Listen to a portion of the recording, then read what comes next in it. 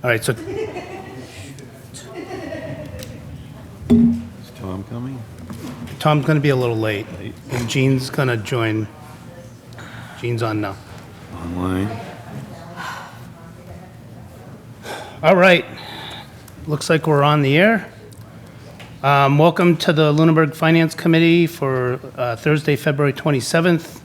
In accordance with the requirements of the open meeting law, please be advised that this meeting is being recorded and broadcast over the Lunenburg Public Access Channel and on Facebook Live on the Public Access Facebook page, and will be updated to the Public Access YouTube channel after the meeting. All the Zoom and call-in numbers are on the agenda, which can be found on lunenburgma.gov. We have one remote participant tonight, and Tom will be a little bit late. So with that, if we can stand for the Pledge of Allegiance. I pledge allegiance to the flag of the United States of America and to the republic for which it stands, one nation, under God, indivisible, with liberty and justice for all.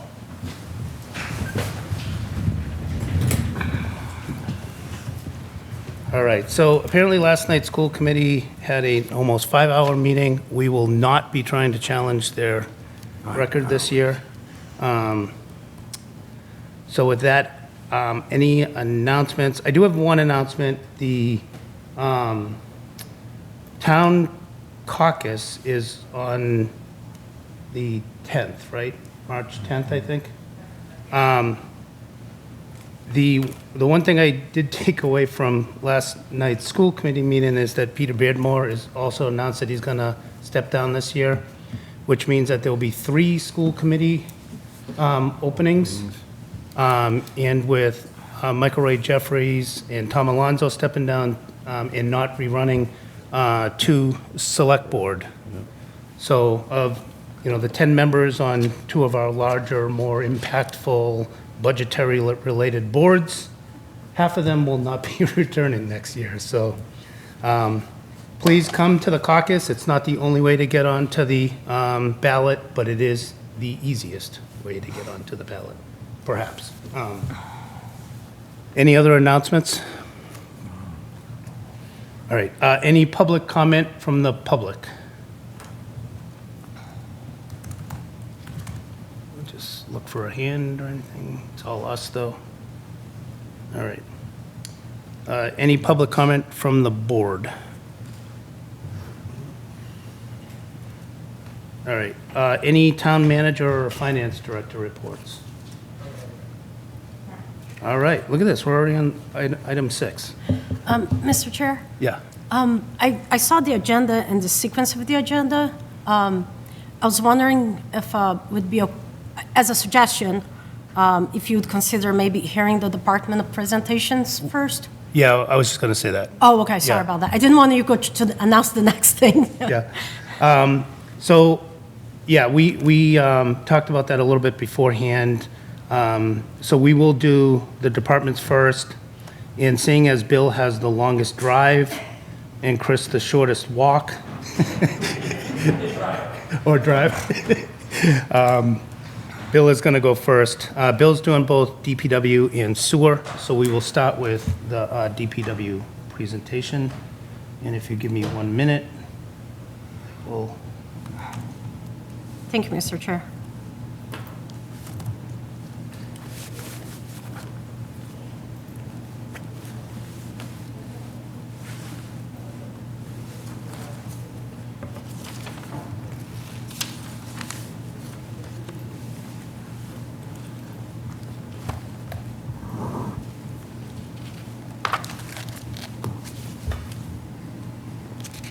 All right. Over to you. And you have the presentation in front of you? I do, yes. Just let me know what slide we're on as we're going. Okay. I usually can keep up, but... All right, well, thank you, Mr. Chair. Couple of new faces up there. For those that don't know me, I'm Bill Bernard, the DPW Director. And, all right, so here we go. First slide, just a little description of what the Department of Public Works is, right? So it's the resources of the highway, cemetery, sewer, vehicle maintenance divisions that were combined. We maintain roads, bridges, sewer infrastructure, and provide essential services to the town. Next slide. So put a few pictures, just shows some of the stuff we do, right? So we have the cemetery, we have a plow truck, we have the roadside mower. We are doing a kind of an odd job picking up leaves off the sidewalk. We cut trees. We maintain roads. That's a sewer pump. It's a new culvert that we put in. And the next picture is an old culvert that's kind of in tough shape, and then the Lake Shirley Dam. So we touch on a lot of aspects. So if it's on the road, that's what we do. We maintain it. The next slide is organizational chart. So I put this in there because we're a very small department, right? We have a highway super and only 5 people underneath of them. And we only have 1 mechanic. We have one cemetery superintendent, and we try to hire 2 seasonal laborers to help them out. And the sewer department is the business manager and an assistant to the business manager and a clerk. So just to point out, we are small. It's my understanding the department was bigger years ago, and it's shrunk over the years. So just for newer members that may be looking through the detailed budgets, a few years back, we broke facilities out of DPW, and that's when we brought Chris in. So you may see some differences in the budgets when those were broken apart into 2 different departments. Mm-hmm. All right, the next slide. Try to list some of the goals of the department, right? So we're there 24/7, 365, right? It snowed last night. We're in. The guys, not me. The guys were in at 3 o'clock in the morning. That's been the norm this year, right? And we try to hire highly qualified and dedicated staff. I'm actually very proud of my staff. They do a good job. We maintain the sewer systems and the pumping stations. We maintain roads. We do have a pavement management plan that we try to follow. We're going to continue to maintain and repair sidewalks. Have a sidewalk contract in development now. We are trying to increase the number of roadsides we mow, which we should be able to with our new machine, but depends on manpower. We need to increase the number of catch basins that we clean. We try to offer training to the staff. I have 3 of the staff members going to a hydraulics class next week. I try to look for grants anywhere I can, federal, state, and other grants. We try to maintain a high level of courteous communications with the public and with boards like yourself.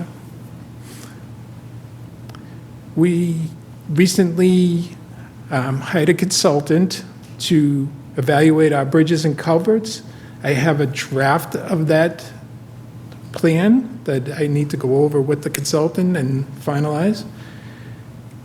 And we've been striving to modernize operations and get newer equipment. Some of the equipment we had was quite old, so we're in much better shape now. The next slide. So this is a snapshot of the entire budget, right? So it's broken down by the different departments. Most of the departments I'm asking to level fund. A few of the departments asking for a little bit extra because that's where the need is. And some of the increases are the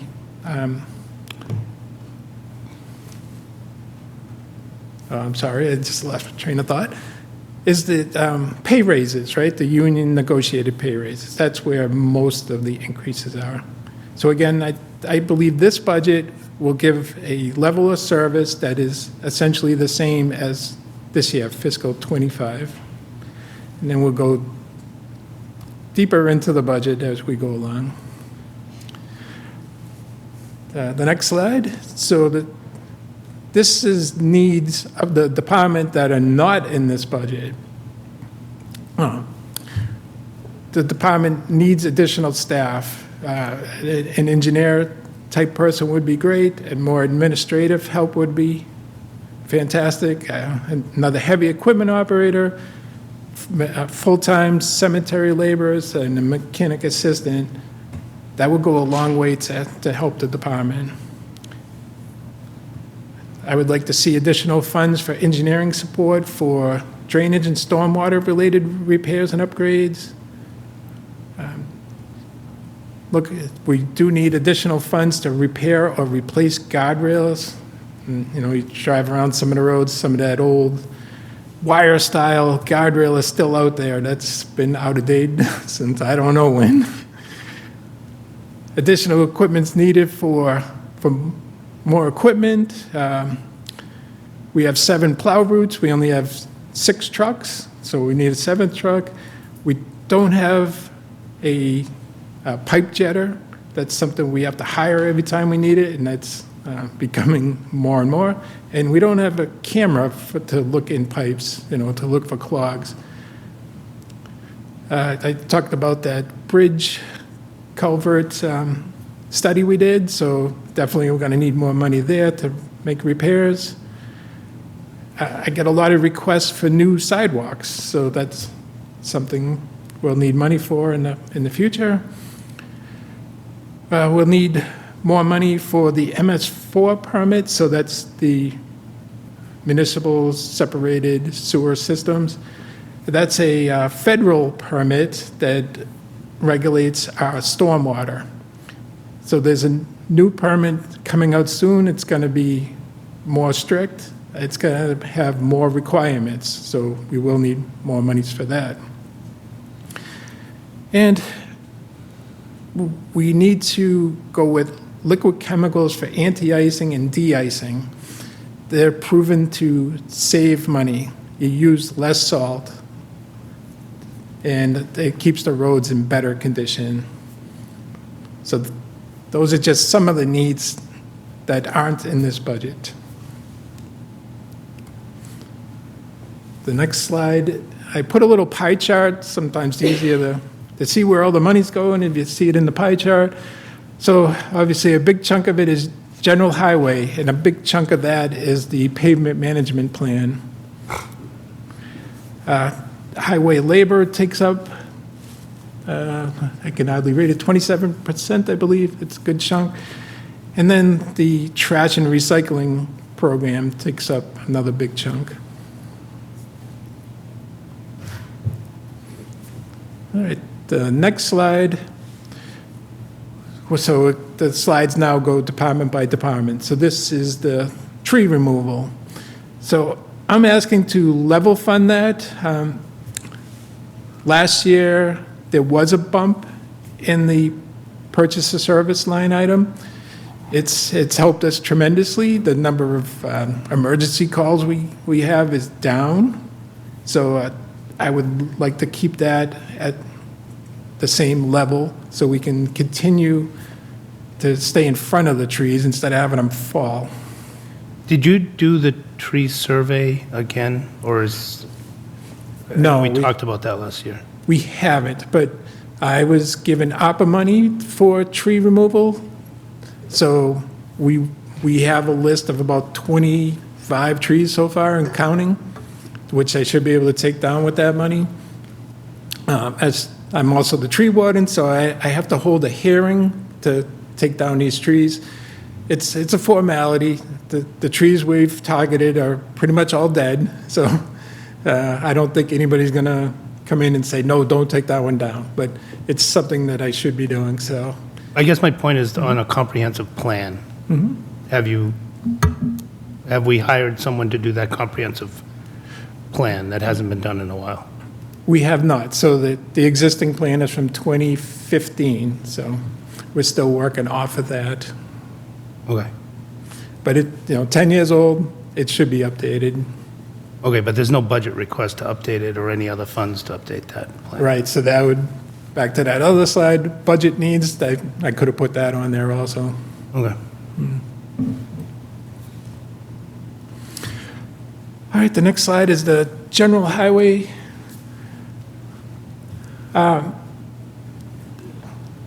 Looking for an increase in the drainage line item.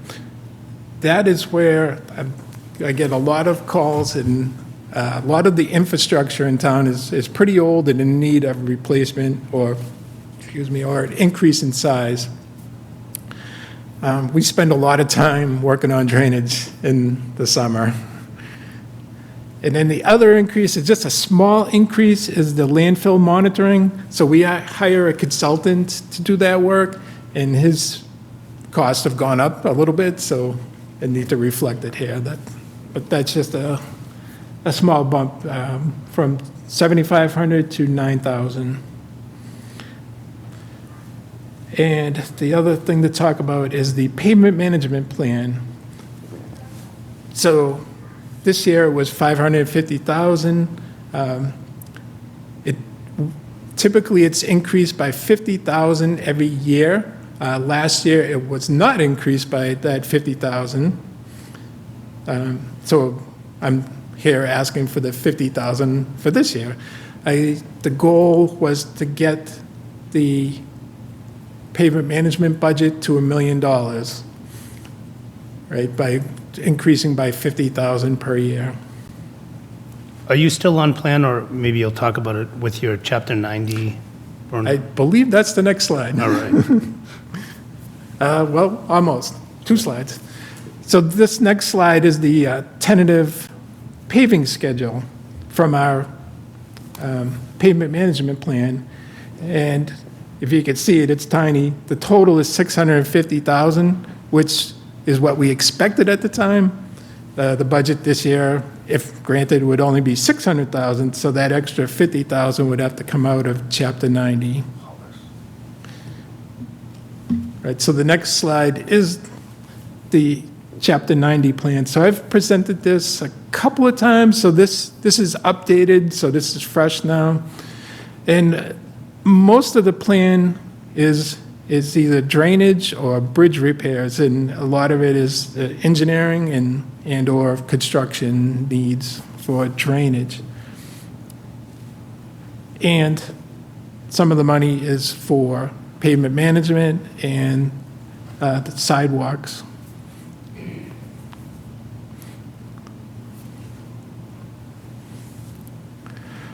The next slide, expenses at the town garage. I believe we can level fund that. That should be sufficient. The next slide is highway overtime. I'm asking for a small increase there, just $3,000, because salaries are going up. Next slide is the highway labor, and again, these are all budget figures based off of the union contracts as they stand today, right? So there's increases every year, so that's the increases you see there. Next slide is snow removal. So snow removal has been pretty flat for many years. There was a small bump 2 years ago. Maybe we should jump to the next slide. It'll be easier to explain. So you can see in this graph, the top of the graph, the orange or red, is the actual spending on snow and ice budget, where the blue on the bottom is the budget. So you can see that the spending is outpacing the budget by quite a bit. So it's prudent for the town to close that gap up a little bit. So my budget request is only 2.5%. Try to close that gap a little bit. you could see in that graph, there's a spike in the last couple of years. That spike was caused by the town not having the trucks we need to use. We had 4 trucks that were basically, well, 3 were dead, 1 was barely running, it didn't make the winter a couple of years ago. So we had to hire contractors to do the work instead of us using our trucks. That's big trucks with salt spreaders on them. They're anywhere $175 to $250 an hour. So that's where that spike came in. So now we got 2 new trucks. We have 2 trucks on order. I should have them for next winter. So the hope is, right, the cost will come down, right? We'll use our in-house labor instead of hiring expensive contractors. But still, you could see on the graph, it's still, the spending is outpacing the budget. So we need to bring it a little closer.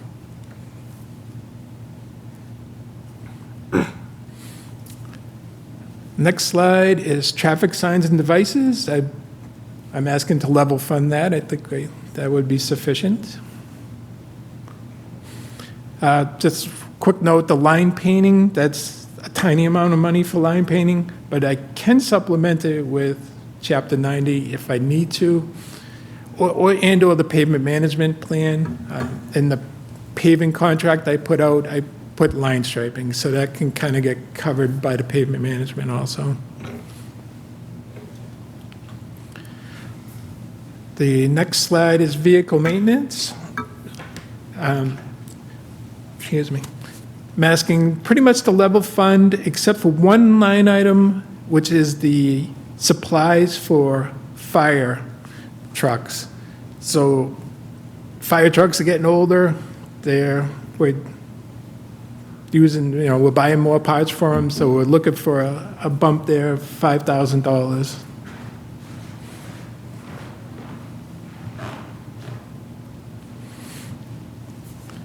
The next slide is the recycling program, which covers recycling and trash, municipal solid waste. So again, just to explain, the recycling program is paid via tax dollar. The trash is paid by the pay-as-you-throw program. So you buy a yellow bag, put your trash in it, that pays for the disposal of that trash. If you go to the next slide, you can see how I estimated how much the programs are going to cost. So the pay-as-you-throw, I got to increase the size of this. I can't see it. Let's see.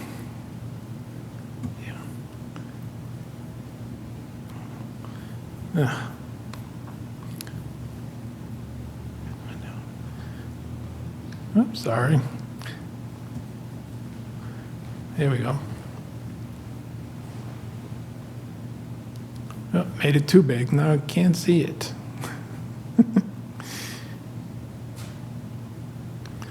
All right, that's better.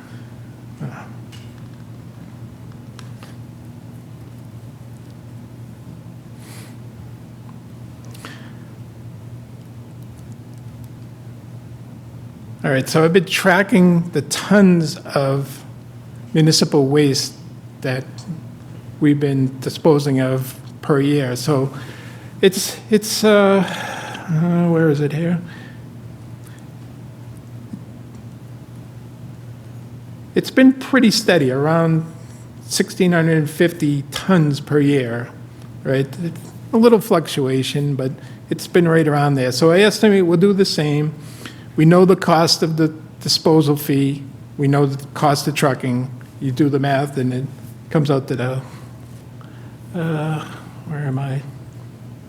Approximately $470,000, $460,000. So that's the pay-as-you-throw.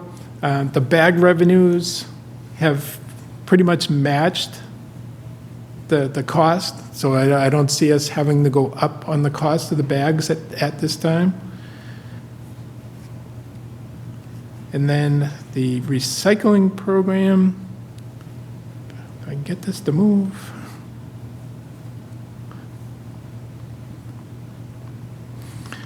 Oops, again, tracking the tonnage of the recycling. And that's been going up a little bit, which is good.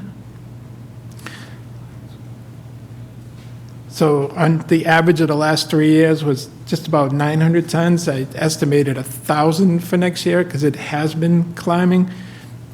It's maybe a little conservative. Again, we know the cost of the disposal and the cost of the trucking, and that's approximately $470,000. That one, it might be a little conservative on that, but I think we're all right.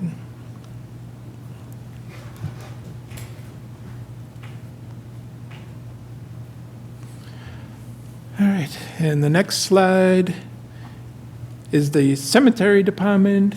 Again, the increases there are due to the union contract, so it's salaries. Otherwise, I believe we can level fund. And again, last year, we bumped up that purchase of service line item. That helped us tremendously. I want to stay at that level. And that's it. Thank you. And any questions? All right. Let's, I'll start with Jean, just, because she's on Zoom. So Jean, did you have any questions? No, I just wanted to thank Bill for the presentation. All right. And then anyone, we can go down the line if we want. Mike, did you have any questions or? Yeah. You had a list of like your needs and wants for your capital plan there. Or I should say, do you have a capital plan on that? Like if you were to stretch that over a few years, or like a rotating like amount that you would want to like achieve that list? Yes, so the capital planning committee wanted us to go out 10 years, so I have a vehicle rotation plan, so I've spaced that out over that 10 years. And also, a lot of the capital needs, again, are drainage needs. But like the sidewalks and, just I wouldn't call them minor things, but, in the scheme of things, a little bit more minor. I mean, what kind of time frame do you think you would want to achieve most of those items? Well, I'm not quite sure what you mean by minor, but if it's small enough, we just take care of it through this operational budget. Anything that I can't handle here, goes into capital planning. Well, you had a list there of needs that aren't funded right now, or not on your budget, right? And, yeah. So, like, those items, if they're not on your budget, what's your plan for that? Like, how long out would you like to get all of that achieved? Yeah, good question. Given the amount of money, it's going to be years. We're going to have to space this out over many years. Okay. New sidewalks can be Chapter 90? They can be, Yeah. depending on the road. So most roads, it should be all right. So just one more question on the snow removal. I mean, I'm sure your crystal ball is as good as mine, but for a realistic budget to hit your, instead of just adding the 2-3% per year, like what would you see for next year? Would you want to see for a true budget for snow removal? Right, so the average spending over the past 10 years, I have it $465,000. Right, and I'm asking for 363. So another 100,000 to close the gap to get So us about a 50% pretty increase on your snow removal. Let me just ask on this one. So maybe town manager, can you explain to us for every time I've been on every budget cycle, why it's advantageous for us to have a lower snow removal budget because we can deficit spend. Yes, so this is one of the few line items that Mass General Law allows us to spend in a deficit position. However, if you do not expend the full amount of your budget in 1 year, so if you come up to, say, let's say, what did you say the average was, 400,000? 460. If we budgeted this right on target at 460,000, and for some reason we only spent in a given year 300,000, that next year we would not be allowed to deficit spend. So this is one budget that we actually do want to be under. However, as Bill showed on that graph, the issue is that the actual spending and the budget are diverging. So we budgeted 350,000 for this fiscal year, and we are already at, last we talked, an additional 357,000 over that. So we are looking at this is in my presentation as well, but we are looking at backfilling FY25 at 415,000 at the Maytown meeting. We do have available funds to do that. The issue is other things that I'm doing in the budget are going to make the availability of future funds perhaps a little more scant. So in my recommendation, I do have an increase of $110,000 for the snow and ice removal so that we can help close up that gap. But we do want to be budgeting this less than actual, but we are getting too far at this point from actual. And this is one of the only ones we Yes. have that's in this kind of Correct. strange. Correct. Yeah, okay. And I think the other thing is that over the past couple of years, the salt prices have increased tremendously. And, last year, in my previous community, folks were remarking, why is the snow and ice budget so high this year? It's not, we haven't had a lot of snow events. Well, every time the trucks are out sanding and salting, we're spending those materials and the labor time, even though we're not doing perhaps a large snow removal process. Correct. Yep. On that note, is the liquid de-icing cheaper than the salt? The cost of price similar, but by using the liquid chemicals, you will end up using less salt. You use both. It lowers the freezing temperature, so it works at lower temperatures, and it actually makes the salt work faster. So the salt needs to be a little bit moist to work. So if it's 20 degrees out and it's dry and you put salt down, it's just going to sit there. But if you have liquids on that, it's going to start to activate and melt your snow. So it's the combination that works. Okay. Yeah.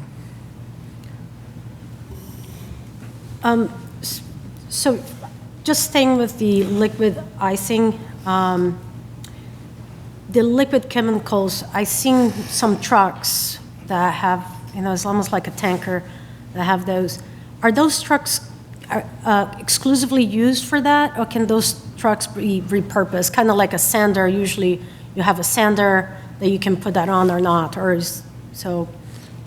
Right, so there's two ways that I would like to use the liquid chemicals. One is with a tank. So I believe we could put a tank in the back of one of our 1-ton dump trucks, Okay, and then you put a little spray bar behind it so it would drive along and spray the roads.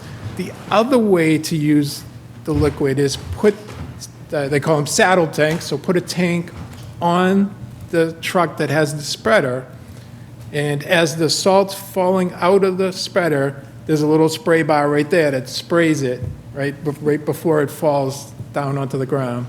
right, Right? So what that does, like I was talking about, it activates the salt Right. quicker, but by wetting it, it helps with the bounce and scatter.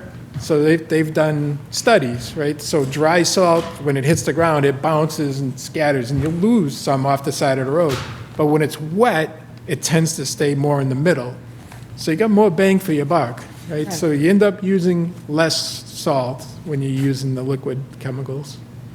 The old liquid treatment, I remember, was extremely harsh on metals. Is that still the way it is? I mean, I know you could reduce a truck's lifetime substantially by spraying with it. That's correct. So when MassDOT first started using liquid chemicals, they used a calcium chloride, and that ate the trucks up like crazy. So now most communities in the state, they use magnesium chloride with a corrosion inhibitor in it. Okay. So it's not nearly as bad as it used to be. All right. Yeah. So I know we have a schedule for your Chapter 9 funds, but we do have some money saved. I don't want to say, we have had an accumulation of funds there because of COVID, lack of DPW director. Looking at your needs that on the DPW that you listed, would it be wise to maybe use some of your Chapter 90 funds to address some of your needs, such as, the liquid chemicals, something to improve the efficiency of your operations? And, instead of planning to spend your Chapter 9 in 5 years or 3 years, maybe we tap it into a few of your needs to improve efficiency, and, and then we can plan those projects for their 3 years out with, different means. Is that something that has been under consideration? No, but that's a good question. So it comes down to priorities, right? What do we want to do first? So I put the plan together. I've said it a few times, drainage and the bridges Right. and culverts, that's been a big issue for the last few years, so I've kind of concentrated on that. But we could always change gears, go with some of this other stuff. It's conversations, we need to have. Can I just, before you, I want to just ask a question. So we're sitting at 1.76 million. Do we know what our Chapter 90 for this year is? Yeah, it's approximately 418,000. That's what it's been for the last, 12 years. Okay, so we'll add another 418K, and we get fair share millionaire's tax, right? Which was about 200 last year? It was, yep. Right, so if you dig into my plan, I add that 418 in every year. I know it's small, it's hard to see, but it's in there. It's usually the Okay. first line of the fiscal year. Okay, I got it. Yeah, so, Okay. But you do not add the millionaire's tax revenue? I did not. And there was also that rural funding, which was only 60,000, Right. I believe. I didn't add that in either. Okay. Wasn't sure if those were going to continue. Do we know what the millionaire's tax we will get? When do we know that? Wasn't it really random last year? Like, it It was. I think it kind of came after some criticism about the tax. Yeah. I think it was like October. Yeah. Yeah. After they pulled the funds that they had assigned, and Yeah. right here. But is that, so using that Chapter 90 funds, that right now we have some accumulated funds to improve operational efficiencies, and, like you said, you can only do so many drainage work, so many a year. Is that something you would like to consider, since Chapter 90 funds is something that it's not under the purview of town meeting or even this committee? What are your thoughts on maybe executing that, considering that?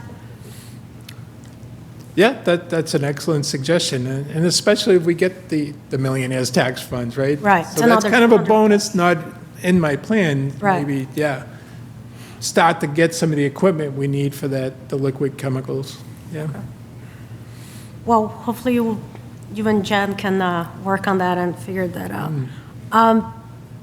The pavement management, it's been a long day, we're not really early, so. So, I know at some point when we first moved to Lindbergh, the roads here, which is about 20 years now, were not good. And I think at some point we passed a borrowing plan and we executed, it was a big thing. I think it was like a override or an ask. Debt exclusion. Debt exclusion. Debt exclusion, yeah. $4 million. And you, in past meetings of this committee, you have reported that our roads have received like a 92% rating of perfect roads? 84, yeah. 84? I thought it They're was in the great 90s. condition. But we got to maintain them to stay that way, Right. right? Well, I agree with you. My question is, I'm going to describe to you what I saw last year, and then I'm going to elaborate my question. So last year, Leominster Shirley Road was repaved, that stretch between Leominster Road, Lancaster Ave, and, probably towards Shirley. And the road was in terrible disrepair, but it was definitely used because Paul is there, Keating is there, it gets a lot of traffic, it's on the edge of the town, it's a connecting road. It made sense. And Main Street was also paved. Not a big stretch of road, but it was paved. And I think it was great because it needed to do some drainage work, it was addressed that. But Main Street does not have the traffic that Leominster Shirley Road does. It didn't have any pavement cuts. So I'm looking at it, and thinking of how tight your budget is, and this I'm thinking I was thinking of this before I got into this committee, I can't help myself. And I'm thinking that, and I'm thinking, could have Bill used this, could have Main Street been delayed by a few years, because Main Street definitely does not get the traffic that Leominster Shirley Road does. And this money being used more strategic for some of the DPW needs. So, I know in the pavement management plan, we do have a list of how old the roads are, and we go down that list likely. I think that's the plan. But some of these roads, and Main Street gets traffic, but I'm thinking there are probably other roads in Lunenburg that does not get even as much traffic as Main Street. That then we can maybe use that money a little more strategically, and then again, get some of the DPW needs addressed. Right, so the pavement management plan actually considers that, right? It looks at traffic volumes and is it a collector road or is it just a rural back road? So it does look at that. The other thing to keep in mind is the life cycle of a road. So for the first, few years, they're great, right? Nothing happens. But then they slowly start to deteriorate, and then they get to the point where that deterioration just accelerates, right? So maintaining it when it's in good shape is a lot cheaper, right? So if you look at my list, most of the list is fog seal, right? Way cheaper than paving, and it extends the life out a few more years, right? So you don't want to get a road, let it go until it's starting to accelerate and fall apart, because then you're going to spend more money to fix it. So the pavement management plan actually, puts that into the formula. That's how we figured out which roads to do and at what year. Okay, so there is a formula. You're an engineer. We have two engineers here. I hear there's a formula for it. And I love formulas. It sets us into where we should go. But it doesn't get to the point where you look at it as a person and you go, the formula says this, but maybe we can use some critical thinking and common sense and say, maybe there's a higher priority this year for the DPW funds. Is that, or no, you never deviate from the formula? I did deviate. Okay. Cross Road. We have Cross Street, Cross Road, the one that's off of Mass Ave on the western side of town. That was actually on the plan, I think, for next year.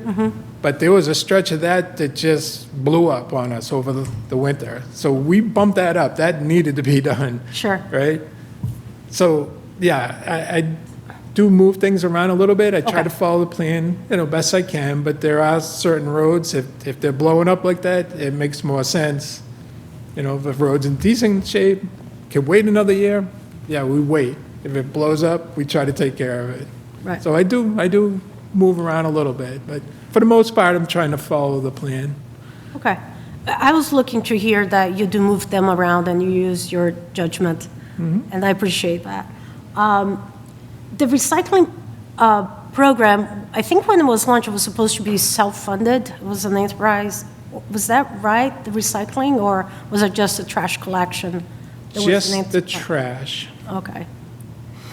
We did used to sell recycling, though, and no one buys recycling anymore, is basically the problem. Right, so we have a unit price, $105 a ton.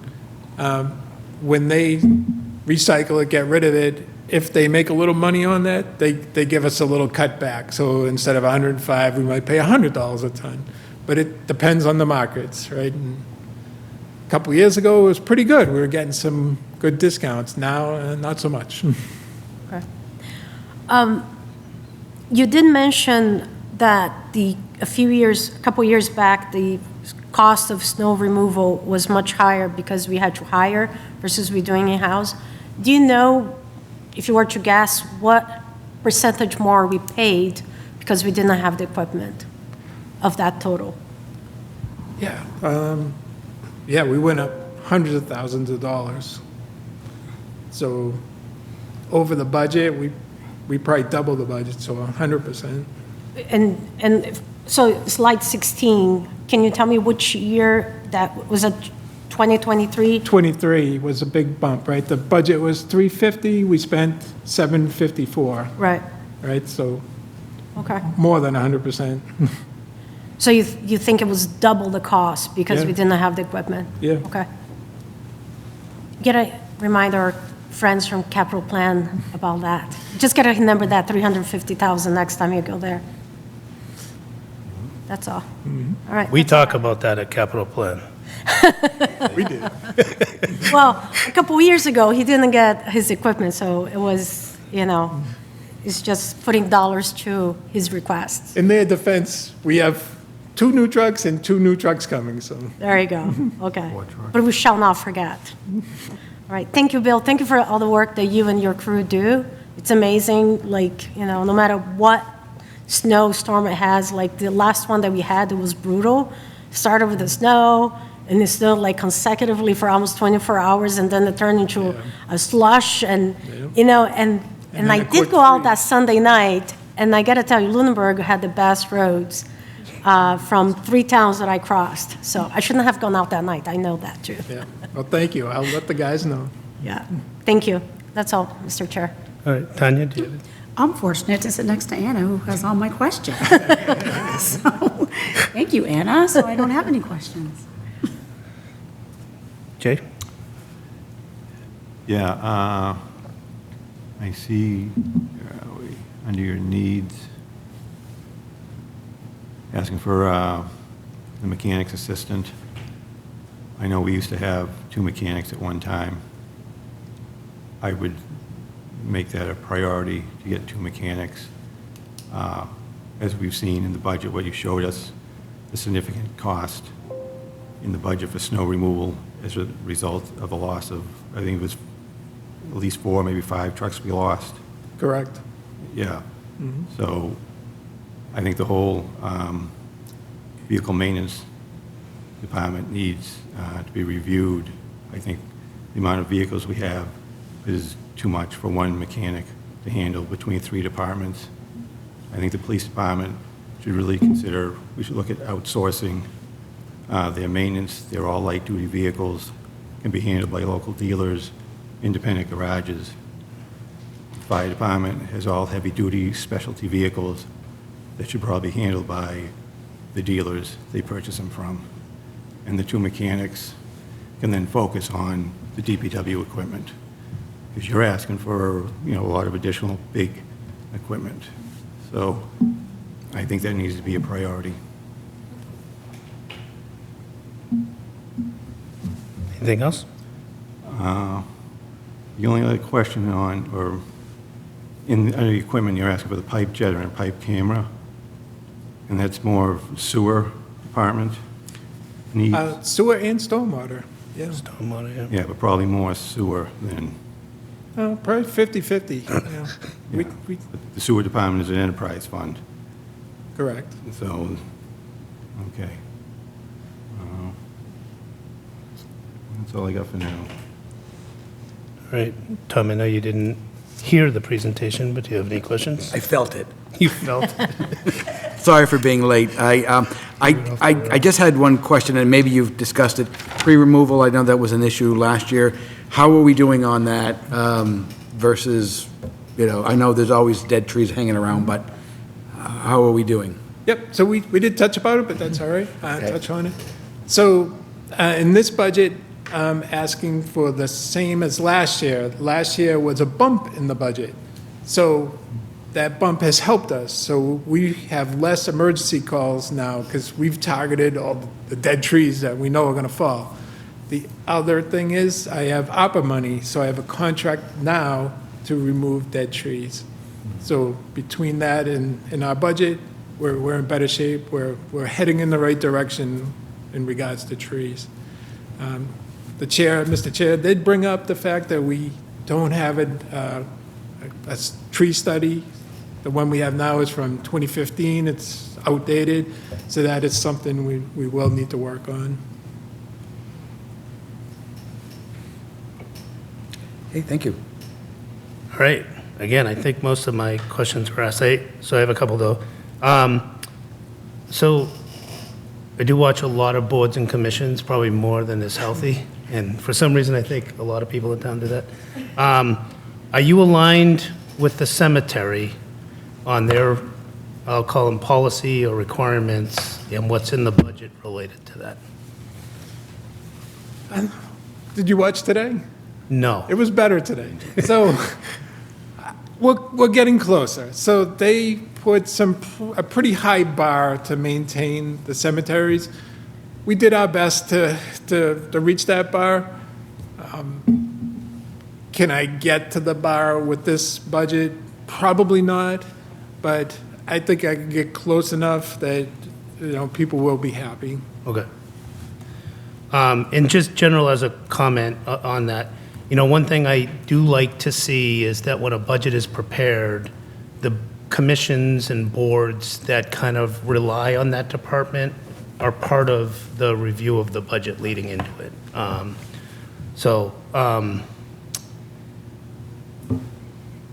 The final one. So Lunenburg has a lot of common Facebook complaints, and I'll just throw one out, public service announcement, maybe you know what I'm going to say.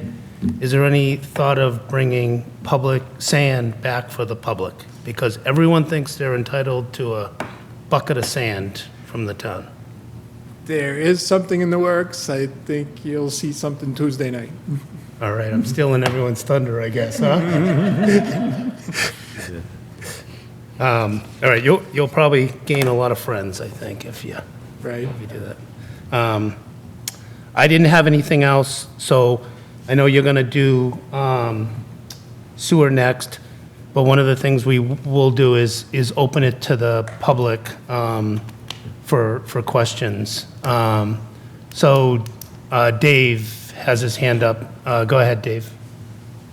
Yeah, thank you, Mr. Chair. Dave Passios, formerly 56 Whiting Street, Lunenburg. I was actually there 3 hours ago. I'm now back up in New Hampshire on Presidential Highway in Jefferson. Unfortunately, I arrived just as Bill was finishing up his conversation about the future of using liquids on the road, and I missed whether or not the equipment to apply the liquids was going to be supplied by the liquid supplier, or the town was looking to purchase that equipment.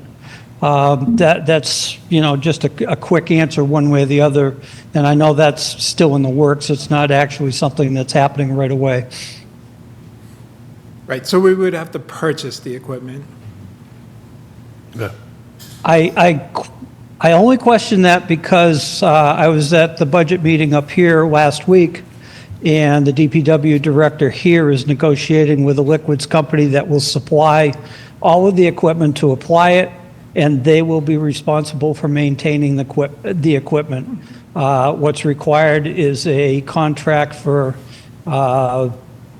to commit to a minimum amount of volume, and that's set based on parameters calculated based on the miles of streets you have, so on and so forth.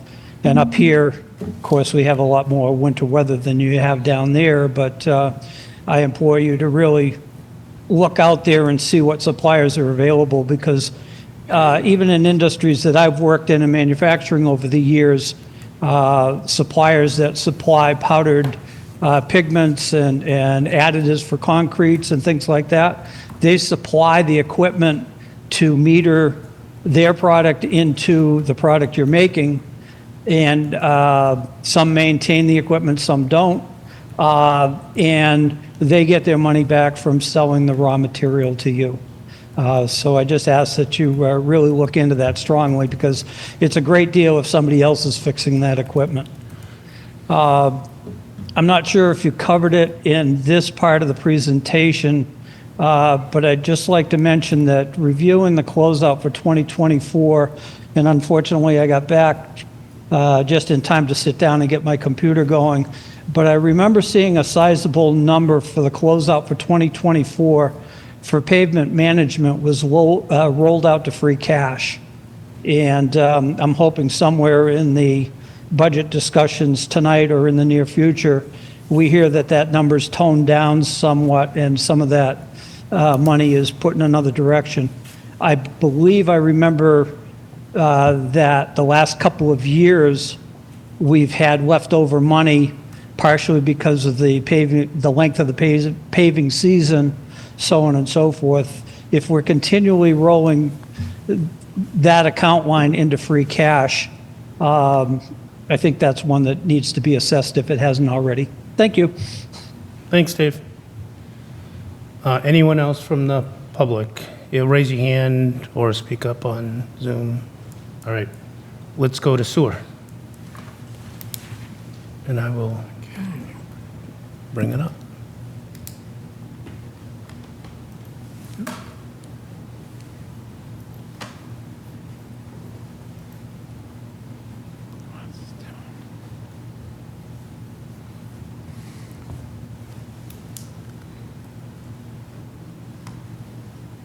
All right, the computer's acted funny. What's going on here?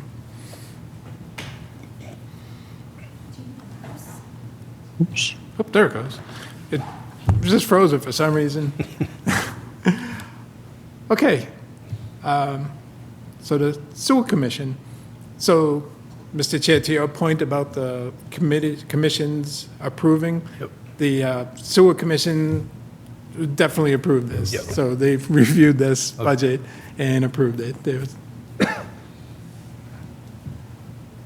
So the current sewer team, we have our commissioners. We don't have a chair at the moment. We have Brett Ramsden as our vice chair, Scott Dahl is our clerk. We have Joseph Hurley, Eli Torres, and we have a vacant the chair. So Mike Mackin was our chair. He had to step down. Definitely thank him for his service. He was an excellent chair. We miss him. The staff consists of the DPW director, myself. We have our business manager, who's been with us 2 months, is Andrew Valaire. He's here behind me. Hi, Andrew. We have an assistant to the sewer business manager. Right now, it's vacant, but we got a candidate who we sent a job offer to. She signed it and sent it back to us today. Is it all right to announce her name? Yes, you can. Somebody you're familiar with, Tiffany Taveras. Oh, wow. Yeah. All right. Yeah. Yes, excellent candidate, so we're happy to have her coming aboard shortly. Great. And we have our minutes clerk, Jane Ranley, who we rely on heavily. She's excellent. The staff is supplemented by the DPW highway crew. Anytime we have a vendor in, we really don't have anybody to go with them, so we send out one of our highway crew with them. And anytime we have an emergency, the highway crew is invaluable, right? They're there pulling open manhole covers, trying to find problems, whatever it takes. The guys have been great. So I definitely thank the commissioners for the job that they do. So I know that we talked about the caucus coming up. So a couple of these gentlemen need to go to the caucus, get elected, and we will need, I think, 2 more. So just plug out there, if you want to be a sewer commissioner, that's a good commission to jump in on, not as tough as the commission here. There's a joke I won't say, but I meant by workload. You're and responsibility, right? Well, Yeah. it's a huge responsibility there too, but you guys got a huge workload, and I don't know how you do it. Got to give you credit. So we go to the next slide. Just a little history. The Sewer Commission was established in 2006, and it operates as a sewer enterprise fund, so meaning no tax dollars.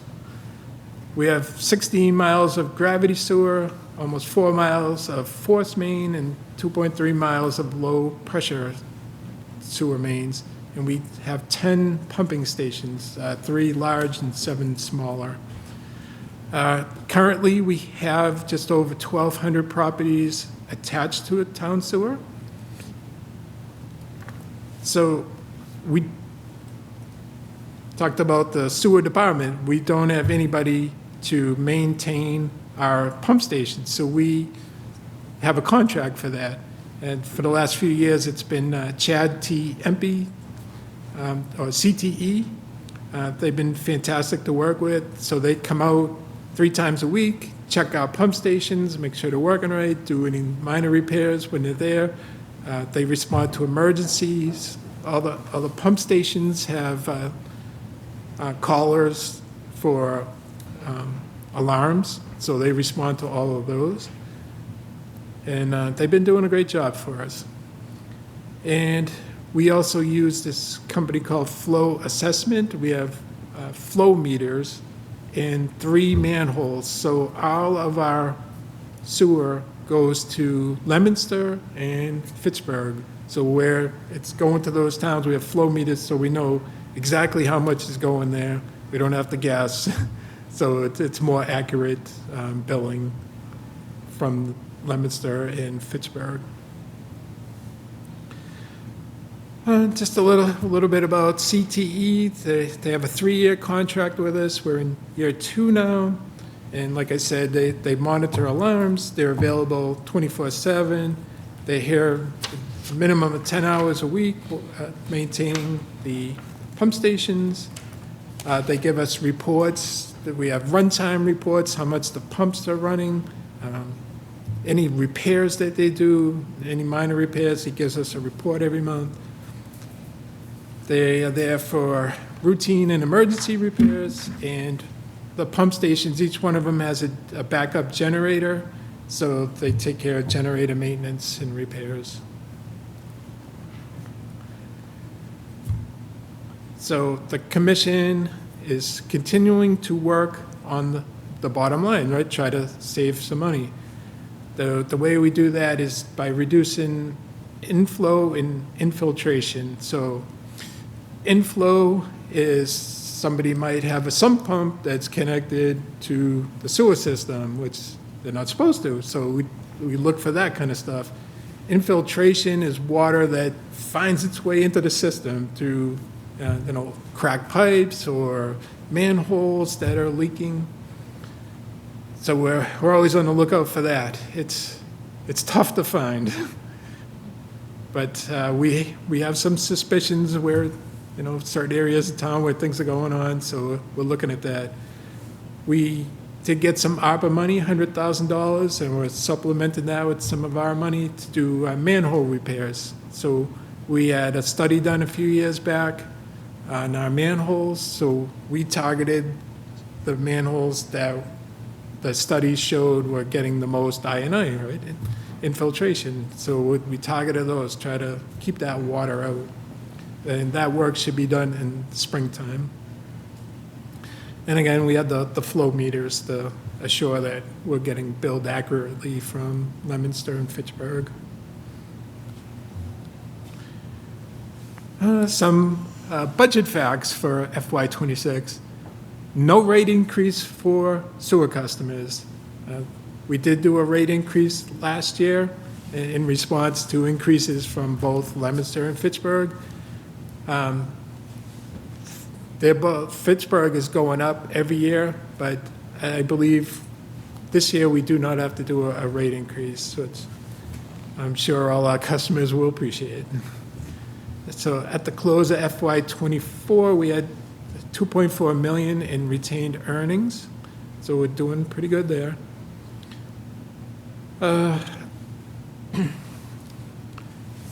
What else did I say? So the way we balance our budget, we have our income, and then we have our spending.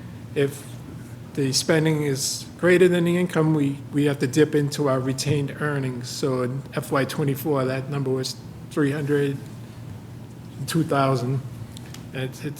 This year, it's almost the same to balance the budget.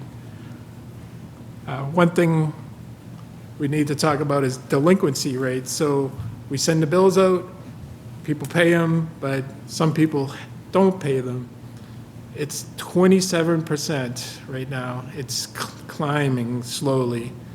Just like a year or two ago, it was 25%. So in the FY '26 budget, that's $400,000 that should be coming in that probably won't come in. Eventually, we should get that money. People will pay. And if they don't, it goes on to their tax lien. And eventually, if they don't pay their taxes, the town will take it over. So eventually, we'll get the money, but it would be nice to have it in the budget as we go along, right? Do you apply interest on those? Yes. So there's a late fee, a demand fee, $10, and then there's interest every day until they pay up. What's the interest rate, do you know? I'm sorry. Do you know, Andrew? It's small. It's small. I think it's like cents per day. Yeah. Well, depending on the bill, but I should have printed out a bill. That's fine. It's No, on that's the fine. bills, yeah.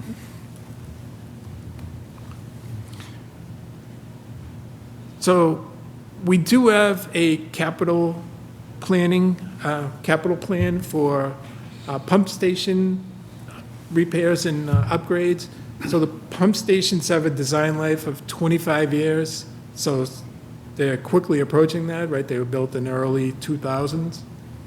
So we're just about there. So fiscal '25, this year, we put a big chunk of money in, almost $400,000. We did some big repairs at the Mass One station recently. So Mass One is the one on Mass Ave at Townsend Harbor Road. We need to do similar repairs at the Dana Street station, so we'll try to get to those this year also. Next year, we put in $145,000 for our capital expenditures. Let's see, was Leominster and Fitchburg required debt service? So we have intermunicipal agreements with Fitchburg and Leominster. So when they do upgrades at their plants, well, we don't have a plant, so we have to send our wastewater out. We're responsible for some of those upgrades, so there is some debt there. So we're continuing to pay that down. But when people connected to sewer, they had to pay a betterment fee, or if they connect now, we call it a privilege fee. It's essentially the same fee. And you could pay that over a 20-year period. So at this point, we're starting to get more betterments in than debt service going out. So it's starting to go positive instead of negative, which we have been for years, so that's a good thing.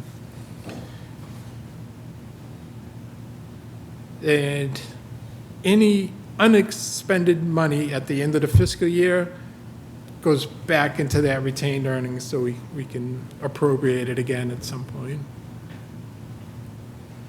All right.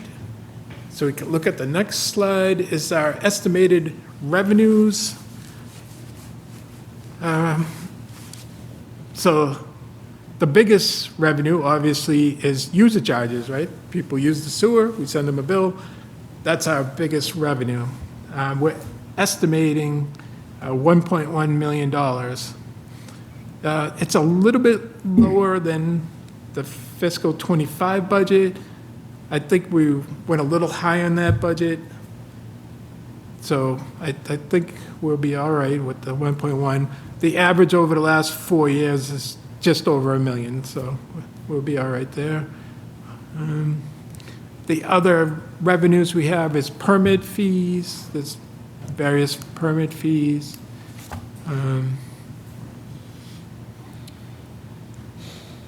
Right, going down the list, the special assessments.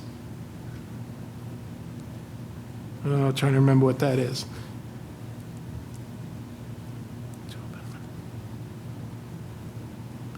I believe that's our betterments coming in.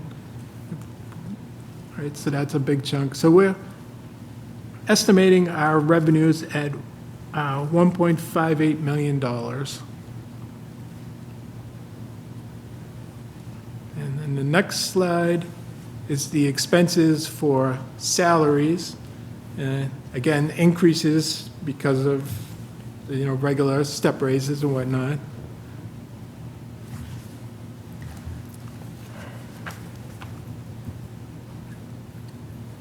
And then the next slide is our expenses. So we have a lot of expense lines.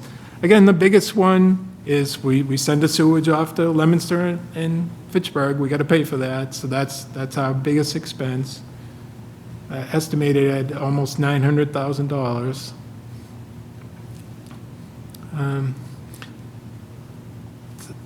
Just going down the line, next big item is that $90,000 for infrastructure. So that is basically our contract with CTE for the regular maintenance. No, I'm sorry, that's not. That is to buy parts, right? Basically for the pump stations. The $148,000, that's the outsourcing. So that is money for CTE and flow assessment. And we do have to bring in a jetter truck. We have to do regular maintenance with jetter truck. And sometimes, if there's a clog, we got to bring in a jetter truck. So that's where that money is.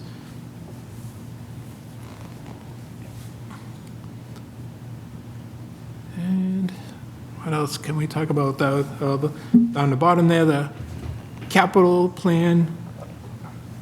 That's for our planned upgrades at the pump stations. And at the line above that capital improvement cost debt service. So that's for going to Leominster and Fitchburg for upgrades they've done at their plants. That's our portion. So the estimated expenses, $1.58 million, so more than the revenues, right? So the next slide is the summary. So Do IT services related to sewer are they part of the town's IT department? IT services, so sewers are IT, that's under Yeah. the town's budget, yeah. Yeah. So didn't we go to voice over IP? Did sewer go over voice over IP? Yes. So wouldn't that eliminate telephone charges? Not at the pump stations.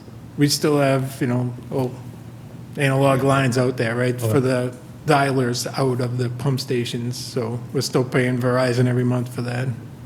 And don't people have cell phones? I think these are like the monitoring alarms, systems. the alarm Oh, the alarms. systems. Yeah, these are in the pump stations. So if there's an alarm at the pump station, Right. it goes to the dialer, calls CTE, and says, hey, there's, the pump shut off, Okay. right? So Yeah. you can go out and respond and get the pump going again, right? So those are the telephone charges. Yeah. Do we still have the SCADA system? At the Leominster station, yes, Just one location? one location. I'm sorry, what did you say? Do we have a what? SCADA system. SCADA system, okay. Look it up, what that is.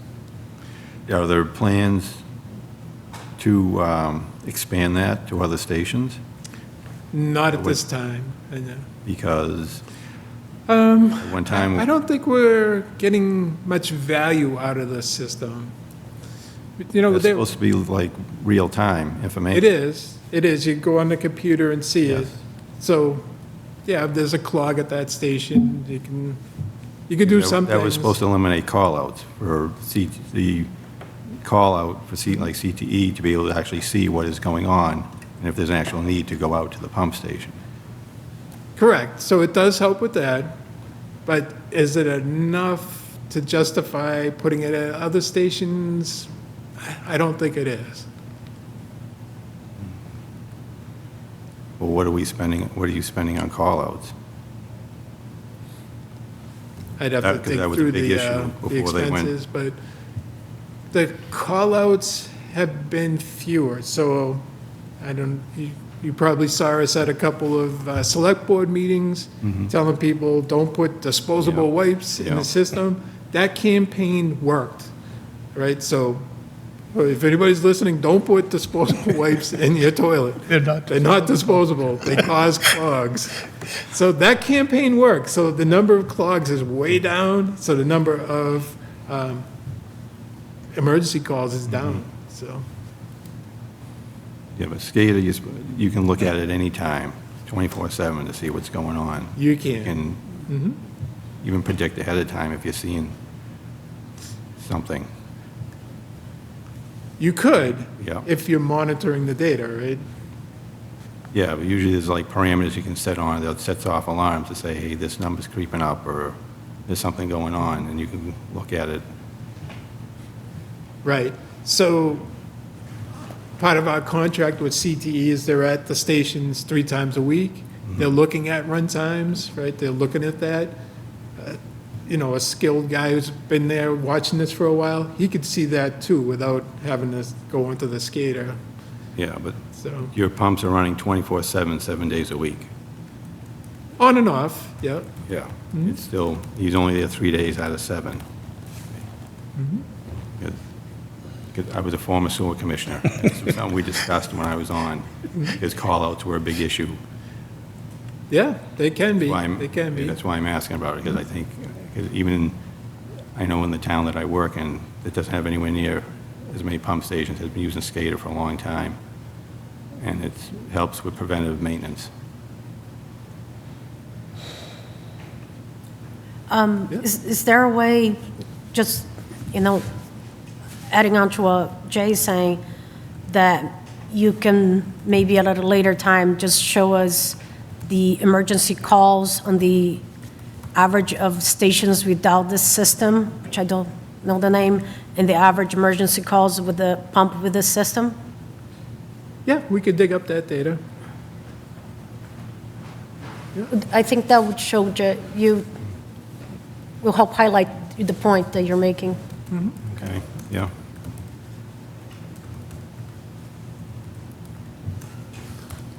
All right, back where, we're on that budget summary slide.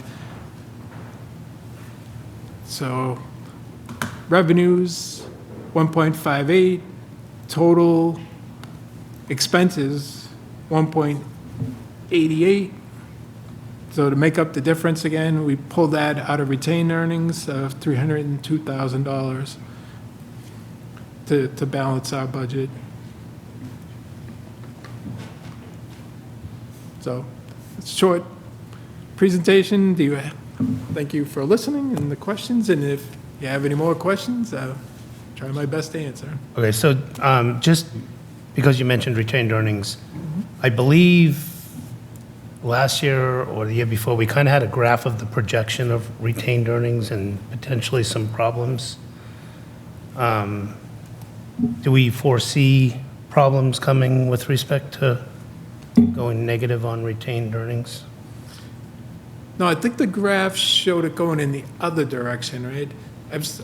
I came this close to putting that graph in. I probably should have.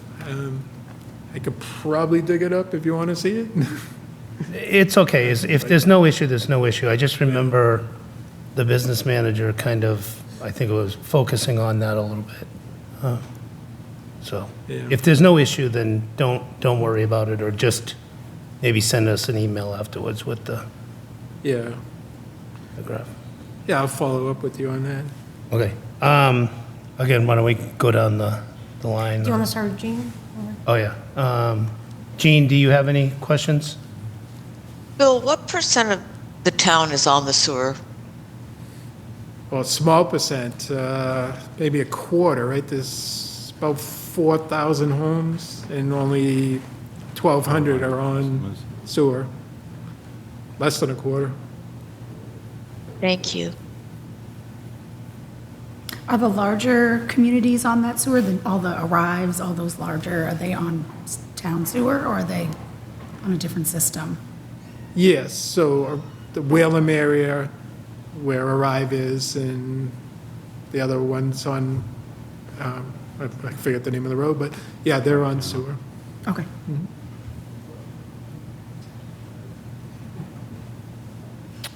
Mike?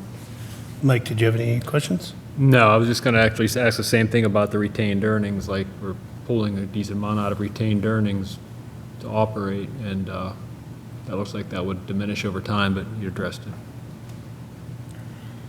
I'll note that what they're pulling out of retained earnings is less than their outstanding past due accounts, which is, the accounts receivables that are past due, you said is 27%. Do you have so I think I know, but I could be wrong, that it gets sent to become part of the person's bill, tax bill, after 1 year after being delinquent? Correct. And at that point, you send everything that's past due, or just what's 1 year, and then the next quarter you send them another? What is the policy? Right, just that 1 year. You send the entire year, or the quarter Well, I believe it's whatever is a year old, old? Okay. right? So if they continue not paying, yeah, they're getting that bill too. That's still, On the next quarter? Yeah. Okay. Is that a policy from the sewer commission, or is that how's that 1 year waiting timeline was defined? Do you know? off the top of my head, no. It's probably in the sewer regulations, Our own regulations or state regulations? probably in our own. Regulations, okay.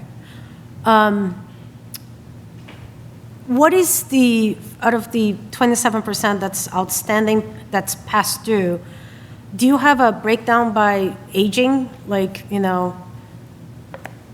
X amount is 60 days, and X amount is 9, usually there is an accounts receivables aging report on, and I'm just curious if there's been, I know you have had some billing issues over the past 9 months or so, or maybe a year, and I'm just curious how much of the billing issues have made the problem of accounts receivables, past due accounts receivables be a bigger problem. Right, so we don't have a breakdown of, how old some of the bills are. Okay. We might be able to produce that, I'm not sure. Yeah, well, Aging. Andrew thinks we could do it, so Okay, why don't we, let's give it a shot. okay. Do I think our internal billing problems contributed to that? Maybe, yeah, in a way, because we've been able to print the bills, but we have not been able to print the demand notices. Okay. Right, so, if you miss your payment, you're not getting a bill the next A week reminder, after it's yeah. due saying, hey, you missed, here's your $10 fee and a little bit of interest. That probably would have helped, right? Right. We haven't been able to do that in a year. Do you think a, good old mail merge could help with this instead of rely on Minus, whatever the software company is? Get a spreadsheet and, because we're really talking about mail merge issue here. just, your suggestion, just send a letter to the Well, a demand, 27% delinquent, or? well, a demand notice is just a letter, right? That we send to Basically, yeah. customers. Yeah. And so I know there's probably a button that we should be able to push on the system and create demand notices. But if we don't have that, but if we have people's name and address and they're outstanding, we should be able to use good old mail merge and generate those notices. Because Yeah. I do listen to your meetings even before I was in, and it seems that this is the fact that we're not sending demand notices and I get it, like, everyone is so busy these days, right? We pay so much taxes. I don't think people that are in sewer are necessarily trying to shortcome the town, but it does represent a financial problem for the sewer enterprise fund. And I can see, like, you go see a doctor, they don't charge you, and then you start getting demand notice for the copay that didn't charge you, and it's like, oh my God, just make my life simple. So if someone misses that bill, or they think it's going to be on the next one, and then it's like, good practices on accounts receivables it's how you help yourself not get into trouble with accounts receivables. True. So we could do that, but I'm pretty optimistic that Munis is going to be repaired. So we're upgrading systems soon. We actually worked on demand notices today. We had a consultant in, worked with Andrew today. I think we're going to be able to get them out for the next quarter. Okay. Were they as high before this whole thing happened? You said you was like, last year was like 25%, now Yeah. they're 20. So Right. is that before all these issues happened? Right, even before the billing issues, it was high. It was in the low 20s, right? So it's crept up a little bit, but it was pretty high. So it's probably not the major factor. To me, Agreed. it, like anything, it's reminders and it's, in the process, whatever the process is, maybe that needs to be looked at to decide. I had in my career, I had a collection department report through me. And so I know, they actually perform a good duty. They generate the revenue that you need. So cash flow is an issue for a town, and if we can generate a couple $100,000, and obviously people have issues, they can't afford it. Okay, well, we can deal with those too, but, I think that's the important thing. So maybe just take a look at that and see if there is something that can be done. A little, it's a ton of money, so that would be very helpful to get.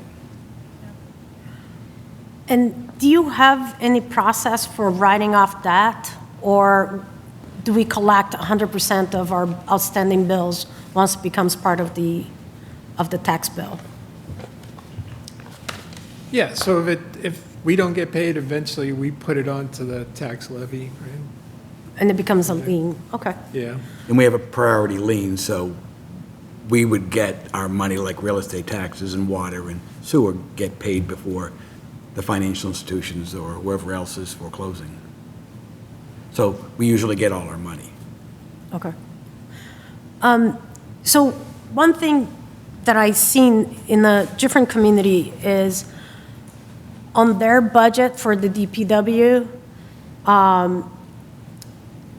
this community that I'm thinking of, and I can send paperwork. I actually enjoy reading budgets. But this struck me because of the DPW. It was what I saw that.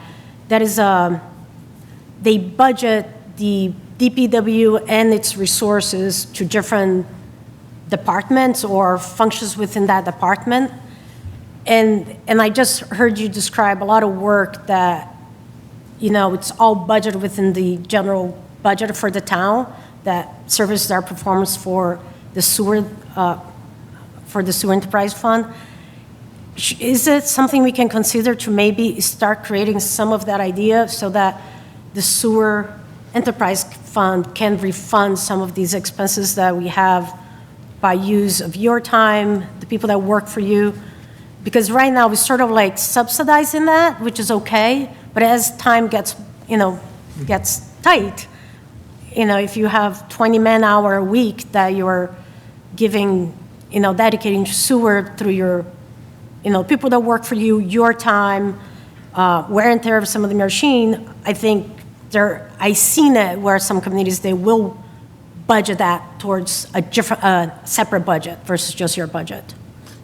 Right, so 15%, oh, go ahead. I just wanted to add that the sewer department enterprise does factor in indirect costs and things like that. So it's a portion of Bill's salary and other things like IT and things like that. But just Bill's salary. If you look at the budget, those indirect cost charge, that goes to the town. So that's going That's to be. just Bill's salary, the 15% for operating the sewer department. Yes. That's not the DPW workers that are subsidizing the sewer. Right, so to your question, I did say that we supplement some of the work with the highway crew. When the highway crew, we had a highway crew member work overnight. We had one of the pump station repairs we did overnight when there's less flow.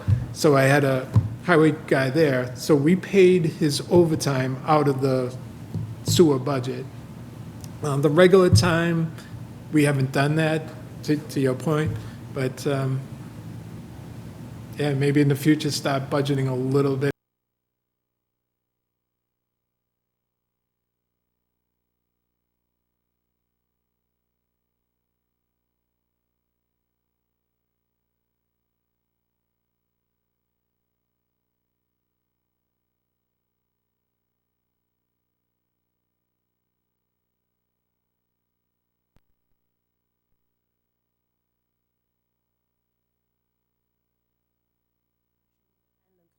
So there are different type of, the town can decide to fund anyway, like it can be in part from the service received, and then some can be raised and appropriate from taxes. So it's not always that way. I just want to make sure we know that so that, as a general information, we don't think enterprise funds are always self-funded on every level. We can use part of our tax levy revenue in order to supply that. And that's all I have. Thank you. Thank you. I don't have anything. Going back to operation and maintenance, and what's the operation and maintenance contract yearly? The cost of that Yeah. contract? Like, It's a little bit over $100,000. and this additional work, they're only taking care of the pump stations? Correct, but if we have issues, we had some suspected blocks, and they did respond, they helped us with that. We bought a device to try to help us with I&I. It's basically a little float, it's basically a little tilt meter, so, the flows are up, we could see that. So they helped us place that and try to track that. So they do help, but beyond the pump stations. Recently, I got a couple of calls, people could smell sewer, turned out to be swamp gas, but so, he came out and helped me with that. So they're there for us in any part of the sewer system. So when it comes to jetting, camera work, and emergencies that you're using DPW, your O&M contractor isn't doing that work? Typically not, so we bring in different contractors for that work. Didn't the previous O&M used to do that work? I haven't seen it in any of the contracts. SS&S they had for a while before they went to CTE? Do you know how long ago? Else I could try to dig up the contract. I don't know, when I was sewer commissioner, they had, I think it was SSS, and they took over a lot of this work in addition to doing the pump stations. in conjunction with, are you still using an engineering company, We do, yeah. Weston and Sampson, Right now, we're using Wright Pierce. Wright Pierce? Yeah. Yeah. Weston and Sampson and Wright Pierce have both done a lot of work. Who was for this. doing when you're doing the smoke test, who was, So I believe, I think that was Wright Pierce that did that. I'm not 100% sure.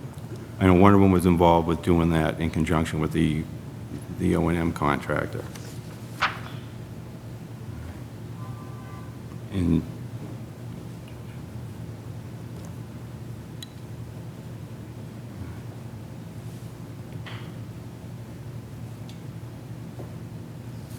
okay. That's all I got for now. Tom? I just had one question on the, I guess they call it now privilege fee, which used to be the betterment. Okay, so my understanding was that when we were putting the sewers in, we went by somebody's house, they said the cost of putting the sewers in was X dollars and how many houses, and we calculated the betterment, and then that's what they got.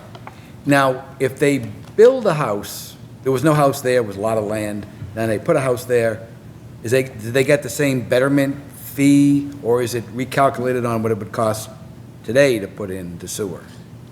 So the privilege fee is based off of the last contract that added new sewer. Oh. So that was Cross Street, Lakeview, that area. So it's based off of the cost of that. So the total cost divided by the number of customers, so it's, what is it now, Andrew, like $13,000? I forget what the number is. Okay, so it does get reviewed, and now, what if we had a really tough one, lots of ledge, right? And then some guy has a fairly easy, it was easy sewer over there, he's still gonna get the cost of the loss of ledge? Right, so that, you're talking about construction costs. Right, well, no, well, that's- It's but just the that's- fee but- to connect, right? Right, but the fee, I'm just saying, to put it in sewer lines, it was ledge, and you had to blast through it, and that cost rose up. So the Right. betterment would be, or the privilege fee would be higher. So if Well- so if that was the last one, then the people who are building houses in other areas are gonna get that higher fee. Is that right? No, it's the same fee for everybody, so it's the total cost, so, yeah, maybe this section was easy digging, this section was hard digging, it's the total cost of the project divided by. All the number of projects, you just add them all together? Yeah, Okay, all right. Well, it's usually one project, isn't it? right, so it's based off the last The project. last one was Lancaster Ave. No, the Lakeview, Harris. Down by Lake Whalum? In that area, yeah. Yeah, Whalum area, yeah. Okay, thank you. One question I had back to the fees, that the 27% that hasn't been collected, I mean, if you're in an apartment, who does that go to? To the apartment or to the owner of the? Because if the apartment person leaves, you can't attach it to their tax bill because they don't have a tax bill. Right, so like Arrive, there's many apartments, so those bills go to the Arrive management. Okay. They hire a third party, so it goes to the third party, and then it gets attached to whoever's renting to their rent bill. But Arrive is paying, Arrive pays it all and Yeah. deals with it. Okay. They're liable for it, right? It's the owner of the property who's liable for the yes. debt, not the Right. tenant. Now, if in the rent it says you gotta pay whatever the sewer fee is, then that's, Arrive. but that's their decision to pass it on. We don't care, we just want the money. Right. And we're gonna get it from the landowner, not the tenant. Okay. What about health insurance? Does health insurance go over into the enterprise funds? Yes, so that's part of those indirect costs, Okay. right? Okay, so other than that, I didn't have any questions. I see Greg Roy's hand up. Greg, if you, I have one more question. oh, hold on, Greg. Jay's cutting it back in line. In the Whalum District, the issue with the clay pipes, has that been addressed at all? Is there any plan to address that? Yeah, a so long-time that's issue one with of the, I&I. right, one of the areas we suspect there is I&I. The clay is on private property. So there's kind of a legal issue there, right? Can we send a camera up onto private property? If we do damage, do we own it? Do they own it? So that's something we gotta seriously look into. Yeah. Okay, thank you. All right, Greg. Thanks, Mr. Chair. I just, no questions, just had a. Name and address, you've been through Thank this you, before. Greg Roy, 105 Chestnut Street. Speak up. I just had a couple of comments, actually, and I'm a local resident, obviously, but I'm also a civil engineer in town. I also work in town. And I just wanted to commend Bill and his staff, both on the DPW presentation, but also on the sewer presentation. You know, it's like, I'm in the same profession as Bill, been doing it for over 20 years. And you notice, you only notice when things like roads and drainage and sewer aren't working. And I just want to commend Bill and his staff. I think that we've gone a lot of years with level funding on some of these things. I know we put a lot of money into roads, and it shows. And I just wanted to, you know, the analogy I always use is, you know, you go into a brand-new building. No one ever goes into the brand-new building on the ribbon-cutting ceremony and says, geez, there must be a really good wastewater system in this building, right? So that's kind of like what the sewer department, their task is. They kind of go unnoticed a lot of times, but I just want to commend them, and I thank Bill and his staff for all their good effort. Thanks a lot. Thanks, Greg. I will say that I think you do know when you leave Lunenburg, because you hit a pothole. But I agree with Greg's sentiment. Any other comments from the public?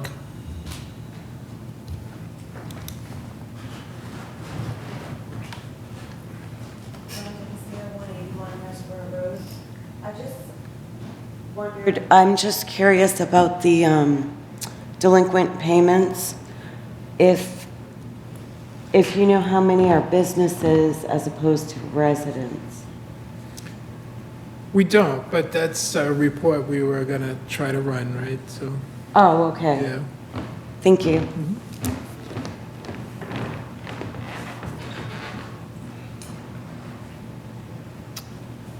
All right. Any other questions, comments, praise from the public?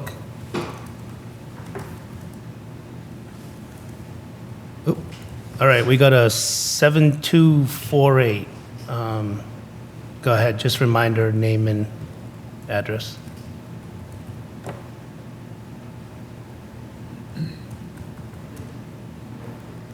Uh, 7248, you're muted.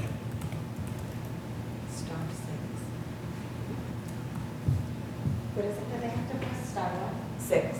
Star 6. Somebody has their hand Chairman? up, we can Yep. see that. Yeah, There you go. go ahead. Hello, Mr. Chairman. Hello. This is Dave Rogers, 82 Highland Street. Hey, Dave. I've got just a couple of comments. The 20-odd percent that is uncollected is soon to be a bigger problem than what it is today, in my opinion. So it's something that really has to be jumped on. And not that they're not trying, but 27% of your revenue is a large amount.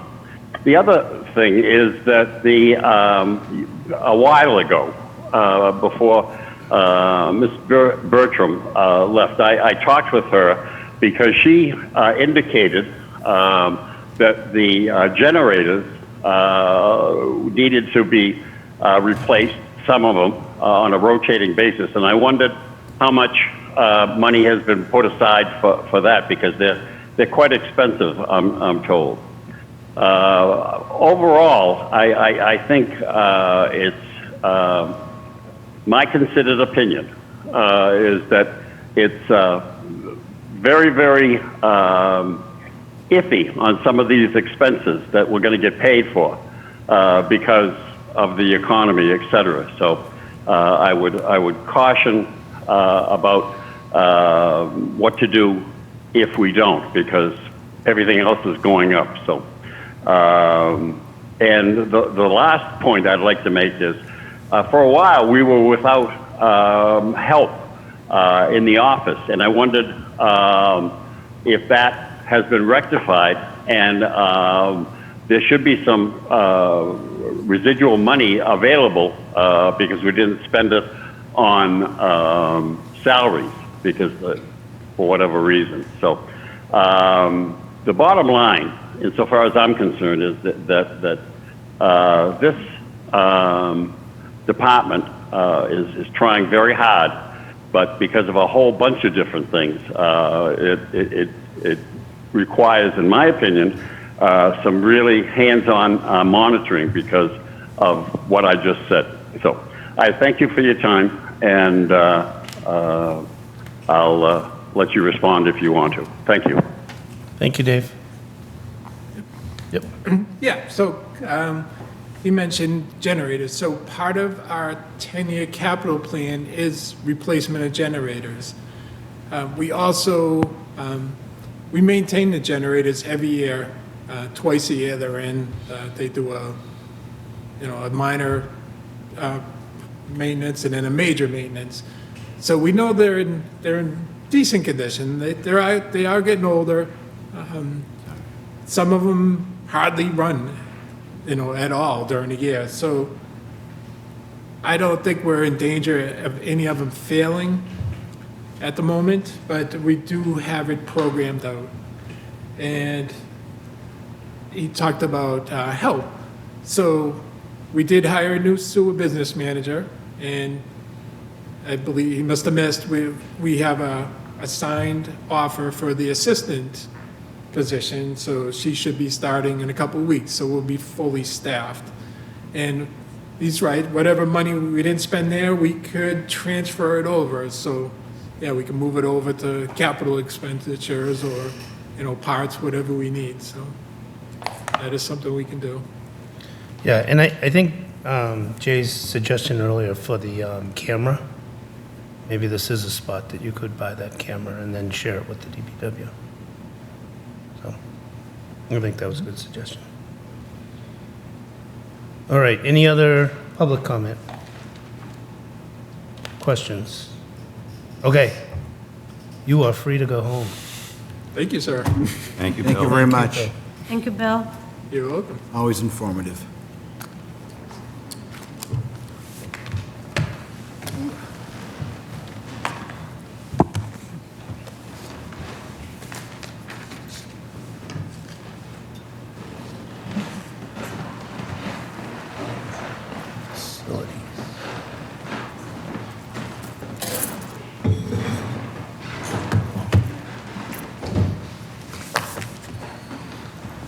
Recording in progress.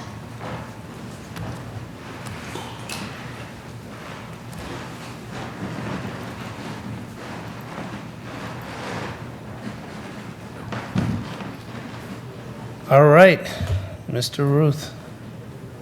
Alrighty. Those of you who don't know me, I'm Chris Ruth, the Facilities Director. So we can jump right into the next slide here. Is just kind of a quick overview of what I got going. And then on to our next slide here is kind of a quick introduction. So as some of you know, some of you may not, as part of the FY23 budget, the facilities and grounds and parks was all removed from the umbrella of the DPW, and the facilities department was created. And our department, again, is fairly small. You have myself as the director, I have a facilities superintendent and another facilities technician. Also falling under the umbrella of facilities is the recreation director and the seasonal beach director and lifeguards. quick note there, we are in desperate need of a beach director and a couple of lifeguards. So if anyone is interested, we would love to talk to you.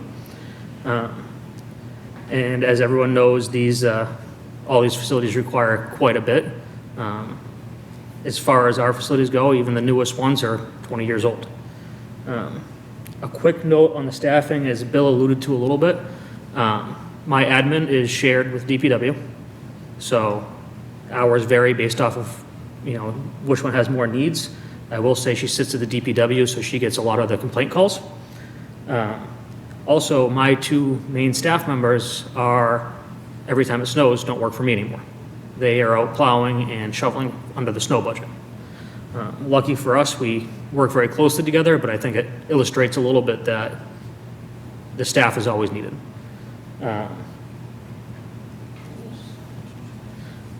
On to the next slide here. Just quickly list the responsibilities.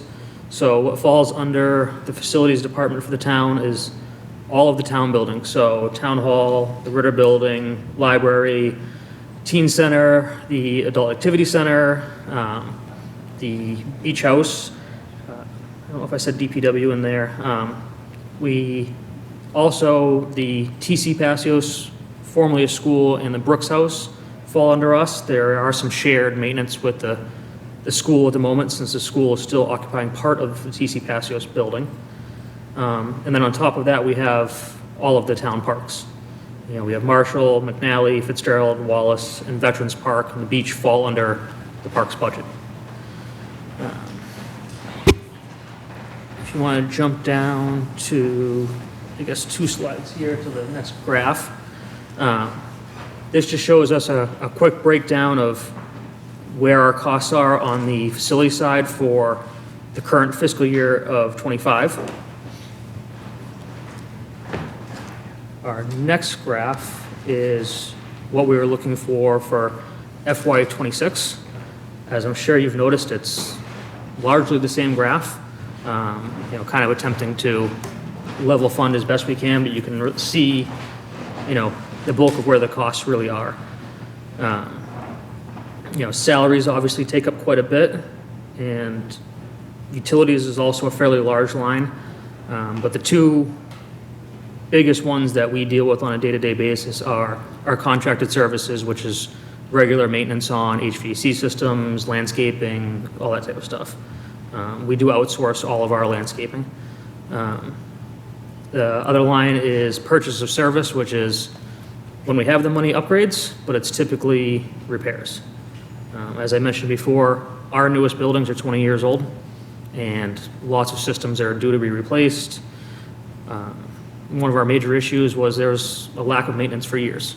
So I'm going to pick on the public safety building because it may or may not have been built on an Indian burial ground, but we have constant problems over there. Heating systems weren't maintained, initial designs weren't correct.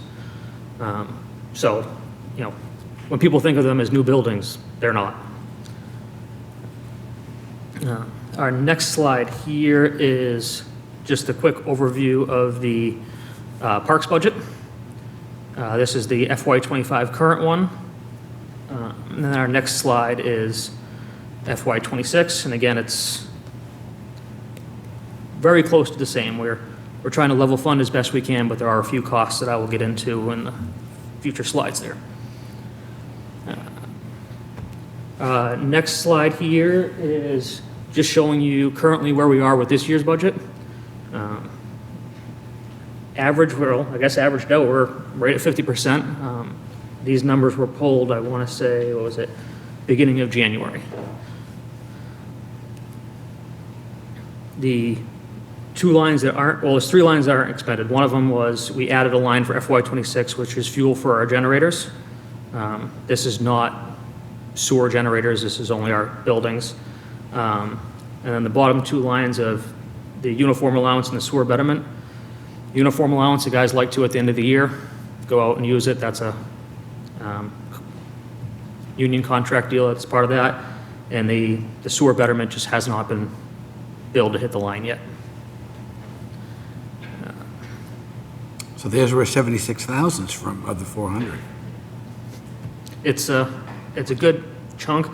And actually, it's gone down a little bit. I want to say, we'll see in the couple slides coming up, that the sewer betterment is creeping down each year now, which is nice. If you want to jump to the budget changes slide. So the major budget changes here are obviously union contracts and SAP agreements for salaries. In FY '26, we are adding a line for generator fuel. In the past, that's hit the heating fuel line, but it makes it difficult to track how much was heating fuel versus what we used on the generators. The DPW has DPW has a generator because when the power's out, those guys are out. The public safety building has a large generator because that building needs to be functioning at all times. TC Passios has a small generator, really just keeps the heating system going if there's an outage.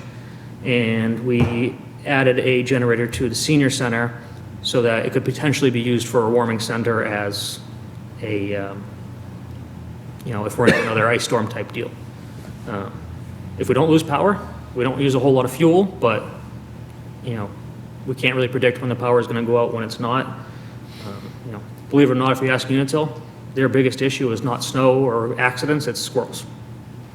Something bites a line and we go down. Another change this year is our water usage line has gone up. Some of this is due to additional irrigation coming online in some of our buildings, and some of the irrigation over the years that hadn't been maintained and wasn't running at all. This does not touch the parks irrigation, that all falls under parks costs. Another increase, this one is on the parks line, is an additional $10,000 into our contracted services. In parks, we don't split the contracted versus, upcoming repairs, but our landscaping costs had gone up significantly with the new contract. I will say our new contractor has gone above and beyond, done way better than previous, and that's because they're in town and have a vested interest. But the costs have gone up quite a bit, and the initial way it used to be bid was only mowing 19 times a year. It's not even close to that. It's almost double. So if you want to jump to our next slide, this is just showing the overview of the facilities budget. If you read the graph all the way across, it shows from FY '22 all the way through what we're requesting for FY '26. Largely, we're trying to keep things the same. Some of it has gone up, some of it was moving some money around, but if you look at last year, we were 875, this year we're 905, and 28,000 of that was salaries and contractual stuff. I don't know if anyone sees anything there jumps out at them. They have any questions on what's there for money and what's moved? All right, if not, we can jump to parks. In parks, the only changes were salaries and an additional $10,000 for our purchase of service line, which the bulk of that is just to cover the landscaping, because otherwise landscaping eats up the whole budget and I have no money for any kind of repairs. Rec director is still part-time, right? Yes, 19 hours. I know there's been talk about increasing hours on that. Is that? There have been, with the tight budget situation we're in, we've been exploring ways to do it. Thought was asking for the regular budget probably isn't the best time. We've explored funding part of her salary out of the revolving fund and using fees to cover that. I think long-term, the town should probably consider kind of a community services department. We have our rec director running all kinds of varied programs. The senior center runs all kinds of programs. The library runs all kinds of programs. So we have 4 or 5 people in town right now doing programming. Yeah. I think kind of bringing that under one umbrella would be wise for the town and get us better services. But that's kind of where we're at with that position at the moment. The big jump is she's at 19 hours. We'll give her 1 more hour and it kicks in benefits, and that alone adds, $26,000 to her line. I think the other thing that's kind of a spread labor is rooms, booking rooms, maintaining, who has fields, all that kind of stuff, right? Yep. Another issue we've run into quite a bit with the fact that she's 19 hours is, was it last week, the week before was school vacation week. So she has programs that run 5 days. She's only here for 3. So I have, my facilities guys opening up, or I'll open up and make sure people get there on time. We have programs that run late at night, and, right now we have parks commissioners volunteering to come in at night, former parks commissioners volunteering to come in at night to lock up the TC Passios.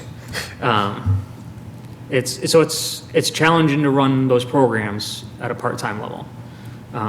The recreation director is also responsible for processing all of the parks billing, which from time to time can be difficult for us.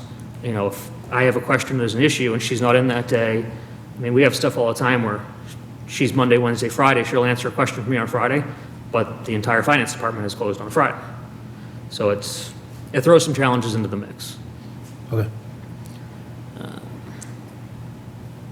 If you jump down 2 slides here, we can skip the little cover one there.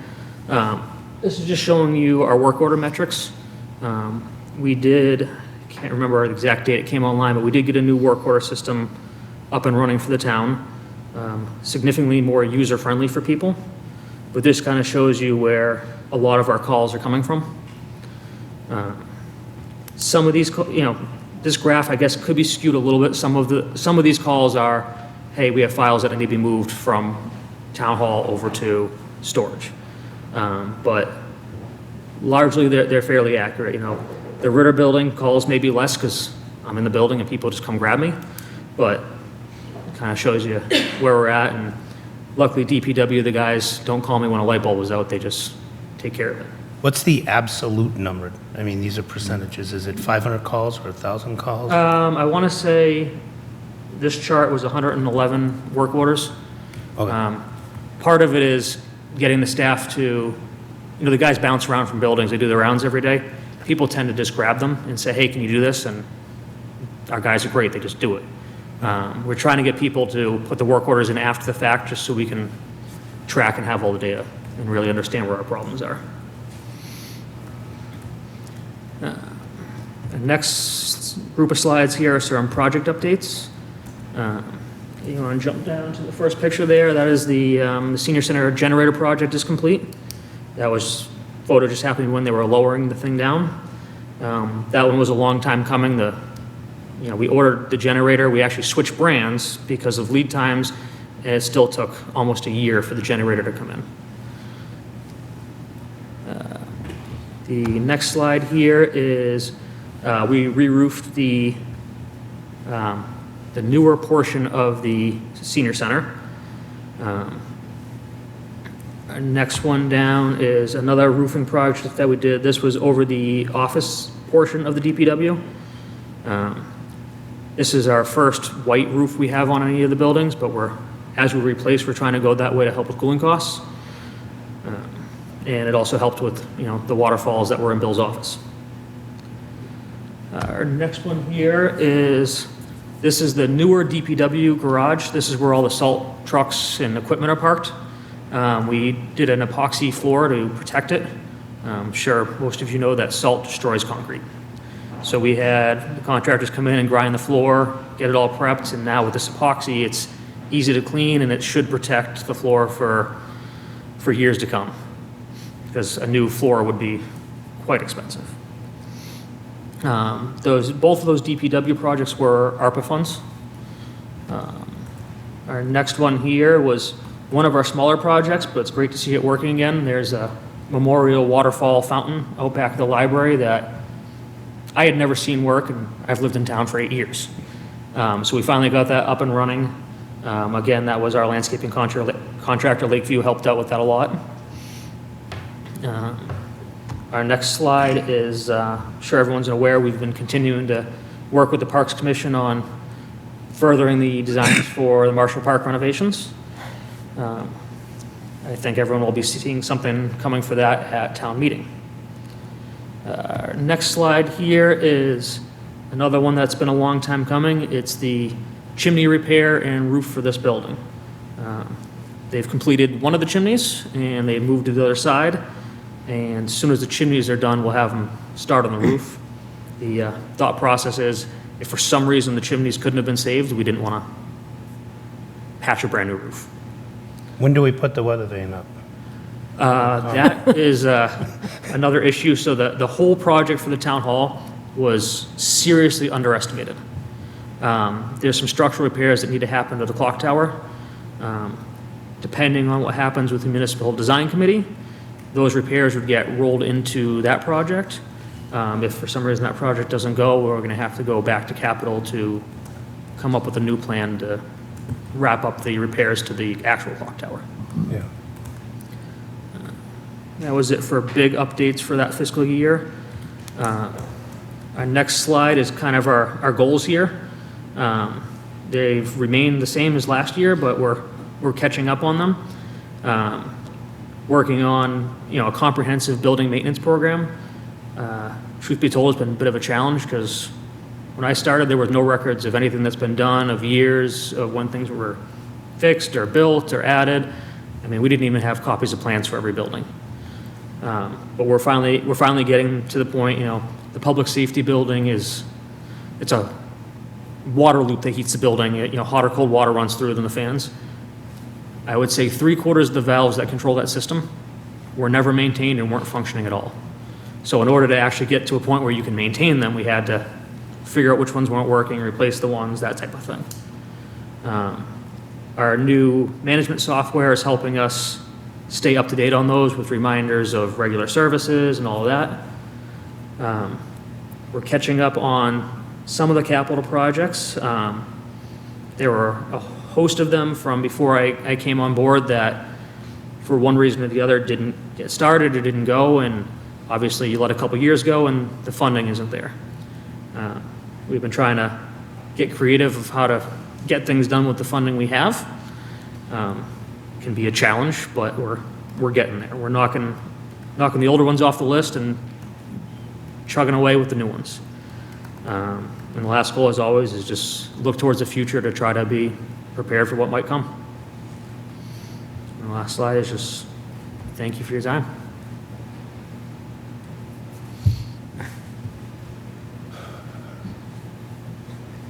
All right. Why don't we, Gene, any questions? We still have Jean? Oh, she left. She said she had to leave. She knows how to track me down, so. She's probably not the only one on the board. I think most of you know. All right. Mike, any questions? On the HVAC side, do you primarily use one contractor to do the repairs and such, or do you have multiples? We have multiple. Some of them are better with plumbing side, some are better with HVAC. They kind of all do both. Recently, we've started working with a new contractor that can handle HVAC and controls. That's been typically one of our bigger issues is they'll come out and say, oh, it's a piece of equipment issue or it's a programming issue, and then they kind of throw their hands up and walk away because it's another contractor. We've brought in another contractor who does both and is on state contract, so it helps speed-wise of bidding. The guys we're currently using handle all of Leominster schools and town buildings. And everyone seems to love them. We've gotten a lot more fixed with them than in the past we've struggled. Okay. And just on a side note, like when you're looking at new equipment and such, I don't know if you do it now, but the incentives are really good right now through the utilities. Yep. They're way behind goals and they're really shoveling it out, so you can. Yeah, they're pushing a lot of the electrification, Yeah. which in some of our places work well, in other places, logistically, it doesn't work only because the systems we'd have to bring the whole system up to. That being said, some of the systems are at a point where we need to replace the whole system anyway. So we are always looking to use those incentives the best we can. Okay.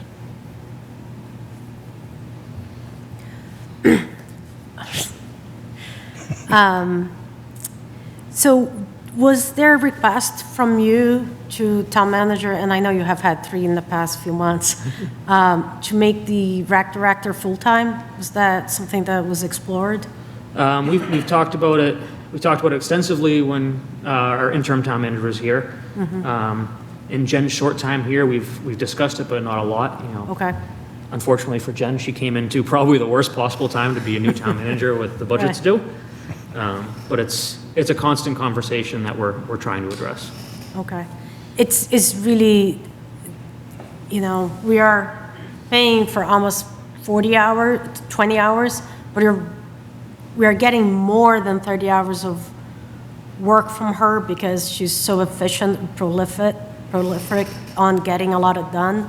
But it is something that, one thing I want to comment on is how you mentioned that when it snows, your guys, the 2 guys that report to you, work in parallel with the DPW director, and they become part of the crew. And is that is that concerning to you, or it is what we have to do at this point? I mean, I think we make it work, and since facilities was part of DPW, we work very closely, and if we had an emergency during a snowstorm, they know that they're down 2 plows, and we need to take the guys, and we all work well together, and it's I'm a resident, one of my guys is also a resident of town, so everyone kind of has a vested interest of getting things done and saving money. Right. So that's always kind of the goal, and I'd love more staff, but it's hard to ask when you have other departments worried about having to cut it. Right. No, but my comment is more on, how successful that is. Of, 2 independent departments in town being able to coordinate during a need that the town has, and it makes sense. And with that thought also, you talked about programming, and I have always mentioned how not just we have 3 departments doing it, and I understand the umbrella that they're serving, the purpose of what they're serving, but what I find problematic sometimes is that, because they're so independent, sometimes we're repeating programming, we're repeating what we're offering, sometimes we're not strategic about what we're offering, right? And I did bring this up with Mirror, offering women, strength conditioning on a weekday at 5 o'clock is probably not the best time for all women. You're serving some. Yep. But, it would be great if we can look at all the needs. So with that, I would say, I don't think we need to wait for a community center or something. I think if we can put someone underneath you full-time where their job is to work with all the organizations and provide programming for the entire town, I'm confident that you and the rec director will be able to do that. We don't have to create a whole other organization to achieve that goal, because you're already doing that with 2 of your employees. And we don't need a whole new organization we don't need the grounds people, it's happening. When we have good people willing to work with each other for the common good of the people, it happens. So I urge you to keep talking with Jen and putting the request, and it doesn't necessarily have to come from under your budget. It can be something that will assist the senior center, will assist the library, and so forth. And my thought with the community services was not really necessarily a new position or add staff. It was more to further along the collaboration. Right. Our rec director has done a great job collaborating, and obviously the program for the senior center is going to be different than the library when they have little kids. Right. But it's doable. It's doable, and we're trying to keep part of the TC Passios building alive, to use that kind of as a community center, and move, keep all those functions in there. Right. So. Did we determine that Angela's pay could not come out of the revolving fund? That was a determination? Yeah. This is a while ago for the summer. Yeah. You guys voted. wrote it down. Question is. Okay, because I thought we voted that and then it was determined that it couldn't, but I do think if that is an option, somehow, some kind of self-sustaining on that, maybe it's a means by which to get her to a full-time. I do want to make a note. I don't know that, I understand what happened last year, but there are ways to pay salaried employees from revolving funds because most rec departments in other towns and cities are, for the most part, self-sustaining through whatever mechanism of account that is. So it is the case that is doable, and it is done in majority of towns and cities across Massachusetts. And my fellow person here can speak to it, because I think you serve in rec departments, Yes, I right? did. Yeah. 15 years Aren't they Arlington. most of the time have a large wing of their employees self-funding? We had a very high generating revenue parks department with generating millions of dollars through our programming, so we didn't have that issue. Right. The only question I would have with using the revolving fund that we have right now is I remember hearing that it was somehow attached to a grant for Marshall Park. Is that true? No? Do we get 77,000 somewhere? Was in The there? No, I the don't think revolving those fund two things is are related. separate from the Marshall Park grants. Okay, so that is in a separate revolving account specifically for the Marshall Park project. The Marshall Park project has been all either grants or capital funds. Okay, and there's still a little bit left over in the grant that we originally got? That's a complicated question because there's several grants that I don't have in front of me. Okay. But there is still some money out there that they're using to further along the design. It is another time to remind that we have $50,000 for grant services that yes, okay. And the Parks Commission has approached the town manager and is working with our planning director on using some of that funding to rewrite some of our grants for Marshall Park as well as search for new ones. There has been some design changes to try to bring the budget down that, eliminates a couple of grants. And at this point, we're just waiting for a town meeting vote before we apply for another grant, only because, we had to give a couple of back, and we would hate to continuously get grants that we have to give back, because at some point, they'll stop giving them. All right, a higher power to me wants to talk for a minute. Good evening. This is Karen Menard, 672 Page Street, also a member of the Parks Commission. I did just want to jump on and correct a couple of things, just because as we're moving into town meeting timeframe and Marshall Park's going to be coming around, I just want to make sure the correct information's out there. The grants that we received, we actually have returned all of those to the state. Any money that we are spending now on any of this design process is coming from ARPA funds. We did turn back some of our ARPA funds when we realized the project wasn't going to move forward as we had planned.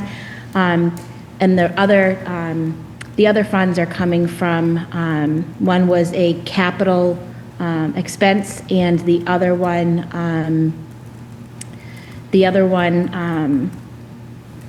was a town meeting vote. Anna was there with me on that one. So that's where the money is coming from that is left over right now. We actually don't have any grants on the table at this point. Thanks for clarifying that. I'm Yep. sad to see that money go back. Yeah, it was, as everybody there that's been involved in this process can attest to, it was probably one of the more disappointing parts of all the work that we have done so far, because it's been a tremendous amount of work. The process that we went through obviously didn't go as we had hoped it was going to go. We are on a better track now. The interim town manager was pretty quick to step in and give us Chris Ruth to be our point person for the town, or our project manager, which has made a tremendous difference. We also have our current chair is a former town manager, so she really knows her stuff as well. So she's been able to pick up where our previous chair, Anna Lockwood, had left off, which has been pretty exciting to see. It's, as we will present in the, I believe, next month, you'll see, where some of the challenges have come up, but, we are moving ahead, and we will be bringing it to the town, and hopefully, the town can make the decision that is best for them at town meeting, whether they support it or they decide that, this isn't the right time for it. I have a question. Does the park department run programs that generate revenue for the parks department, summer camps, after-school programs, all of those things? Does that generate revenue, or is that just kind of cutting even for salaries? It generates some revenue. It's not a ton of revenue. You know, the revenue sources, one of the big ones is the town beach. Very popular, again, beach director, if anyone's interested. The field rentals don't generate a ton of money. And then the rest of the programming, typically, it's a little more than breaking even. You know, it depends on the program. There are a couple of programs that we offer free of charge, but the revolving account is always growing. And then, you know, when I started here, the beach house needed some serious upgrades, so we used some of those revolving funds. But the account's always growing. So the generated revenue, could that go to the rec director full-time salary? It could. Truth be told, my biggest concern was making sure the plan was fully vetted. You know, at a 19-hour position, our rec director has another job. So my concern was making sure we continue to fund a full-time job and not asking someone to quit another job and then a year later saying, sorry, we're cutting your hours. Makes sense. All right. Anna, were you done too? I'm done. Oh, I thought you'd go all night on this one. She already knows the stuff. I already know this. She knows it. If she has any questions, she will be knocking on the window of my office to get in. I do knock on this window quite a bit. All right, Jay? Yeah, where are we at with, like, the Vertex reports in relationship to work being done in the buildings? So that's a fantastic question. I regularly reference the Vertex reports. They're kind of old enough at this point where some of the stuff is irrelevant. Yeah. Some of the stuff they had listed wasn't necessarily something that had to be done. Our biggest issue really is most of what we do here is triage. You know, the buildings weren't maintained for so long and we only have so much money to work. So, you know, we lay out our plans if this is what we want to do, and then something fails and now we have to cut stuff off. The previous people in my role had put a lot of the Vertex stuff on there, but didn't use accurate estimates, which is why I think some of our old capital projects are where they are. But we are trying to knock off as much of those as we can. Okay. Do you have like a percentage of where we're? Off the top of my head, no. I would have to dig into what percentage was done and what wasn't. And Do you think it's time for another assessment of that type? Because that's going to be, what, 10 years old now? I think it could be useful. I think a lot of the stuff, I come from the trades. I can look at these buildings and, without paying a consultant, tell you a good portion of what they're going to tell us anyway. They certainly do provide value on some of the things. I think in the next couple of years, we probably should do another assessment, a kind of a targeted assessment. You know, I think what would be more valuable would be energy assessments on all the buildings, just to understand where our problems are. But I mean, looking around energy assessment wise, I can tell you this building, the problems are the windows, the doors, and there's no insulation on the walls. I don't need Vertex to tell me that. So it's, a lot of what I try to do is, for lack of a better term, keep it down and dirty. You know, I'm a resident, so this is coming out of my pocket too. So every time I see one of these things, it's how can we do it without wasting money? And I don't know that another Vertex today would be worth it. 5 years? Probably. Okay. What kind of, like, energy efficiency updates have we been doing or looking to do? The big ones that I have efficiency-wise that I'm working on is trying to upgrade control system for the public safety building and the library. Both of those systems were, again, 20 years ago, and they're not working well. Those are really the only buildings I have that have any kind of energy management at the moment. Going forwards, as we replace systems, we're obviously upgrading. But, you know, over at TCP, we can't even talk to the energy management system because it still runs off of Windows XP.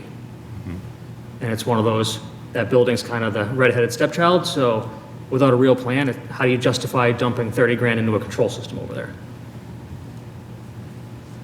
Wasn't the building control management system at the library, wasn't that recently replaced using Green Communities funding several years ago?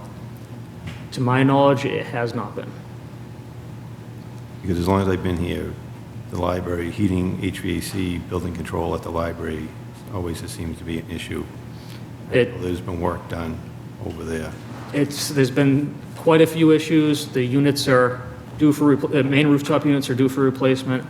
One of the issues we've run into at the library and the public safety building is when they wired all the units, they daisy chained everything.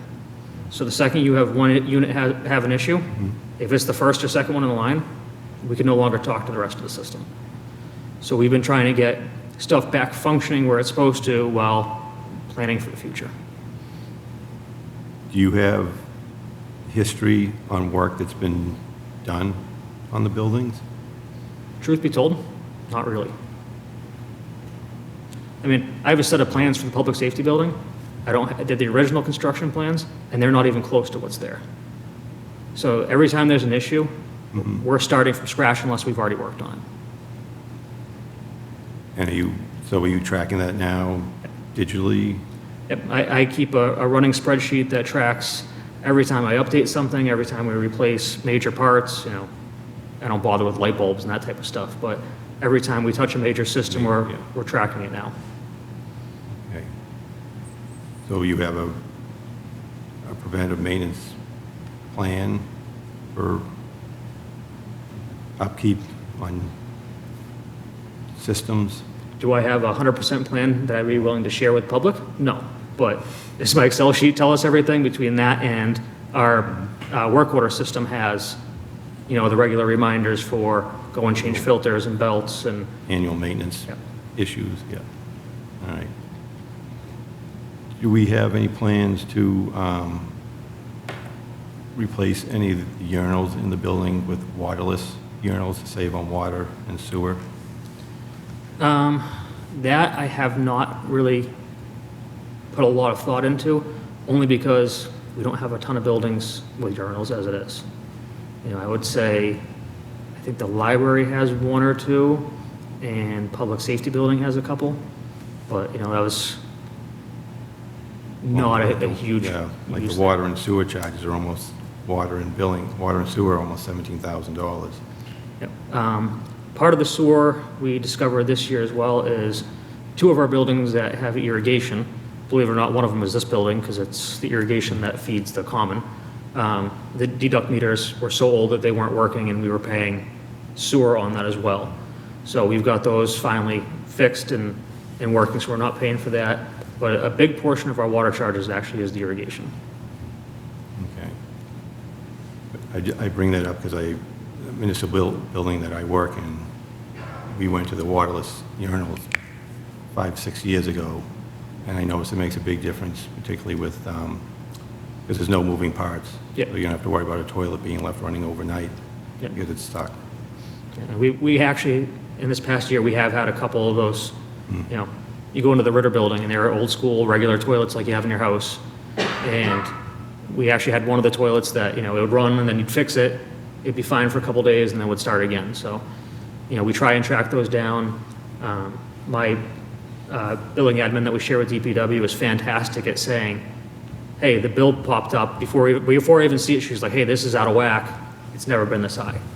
So, you know, luckily she's chasing all that, and we try and get the stuff as quick as we can. You know, obviously with water where it's quarterly billing, if you miss it for a quarter, it's painful. Yeah. But Yeah. Okay. And the only other comment I would make is facilities director, I would like to see, considering the issues we have with the buildings and this, the scope of the building maintenance, I would like to see more regular reports from you to this committee on what's going on, what updates, what we're looking to do, particularly related to like the Vertex report. I prefer to get the information firsthand from you as opposed to third party. Yeah. I think facilities is a big issue, especially with TCP, I feel like we're not always completely informed about what's going on. Not that that's your fault, it's just, No, I don't disagree, and I'm sure you know that, information has a tendency to get out in town, and, the second it hits Facebook, it doesn't matter what the truth is, it just... yeah, and I don't like misinformation. And I will say that anyone on the committee, anytime that you want to stop in, set up some time to go over stuff, I'd be more than happy to, because I would rather have the correct information out there all the time. Yep. Okay, thank you, Chris. All right, you're welcome. Chris. But I did take an action. I'll put that down as an action for us to, but remind us as we get through after the season. Tom? Nope. All right, just a couple notes. I am a supporter of increasing the hours for the rec director, and if we can find a way to do it through moving towards a self-funded program, I think that would be good. I think the rec department should be doing weightlifting classes, not the library. And I think, that you do charge some fees on that, so it could move towards that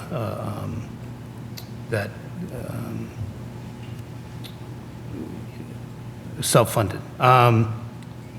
One of the projects that you didn't show on here was the beach house repair, which basically was... I apologize, because I left out some volunteers that helped there. That was, to be honest, that one I didn't even think of, because we did it in-house and saved so much money. But we did do a lot of painting inside and redid all the floors. A whole bunch of volunteers came to help rip up the old floor, which was pretty gross. I'm not sure whose initial idea to carpet a beach house was. But I think we're gonna start carpeting all the bathrooms here. It's just, a similar plan. But I do have to say thank you to all the volunteers. That was huge to get that done, because that project otherwise with prevailing wage would have cost us 5-6 times what it actually did. Yeah. And I will say that if TJ Laughlin is listening, that guy works like crazy. Man, he was tearing up floor that the rest of us couldn't keep up with him. The first time I met TJ, he was over at Fitzgerald trying to clean up all of the baselines by himself with a rake, and it was like, good luck, but I got a meeting, Yeah, and you know what? Little League, when I was part of the board on that and my kid was in it, we did have cleanup days where volunteers, descended on there and did do cleanup. So it might be something else where you can get community involvement. I am happy that we got the new landscapers, because, we were coming into Memorial Day with the Memorial Park being a mess. And again, volunteers in the end had to clean that one up. Beaches. I do like that idea of coordination amongst those, those that kind of give programming to the town, which is important. So thank you for that. All right, TC Pass. Are we walling that thing off? And I hope we are not putting in the roofing that was approved. So the current plan right now is the school department is, in its entirety, is planning to move out, including the extended day program. They've asked to wait until the end of the school year, which makes sense. After that, the plan is to basically shutter 2/3 of the building. The utilities alone over there are obscene. So the hope is that shutting down the heat, the hot water for the building, and that entire back section, basically the middle and back section, would be off, emptied, power's off. We've already got a plan together with the building and fire departments to make sure all life safety is covered. The capital money we had for the roof was initially for the middle section of the building where the school department occupied. Obviously, we're not going to put a roof on that if we've shuttered it. The current thought process is to use that roofing money over, the cafeteria that's used by the food pantry and the gym that's heavily used by the rec department, and just extend that money as far as we can in the section that's still open. Okay. We won't be able to do all of what's left by any means. Luckily, that section of classrooms in the front that we're planning to keep has the fewest number of waterfalls. I actually had someone comment to me this year that they were so happy that we fixed all the leaks over the summer, and, you know, I didn't have the heart to tell them that it just didn't rain. But, you know. It's one solution. The roof on that building, you know, a typical EPDM roof has a 20-year lifespan, 25 if you really put the maintenance in. That roof was put on in 86. So we're at 38 years, almost 39 years. Okay. It's, you know, every time we even go up there and step on it to look for a leak, we're causing more. So then the next question is, once we wall that off, are you going to start the planning portion of demolishing that back section? If I can get the support, I would love to. You got my support. There's always been a lot of conversations. I know municipal design looked at it for a while as a potential. I think the very back wing was always planned to come off. But I think we can't let another building sit and rot here in town. You know, it happened with the primary school. It sat for 20 years and then we tore it down. You know, TCP, you know, the school, I'm sure back then, you know, you got to pick priorities. You know, the building's on its way out, the maintenance gets deferred. So I just don't want to see something else sit and rot in town. So I'm 100% with you. You know, that's the main goal, is to get it. You know, it's full of asbestos. What it costs to abate it today, it's gonna be more tomorrow. I can promise you that. So, you know, I think the first step in my mind would be, once it's closed off, I'm going to put forward on the next capital plan of, let's get the abatement done. Because even if we don't tear it down, at that point, we have a big empty space that could be fit out for something. You know, at least gives us the options, and no matter what, we own that asbestos. There is no ever getting around that cost. Yeah. So. Well, in part of that also is, I think it can start to solve the problem of the senior center parking, you know, the playground there. You know, it could be part of a bigger solution for things that we have set-asides for, but don't really have the land for. 100% is, you know, I know on the school side, Turkey Hill's got some serious needs coming up, so having that open land there could certainly help them if they needed temporary classrooms or if they wanted to use a portion of that, so it's. Okay. Okay, so you mentioned schools. I heard there was a 5-hour meeting, and maybe we will beat them, but they did mention the possibility of not hiring the facilities director on their side. And I have long been a proponent of a single facility director across schools and municipal. So one question is, do they use that same work order software that you use in planning software facilities? I think we need to get to a robust solution on that, because I've heard that when I think when John Londa left, he had a lot of notes and stuff, but the next person who came in really didn't have a sense of, you know, what were the facility needs. I think you found yourself in that same situation, so. Yeah, so as far as the work order software, I'm not sure if they switched yet. So the software we use is called Master Library. They were using that for their scheduling software for renting out spaces. And when their contract with School Dude expired, I believe they were switching. They've been without a facilities director for a while, so I'm not 100% sure where that stands. I also know there's been quite a bit of talk as combining departments. I think there's some opportunities and there's some real challenges there. You know, as it is right now, they're struggling to find someone at that rate. And truth be told, that doubles my job. We have more users per day in the school system than I have in a month in any of the other buildings. They get a lot more abuse, they need a lot more focus, and I think one facilities director would still need a middle-level management person under there. That being said, if we combine them all, we're not going to run into as much of the school not maintaining and dumping it off. And that's not to say anyone that's currently on the school board is doing that, it's just historically that is what happened. So having someone oversee that, I guess the reality is, short term, I don't think there's any savings. Long term, I think there's savings if we do it. I definitely think there's long-term savings, and I agree that maybe there's a hiccup in there, but it's same thing for not just facilities, but for landscaping services. We should be on one landscaping services contract, in my opinion, and again, I think DPW should be plowing their driveways, so I think there's savings to be had there.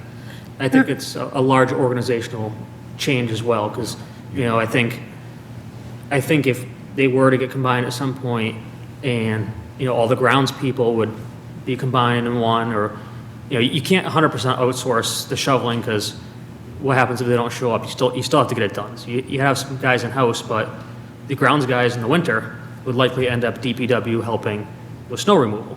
So I think it's a pretty large organizational change, but I think it's worth looking at for sure.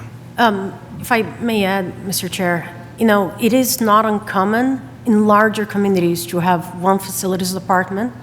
It's also not uncommon, and if you think, larger make it harder, actually, there are other communities where facilities, any type of facilities, including building facilities, is run by an independent building committee, because just as it is with Lunenburg, I think these communities have seen that when you put $400,000 for building maintenance and facilities on the school budget, and they have to cut a teacher or offset something else, they don't really see the need of maintaining facilities as a facility person.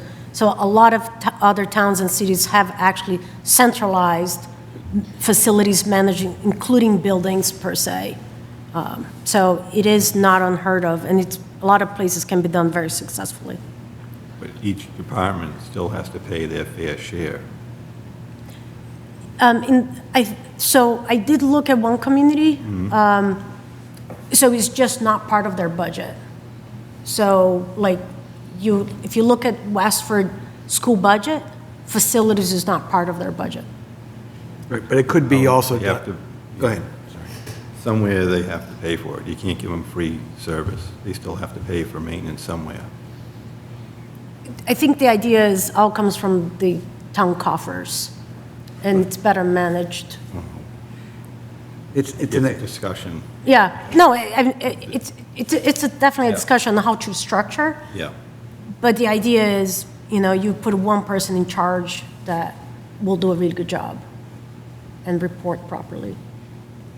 This is an accounting issue. You have work orders, and if you do a work order on this building, well, they get charged for that thing. It's a process.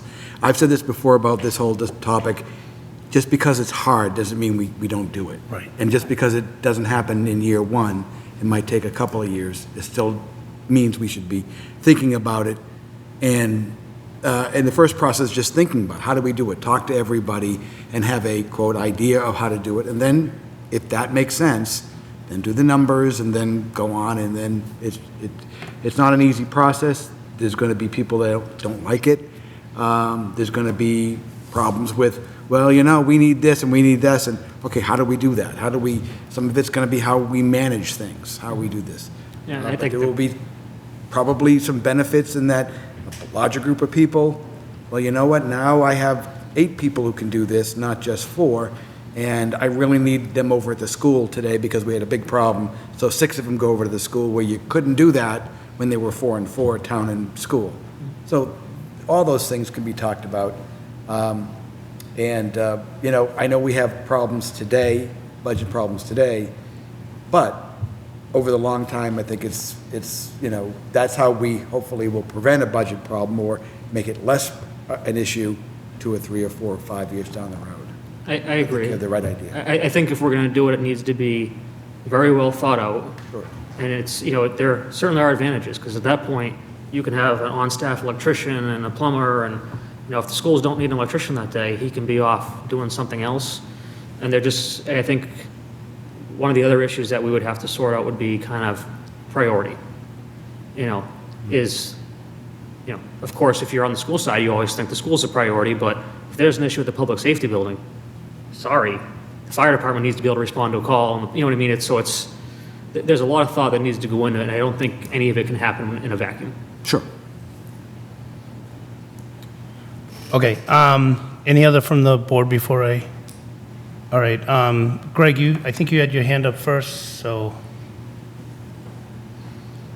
Thank you, Mr. Chair. And actually, the last 5 or 10 minutes of discussion, Greg Roy, 105 Chestnut Street. Apologize. the last 5 or 10 minutes of discussion is really what I rose my hand to say. I guess two things. First, I wanted to also commend Chris on his work. I'm also a member of the Lunenburg Municipal Building Design Committee, and I've interfaced with Chris now on that process, and just been really impressed.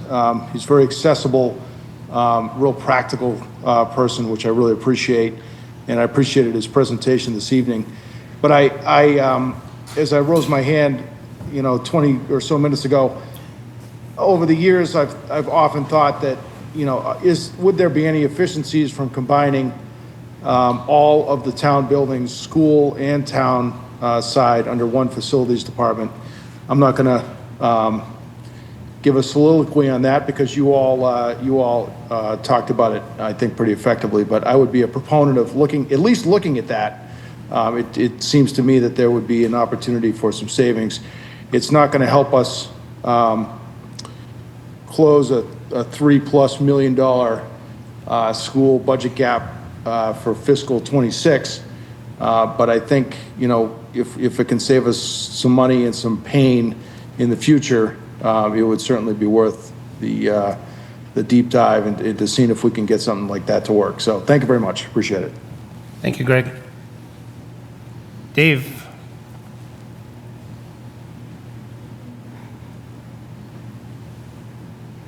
Just waiting to see if the microphone's going to stay on. Okay. Dave Passios, Jefferson, New Hampshire. The only thing I wanted to comment on was your discussion quite a while ago there about the revolving account. I was on the finance, it was at the end of my tenure on the finance committee that we were approached about releasing some funding from the reserve account to deal with the rec director's possible increase in hours, so on and so forth.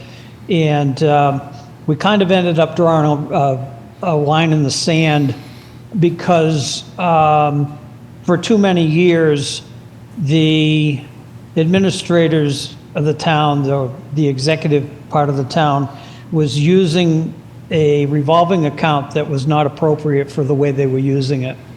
So if you remember, there were 1, 2, or 3 articles at special town meeting that intended to correct that issue and change the revolving account to a more user-friendly for the purposes that Parks needs it for.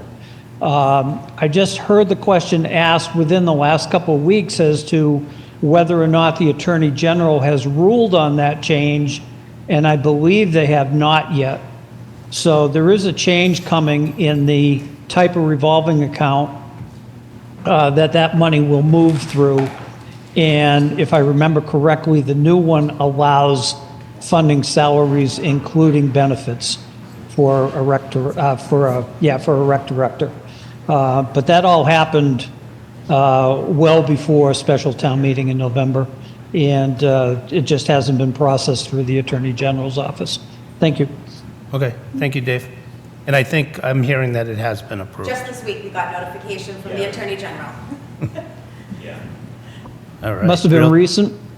I was just going to add. This week, Dave. Caesar Nuzola, 145 Woodland Drive. That microphone's really loud. We did receive notice this week, and we're going to have town council look into it, Okay. whether or not the revolving fund can be used. Excellent. Love it. All right, any other questions for Chris or comments or praise from the public? I see some. I have one folks more on Zoom. question. Okay. This is quick. This is just an idea out there. Is it possible for the recreation director to absorb the beach director position in the summer to allocate hours across? So we explored that. Okay. Currently, our recreation director's job description does not include getting in a bathing suit and teaching kids how to swim. So Do you have to swim to be the director? the way the director position is, they have to have the WSI swim certification, and they would likely do some of them. I did float it past the rec director. She did seriously consider it, but ultimately decided it wasn't worth that for her, and it's, truth be told, there's not a whole lot of money in the. Just have to make it worth their while to quit her other job. I mean, I have been trying to convince a certain Parks Commissioner to take on the role. She didn't stab me when I asked, so maybe it's a possibility, but we've also reached out to the schools too, because it would be a great job for a teacher, because the beach hours are exclusively when school is out. So hoping to find someone.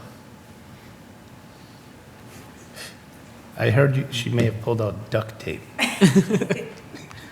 I can neither confirm nor deny. All right. Again, public service announcement, that's, you know, if you want a job, being able to go to the beach every day. It's the best job in town. All right. Any final calls? Thank you very much. Thank you all. Thank you.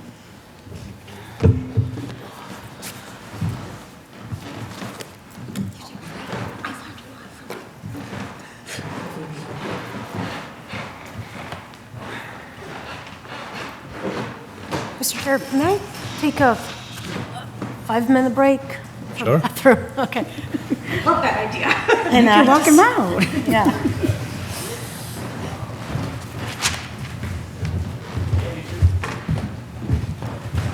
You're going to start with preliminary?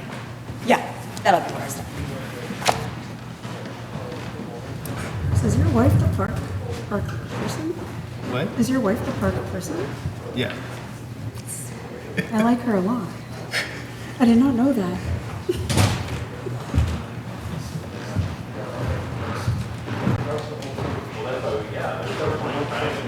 What time did they adjourn last night? 11?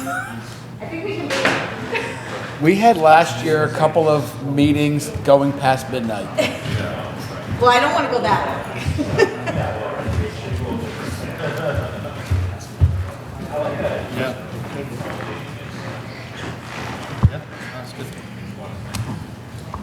Is there landscaping in the Parks Department, landscaping in the DPW, landscaping in the schools? Like, is this like separate?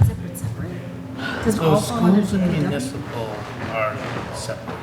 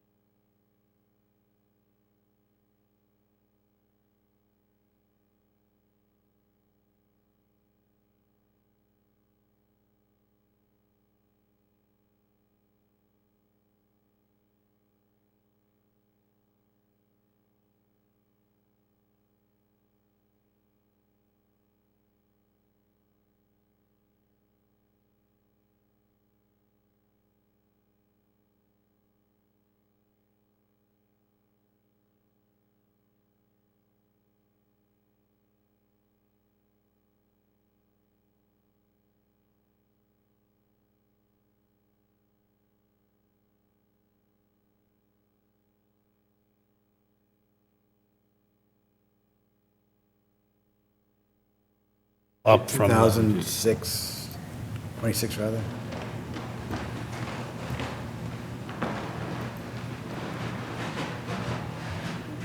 We're ready. Okay. Looks like Are we this. on? We're on. Take one. Right? Is that capital? or Which one's what is- right? Oh, this is capital. Yeah, there's two in there.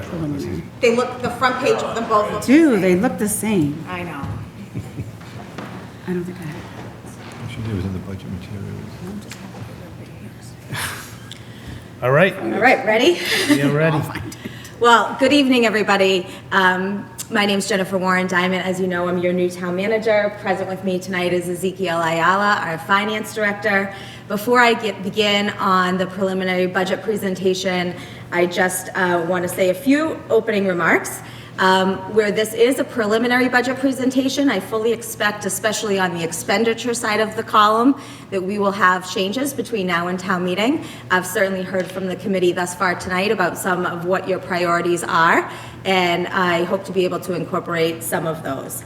I would be remiss to start without thanking the folks who have put a lot of work into this thus far. I've only been here for 23 days, and obviously this is not the entirety of my work product. So to all the department heads, boards, committees, commissions, and interim town manager Carter Terenzini, thank you for the work that you have done to get to this point. Obviously, this is a challenging budget year, not only for Lunenburg, but for those across not only our Commonwealth, but our nation. There's a lot of unknowns, and with an inflationary environment and the limitations of Proposition 2.5, that only makes things difficult. The other challenge that is unique to Lunenburg is that a vast majority of our department heads are not only new to Lunenburg and new to their role as department heads, but they are new to municipal government. So they don't have some of the institutional knowledge and long-term trends of the community. And so a lot of folks are starting with what they're learning and approaching problems with a different set of eyes. So that has been both a challenge and a benefit. So if we could go to the next slide, we'll talk about the budget timeline. While we are really in a state of budgeting all 12 months of the year, the active budgeting process really begins in July. So the only downtime is from the end of town meeting in June until the capital planning committee kicks off in July. In September, the department heads and boards, committees, commissions compiled their capital requests, which have been vetted by the Capital Planning Committee throughout the months of October and November. In December, the Capital Planning Committee ranks their capital projects, and at the end of December, department heads begin developing their operational budgets, which were due to the town manager in January. Also in January is when the governor releases what's called H1. It's the governor's version of the budget. Typically, the budget is not finalized until July, and it typically gets more positive as both the House and Senate weigh in. So we are basing tonight off those governor budget numbers. In February, typically, the town manager is presenting this presentation about 2 weeks ago, but we are here tonight, and you have started to review what the departmental requests are and really understanding at a more granular level what is driving those requests. In March, you're going to continue to review those budgets, and I am going to continue to revise the budget. The annual town meeting warrant closes on March 17th, and your public hearing is March 28th. In April, we will mail the warrant booklets out to residents. It will be used at town meeting on May 3rd, starting at 9 a.m., and the annual town election is on May 17th. So that is the cycle. It's a long cycle, it's an involved cycle, and I say that to show folks how this all comes together and how long it really takes. So one correction, we have our public hearing scheduled for the 13th. Okay, we tend to do our public hearing before we vote. I thought I pulled that off of the agenda, but, I mean, of the website, but, okay. Because I think the 28th is a I Friday. will correct that before these slides go online, March 13th. Okay, thank you for that correction. We're going to do our best to answer questions for you this evening. If there's anything that we do not have answers to, we'll get back to you. And whatever the committee's preference is, I'm happy to take questions. I know the hour's getting late. I'm happy to take questions as we go, or if you'd like to wait to the end, that's fine as well. What's your preference, Mr. Chair? I don't have a huge preference. Which one would you prefer? I don't have a preference. So why don't we do it as we go? Because then it's fresh on your mind. Okay, so next slide, please. We're going to be talking about the FY 2026 revenues. This was one of the first items that I really worked with Ezzy to revise. And so the revenues are made up of four main sources, which we're going to go into, but this shows graphically that the large portion of our revenues is coming from the local taxpayer. So 72% of our revenues come from property taxes. That's all types of property taxes for $35,005,838. Our total state aid represents about 20% of our revenue, $9,803,871. That's our net state aid, which I'll go over why it's not what the assessments are against that. Local receipts have been budgeted at $3,360,524, representing 7% of the budget, and other available funds at $423,912. There was a little bit of conversation earlier tonight about, specifically with the DPW director, and about whether the sewer enterprise offsets some of his salary and some of his health insurance. That's those other available funds. So the transfer from the sewer enterprise helps cover the budget, the salaries for those that work in the sewer and the indirect costs. Same thing with the PEG transfer. That covers the indirect costs, so the health insurance and the like for our folks that work for PAC. So now I'm going to dive in a little bit deeper to those revenue sources on the next slide, please. So how do we come up with our target for our property tax levy limit? We start with our FY 2025 levy limit minus debt exclusions, and that's $31,602,108. To that number, we do a simple mathematical formula and add 2.5%. This is proposition 2.5. Take the total levy. It's not, I do want to note here for the public that may watch this, your individual property tax bill may increase more than 2.5% in any given year. It's the total levy that's allowed to be raised by the town that can be increased by a maximum of 2.5%. So that's $790,052.70. We have estimated our new growth to be $400,000. And excluded debt is $2,213,677. So the maximum, that's how we get to adding those together to the maximum allowable levy of $35,005,838. When does new growth get certified? We're going to go to new growth in a moment. Yeah. So next slide. Good. So first, what is new growth? So new growth is the additional tax revenue generated by new construction, renovations, and other increases in the property tax base during a calendar year. It does not include value increases caused by normal market forces or by revaluations. So it's new stuff. It's a new house, it's a new building, it's also a new deck, a renovation, a new bathroom you've upgraded. So all of that gets pooled to new growth. And if you go to the next slide, you will see, and we're going to get to your question in this next slide, you will see a chart showing a 10-year history of new growth estimations versus new growth actual. So you will see that there's some pretty significant fluctuations here with these numbers. And the estimated new growth and the actual new growth, the way it works, don't line up fiscal year to fiscal year per se. So so right now we are in FY25. Our estimated new growth for FY25 was 400,000.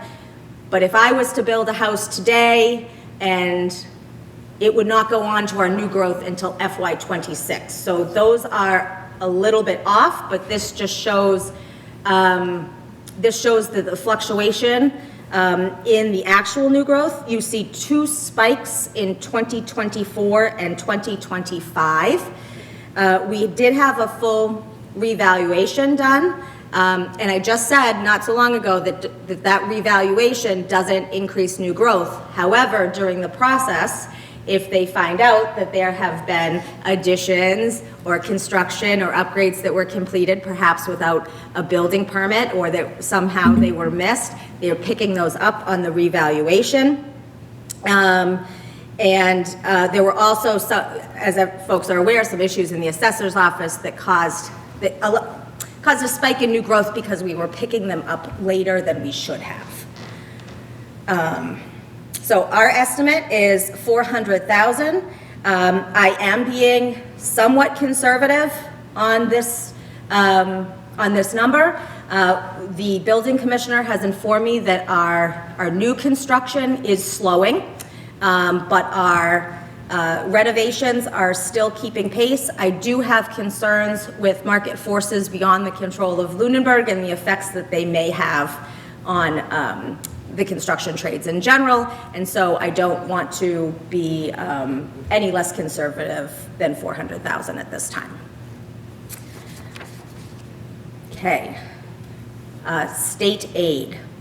So we have on the next slide, I'm not going to necessarily read through all of these, but on the left you have all of our different sources of the state aid receipts. Chapter 70, that's school, unrestricted government aid, UGA, some people call it.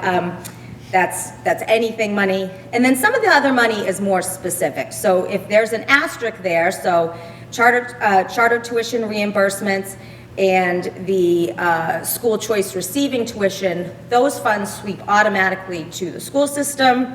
The library funds sweep automatically to the library budget. So we take what's left and then subtract out all the cherry sheet assessments. So we have $1 million, a little over $1 million in assessments. This is where students are going out of district, so we have to send the money to charter schools or to school choice.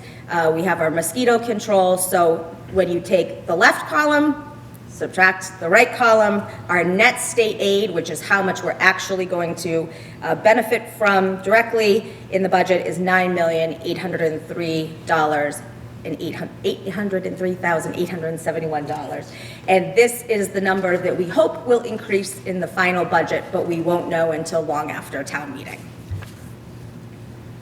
What was the, I don't know if it's smart growth or the one that we lost? Smart growth. It's back. It's back. It's back. Do we know we actually qualify for Yeah, it? do we have to ask for it? I will say the smart school growth, the application deadline was missed last year. It was an oversight because in the assessor's department, there was no staff within the department, and there was, my position was vacant at the time. So with the new assessor and myself, we reapplied this year, and that's where you're getting the new number. It's coming back. We heard we no longer applied. We would no longer qualify. Yeah, that's what we. But apparently we do. We do, because we're receiving that this coming year. Do we have to reapply every year? Yes. You have to reapply and go through the process every year. Okay. Thank you for that. Good question. So just to be clear, the information we received last year was not correct, because we were told, as a community, I was not here, that. Well, I wasn't here last year, but I'm not going to say it was incorrect. It's possible that we didn't qualify and didn't apply. I'm using the word oversight because I was not here Right. at the time. So I'm not saying that the information given was incorrect. We'll add I'm just that. saying. Yep. Thank We you. had lost it during the year, I think 2 fiscal years ago. And then, I don't know, maybe we didn't apply because we didn't think we would get it or what have you, but then we did not have it last year either. It could have been communication from DOR stating that we didn't qualify. I don't know the details. I'm certain that we applied last year. Okay. Because we did get a denial from it. So, Okay. Yeah, I don't. That's my mistake. And this is a perfect example of that institutional knowledge with changeover of department heads that we are not benefiting from. What was the denial reason last year, and why did we get it this year? What was It had to do with the number of students in, what was it, Ryan? Yeah, it's all about enrollment from, those affordable housing complexes, and we just didn't hit that number. So our enrollment changed. Yeah, and I know that the enrollment was just slightly lower. It was just a handful of students. It Okay. wasn't significant. I got it now. We had him adopt a kid and gave him. Okay, if we could go to the next slide to local receipts. This is one of the areas that I informed this committee that I wanted to look at more closely, and we have done so. So first, what are local receipts? So they include motor vehicles, meal and room excises, fines and forfeits, fees, licenses, permits, other departmental receipts, penalties and interest on taxes, and excises on investment income. They are separate from real and personal property tax levy receipts and vary greatly in amount among communities. I'm going to quote the Massachusetts Division on Local Services. Local receipts should be budgeted conservatively and not at historically high levels. That said, if you go to the next slide, I have budgeted a little less conservatively with the local receipts in some areas where I thought that it was safe to do so. Folks who have been following, particularly last night, the school committee meeting, where there was talk of the superintendent receiving a different number. This is one of, from me versus the interim town manager, this is one of the reasons why we were able to increase the amount of available new funds to the school is by pushing these local receipts a little bit more. So this is the highlight of, on the right-hand column is what I have projected to be our local receipts compared against the actual FY24 receipts and what the budgeted was, the budgeted amount in FY25. Some of these we may not make, some of these we will exceed. But this is taken as a whole. So that's okay, but that's why we don't want to be hitting everyone close to target. This also is a source for free cash, which we're gonna go into. But if you go to the next slide, these are the changes of note. I increased the meal and cannabis excise tax by $24,020. Cannabis just came on, and so based on the trend for meals tax alone, with the addition of cannabis, I felt that was reasonable. The ambulance receipts increased by $17,630. You heard from the fire chief in an earlier presentation that the ambulance receipts themselves, the rates had been increased. I want to see how that does, especially with the consideration of Neshoba being closed. I want to actually see how this bears out for a year before I push it any further. Licenses and permits were increased by $18,812. Investment income increased by $14,400. If you go back to the previous slide for a moment, if you don't mind, Mr. Chair, you will see that on investment income, which is in the second row from the bottom, last year's investments did incredibly well at $414,577. But in looking at trends, that does appear to be a blip. So although I increased it, I'm not comfortable without knowing what the market's going to do going further than that this year, because that was really an outlier in the trend. We did approve the prudent investor. We did approve the prudent investor rule. There was a meeting just this week with our advisors from Bartholomew, and they are going to start making those investments in the different fund types. But again, those gains would not be realized yet. Bartholomew is advising us that they do believe the market is going to do well this year. But we will see what happens. So I will add with that prudent investment rule, the expected changeover will be at the end of this coming quarter, in March. So starting in April, our balances will transfer over to, you'll see a more diverse portfolio similar to our OPEB fund. Also, I will say that doesn't apply to our stabilization funds. Those have to stay within the previous rule, the prudent investment rule. It just does not qualify under the law. Can you tell me what's under miscellaneous, non-recurring sale property metering credits, like specifically that you've seen it? So there is if you pull up, there is a large variety of things it could be. Okay. Okay, but the areas where we're actually seeing the revenue are, the biggest one is the net metering credits. Gotcha. Solar? Yep, and then sale of property at times, it depends. And then the other one that is, I'm not familiar, and perhaps you folks might be able to shed some light, Meadowwoods principal and interest. Trailer park. Okay, so those are kind of the routine miscellaneous non-recurring revenues. I was gonna say, we can share with you the.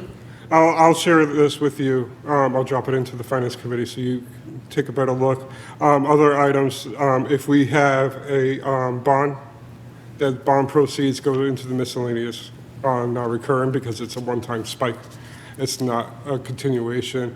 There's, if we receive refunds for medical records, I mean, it's a whole slew of, we don't receive these every year. Depending on the type of year, we may receive federal revenue, just general tax relief or what have you to the town that may be dumped in there. Yeah, so it's not a steady flow, it's miscellaneous. And so with that, there's not a lot of predictability to really increase it greatly, so we were looking more at the overall averages, although the individual lines that contribute did vary greatly. Okay. Okay, so next slide, please. Okay, so this sheet kind of highlights all of what we just talked about. What are our total additional new revenues that are available from all available sources? What is the new coming from new growth, local receipts, the regular property tax, and the total new FY26 revenue on the right-hand side, about 3/4 of the way down, is $1,639,800. So that's for all of the contractual increases, for all of the vendor increases, for all of the programs, both town and school that we are looking to accomplish in FY26. That's how much additional money we have over FY25 to do it. So $1.6 million spread across the organization does not go very far. But this down below is how we apportioned that revenue split between various departments. The town makes up 42% of the overall budget. So that additional revenue was $691,167. The school department, Lunenburg School Department, makes up 55.13% of the budget for $904,098. That is the number that was increased from the interim town manager.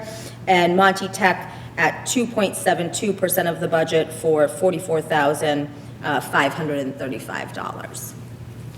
There's a footnote. What does that apply to? The whole sheet? Or? That applies to the, no, it's for the $250,000 for the overlay for the assessors But I think they did have, when we created it, they had not voted yet to approve the overlay amount. They have since voted to approve the 250,000.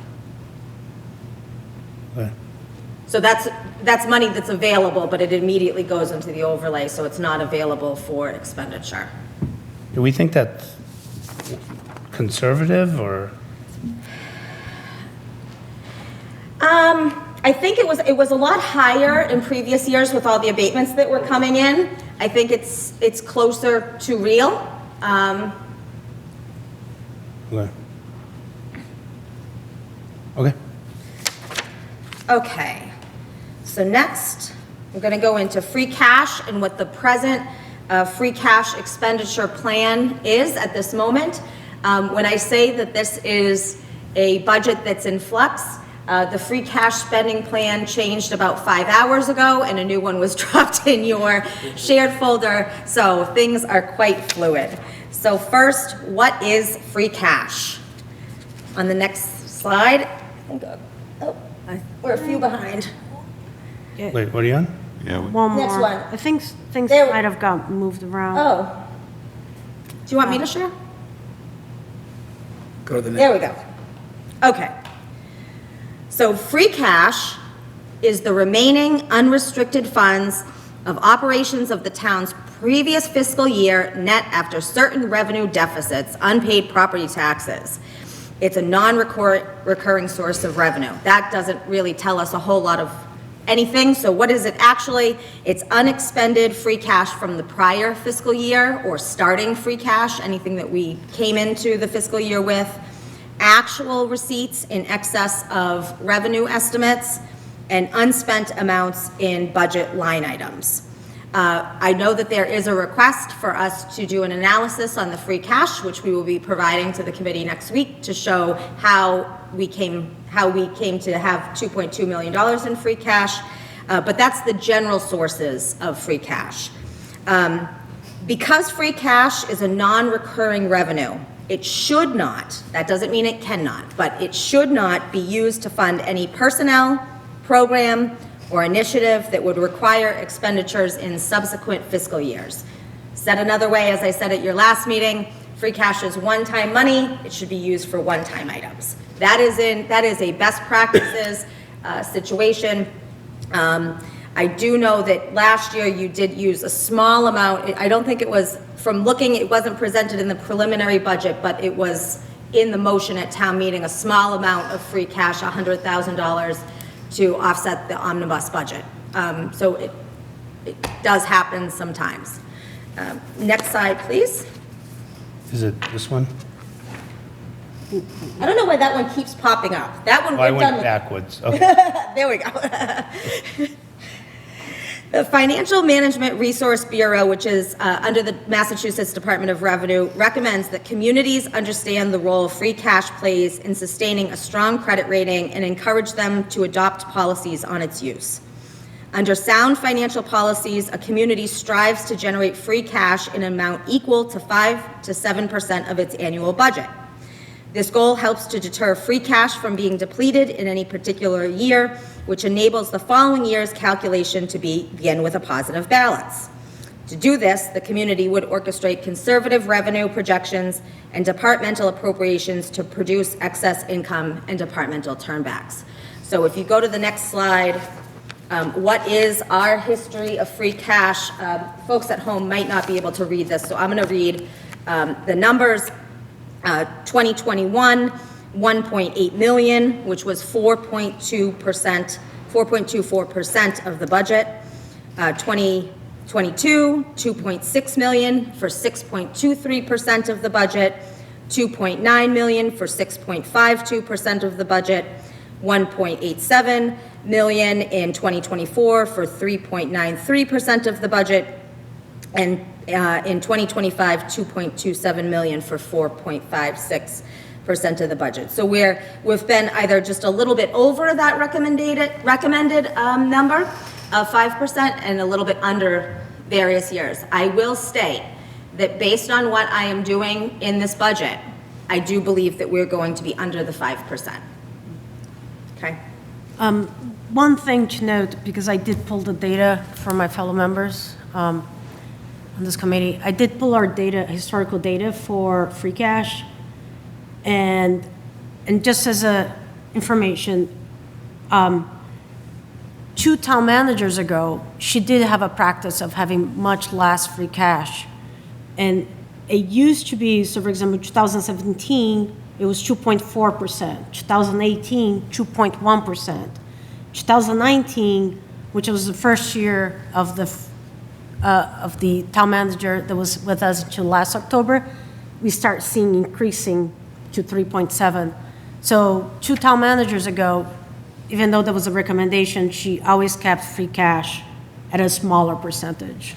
Yeah, so it's something that our bond rating agencies look at, and when we talk about how we're going to spend free cash, they're also looking at how we spend it to make sure that we're maintaining our investments. So, but that's a good historical reference point. So what are, oh, go ahead, sorry.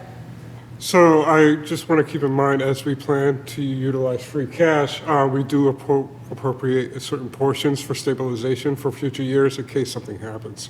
So to deplete. So, I'm sorry, is that where you're going? I am going Oh, there. I'm done, sorry. I'm sorry, I should read the next slide. So what are, the hour is late, I'm getting a little silly. So what are Lunenburg's free cash policies? I want to put an asterisk here. The community did obtain a grant to revise all of its financial policies. I think that this committee has looked at those financial policies. The select board has looked at those new financial policies, but they haven't been ratified.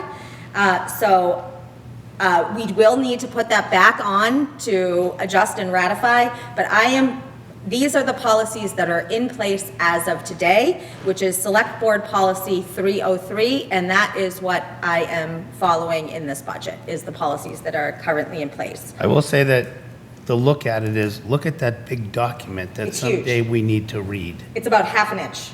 That's the extent that we have done. Okay. Oh, that's all you've done so far? Yeah, Okay. This is a good project for the summer months. like beach reading. Yes.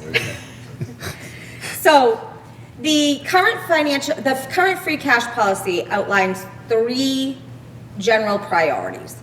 The first is to increase the balance of the general stabilization fund to at least 5% of the current fiscal year budget. What does that mean? So our current fiscal year budget is a little over 45 million. 5% of that is $2,256,468.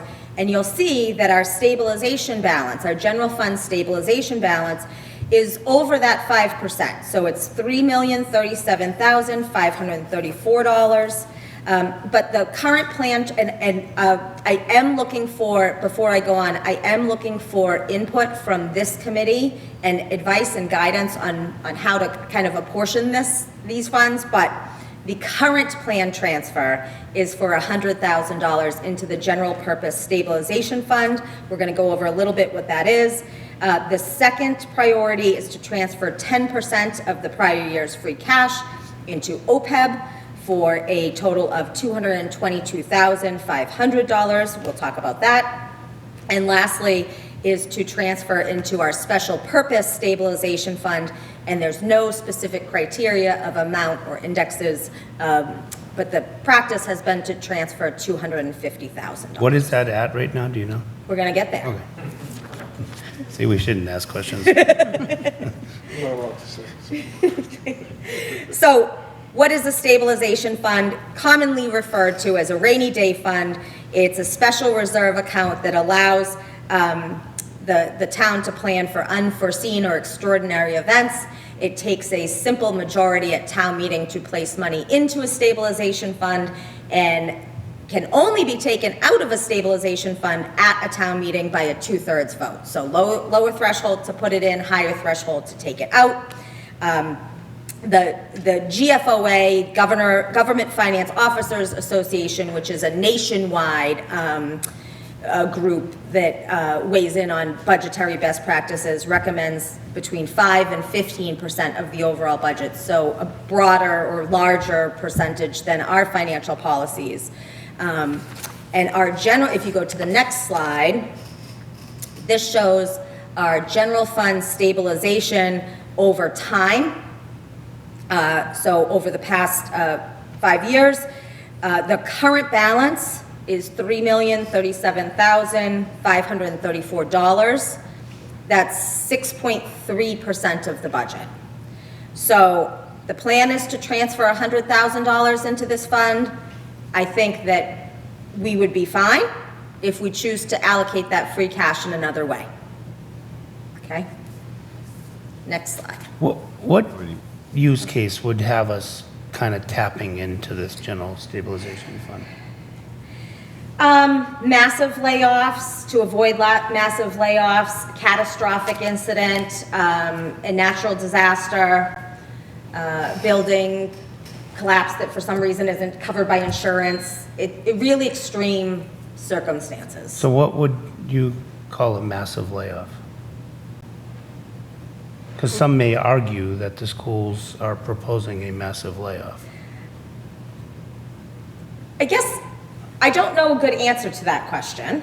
I will say that in all of the articles that I've read from other communities that are facing the same issues, this has not been the source for resolving those issues. Folks are talking about either using one-time revenues as a Band-Aid stopgap measure or an override, but not to raise the stabilization fund.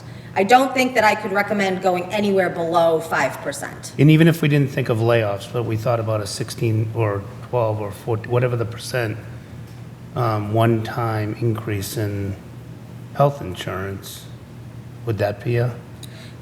Well, the health insurance, we have a special purpose stabilization fund, which is going to be on the next slide. Okay. But I don't know, I don't know how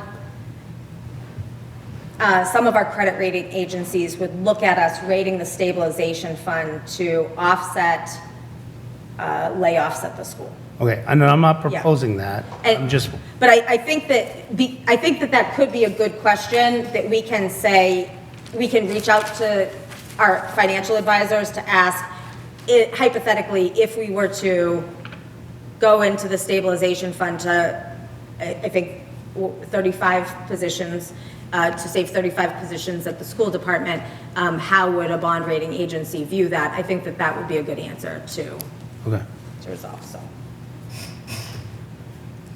All right. Did you have a ask them, like, yeah, what would be considered a negative use of that money, in addition to layoff? I think I would rather be using free cash than going into the stabilization fund. Not a good practice. I think, I'm sorry, Jay, please.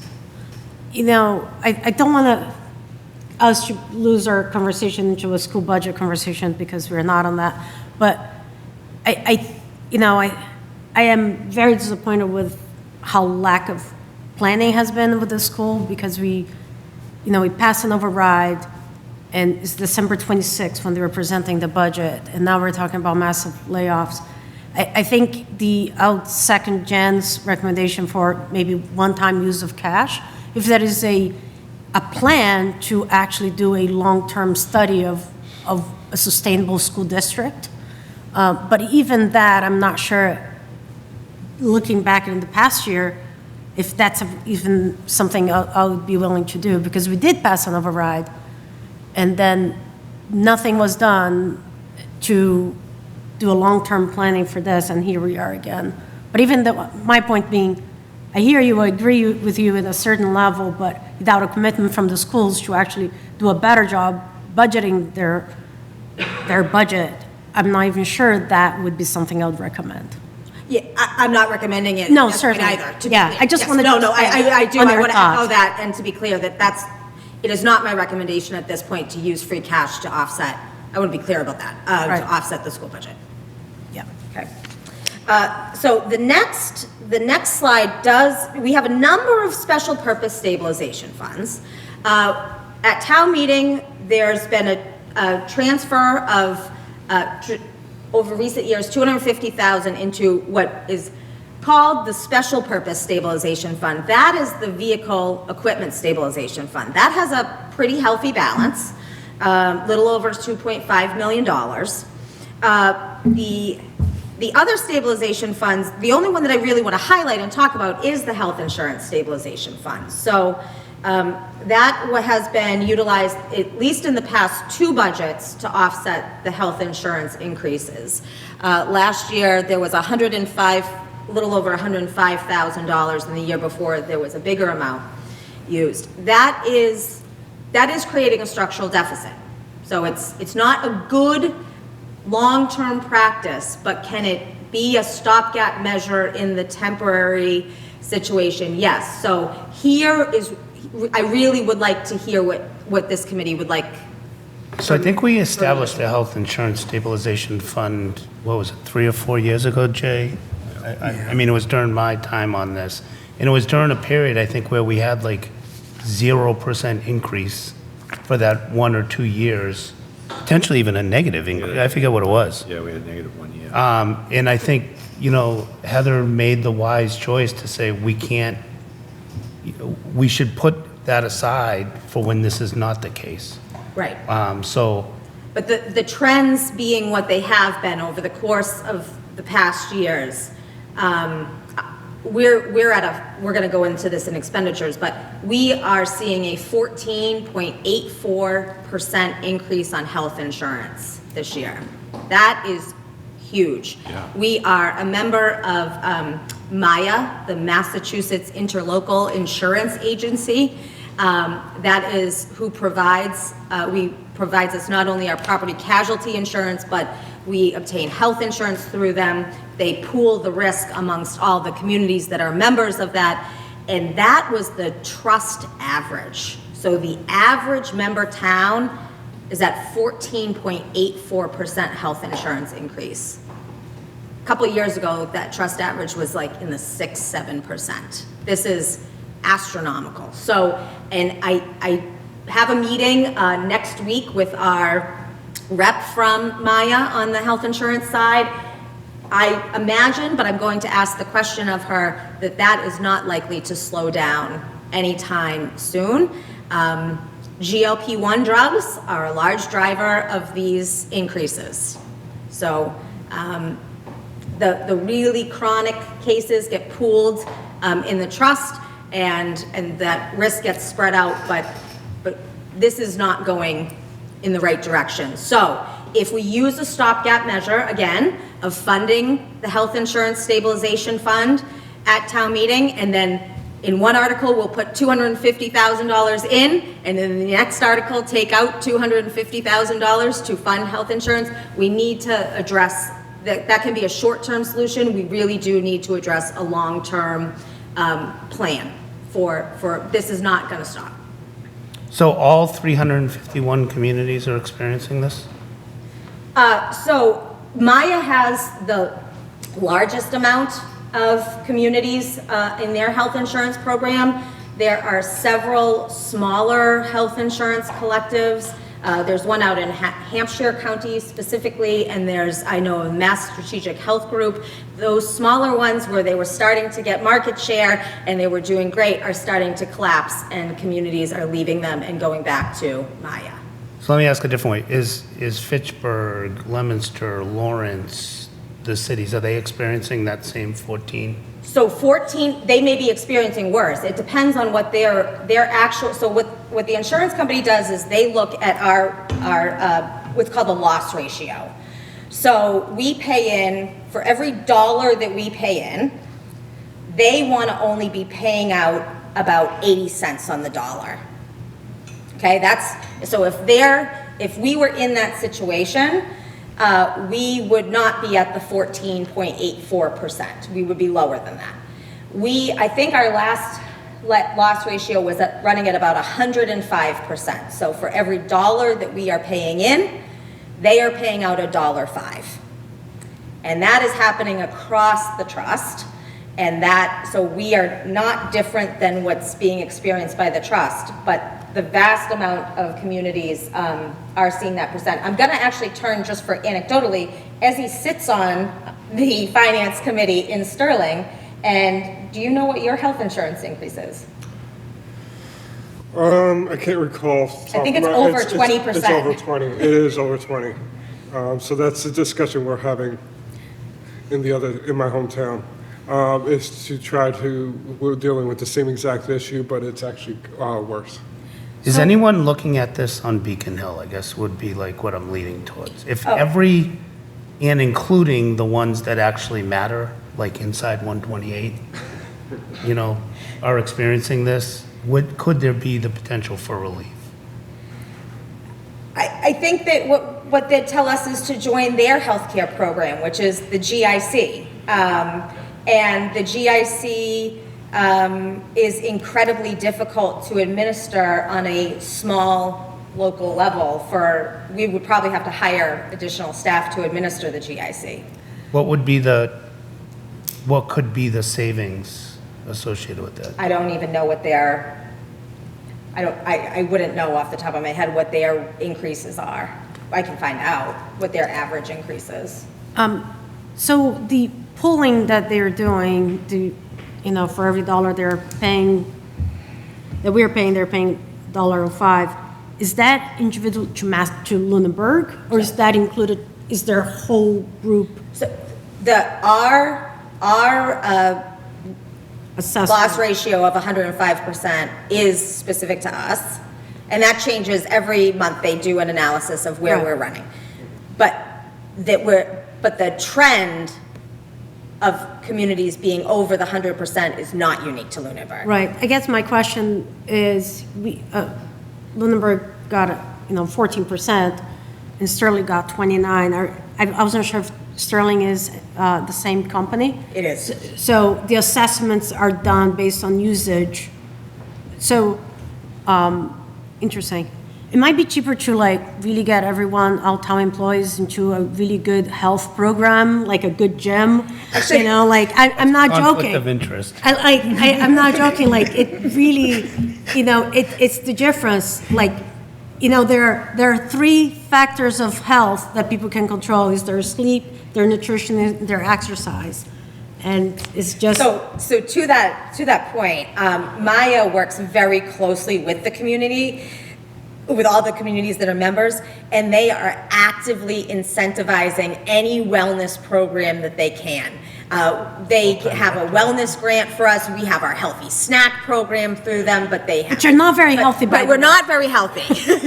But Historically, I was at my job, I was on the insurance committee. We had a broker come in, and they said those are all really good, but they don't reduce your cost very much. Historically, those wellness programs, stopping smoking does help, but it's not the reason why things are the way they are. Individually, you could say, yeah, if everybody exercised more, yes, all that's true, but that's not the way to do it. And it's not, what's driving our losses are not typically, I haven't, until I meet with Tara next week, I don't know what our actual losses are, but typically it's not the one-off heart attack. It's long-term chronic care management, which is indicative of the state of our nation. A small percentage of the employees, in general, have a large percentage of the actual cost. And I do want to just kind of highlight something, because I think that the budget task force had been looking at the potential of an insurance opt-out, where we would actually pay employees, incentivize them to leave our insurance, to go get on, whether it's a parent or a spouse's insurance. The brokers have advised us that at this point, that would actually send our loss ratio the wrong way, most likely, that the healthier people are more likely to leave than those that aren't. And so by doing that, we may end up in a worse situation. And we'll be like 19%. Anything else on health insurance? it is the biggest uncontrolled cost driver in our budgets. So the next slide is other post-employment benefits, OPEB. These are the benefits that an employee will receive at the start of their retirement, medical, dental, vision. We have always had OPEB liability. It's always been a liability on the books. It wasn't always quantified. Not so long ago, there was a quantification done of what all communities' OPEB liability is, and some towns started funding their OPEB liability. Again, another indication to bond rating agencies of a community's health. Our total OPEB liability as of June 30th, 2024 is a little over 52 million. And it is 2.69% funded. Not great, but we're chipping away. But it's not horrible either. If you go, if anybody's interested, if you go to the PERAC report, many communities are well under 10% funded at this point, and only a very small, I think under 5, are at 100% funded. Leominster is one of them. Is it? Yeah, I think they were the first ones that were fully. Interesting. Okay, so next slide is other planned uses of free cash. So these are, most of them except the last one will all live on the town meeting warrant somewhere. There is a special projects warrant article that lives outside of the regular capital article. You heard Ruth earlier talking about decommissioning portions of the TC Passios building. So there is $75,000 apportioned for that. The Board of Assessors received a number of directives from the Department of Revenue that must be completed before the next 5-year revaluation. One of those directives is to fix the neighborhood codes, and this is $27,500 to hopefully achieve that goal. The DPW asked for about a $250,000 capital item to repair the road network within the cemeteries. Although that could not be supported in the capital budget, there is $50,000 to do some crack sealing and address the worst of the network. So that is one use of free cash. There's also fiscal year 2025 transfers for $500,000. These are less discretionary. Snow and ice deficit that we talked about, $415,000. This is why I am increasing that snow and ice budget by $110,000, so that next year when we have a deficit, it won't be so big, hopefully. I have a typo. School special education move-in. This is to cover if there's an unforeseen move-in at $50,000. And then we do have a grant that there was an expenditure under the CARES grant that was ultimately, when we submitted it for approval, was disapproved. It's sitting right now as a liability. We do not have to cure it in this budget, but we need to cure it. So it's $36,250. And that is proposed to be cured in this budget.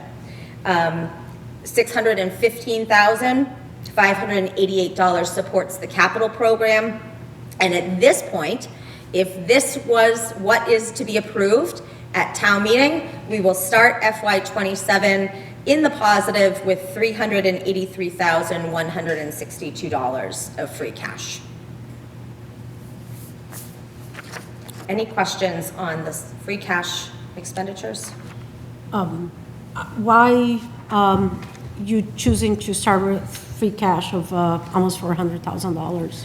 Well, that number was a lot lower earlier today until we had some movement. I am not married to that whatsoever. I would like to start with some free cash, but if there are expenditure needs, particularly ones that are one-time in nature, I'm happy to have a conversation about those and change that. So this is where it is now, but. Gotcha. I know Capital Planning Committee, I've requested that they convene again. Perhaps they'll put more capital items on, so. Okay. Next slide is for our preliminary expenditures. I'm going to go through these at a very high level because you are hearing from the department heads in detail and level of granularity about their budget. But these first two slides are our total expenditure summary by class that we vote at town meeting. You have what the FY24 budgeted number was, the FY24 actual number was, FY25 budgeted revised. This includes, why is it revised? So if there were any budgets that were adjusted from May at the special town meeting, it includes that. And then if there were any transfers between budget lines, both in or out, so sometimes it goes up, sometimes it goes down, that's the FY25 revised. And then my recommendations for total values for FY26. So I'm not gonna necessarily go through each of these here. I'm gonna go through the highlights of what is driving changes in each of these lines. If we Is go. this aligned to what we've heard over the last few weeks? Will you, yes, from the departments? Yeah. Yes, and so if there's something that either I wasn't able to fund or that I've added to, I'll highlight that on the individual slides, but it does align with what you've heard. Okay. Yes. So for maturing debt, one more. Oh, Oh, you're moving the table. what? The table moved, but the slide didn't move. So. Oh, I was on the which- next slide. and- So next slide. Oh, So maturing debt, next slide. oh, There we go. Okay, so this is what we're paying for debt service. So our total debt service is, and this is an actual figure, $2,547,440.36. That is a decrease of 13.39% or $339,881.14. Why is it going down? We have debt service is decreasing as principal and interest is being paid down. So ideally, you want debt service to stay flat. You want it to be level. So we don't have another borrowing right now to fill the debt service. So $284,412 I'm proposing to use to offset the capital program for FY26. Why? Because it is one time in nature. This is one time in nature. It reserves our borrowing capacity for the future. The remainder of the savings by the reduction of a little over $100,000 is being utilized to offset other areas of the operating budget. This is not a budgeting best practice, but this is necessary to get to a balanced budget. but we've done this the last couple of years. Yep, Yeah, we have rolled all, and this is regular debt, yes. not excluded debt, yeah. Over It's the past, Debt service on both. It's both. Like we did, yeah, Chromebooks we did last It's year, the- which are an it's the ongoing. total debt. It's regular and excluded. It's all one big lump number. because I know we have had regular debt that matured, that rolled off the books in the past few years, and that money was just It got absorbed into the operating budget. into operating budget. Yep. And so- And I've been screaming that that's not good practice for the longest time. So what I'm trying to do is to not roll it all into the operating budget. Right. And why did the free cash number change earlier today? Because I moved this money, I moved as much as I could to offset the capital program, freeing up some free cash at the bottom line. Okay, so that's exactly why that free cash plan changed between the one you had in your folders earlier and what you got dropped today. Again, this could change, but this is my proposal. I think it's a better practice than to just offset. Next is general government unclassified. Whole host of things under this, but all types of insurance, unemployment, and the salary reserve, and some other smaller budgets. This has a $353,000 increase, 8.24%. Items to note here. Health insurance increase of 14.84%. However, you will see, as he is going to share with you next week, the sheets that are behind all of these numbers. You will see there is not a 14.84% increase on the line over last year. Why? Many communities use health insurance line to balance other lines. It's a source for transfers. It's a source to yield free cash.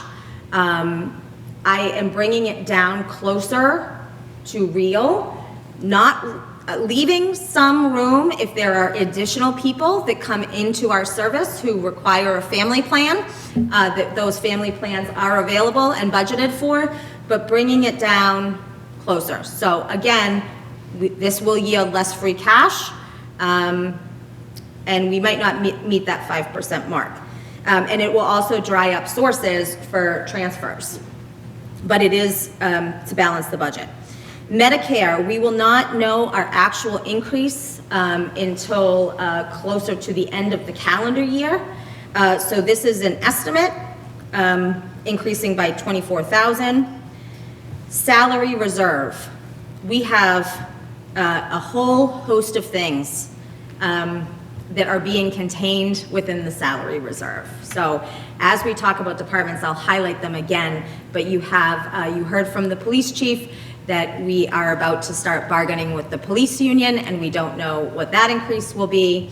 The DPW has not bargained for FY25 or FY26. Their contract ended in 2024. They've changed unions, so we don't know what that will be.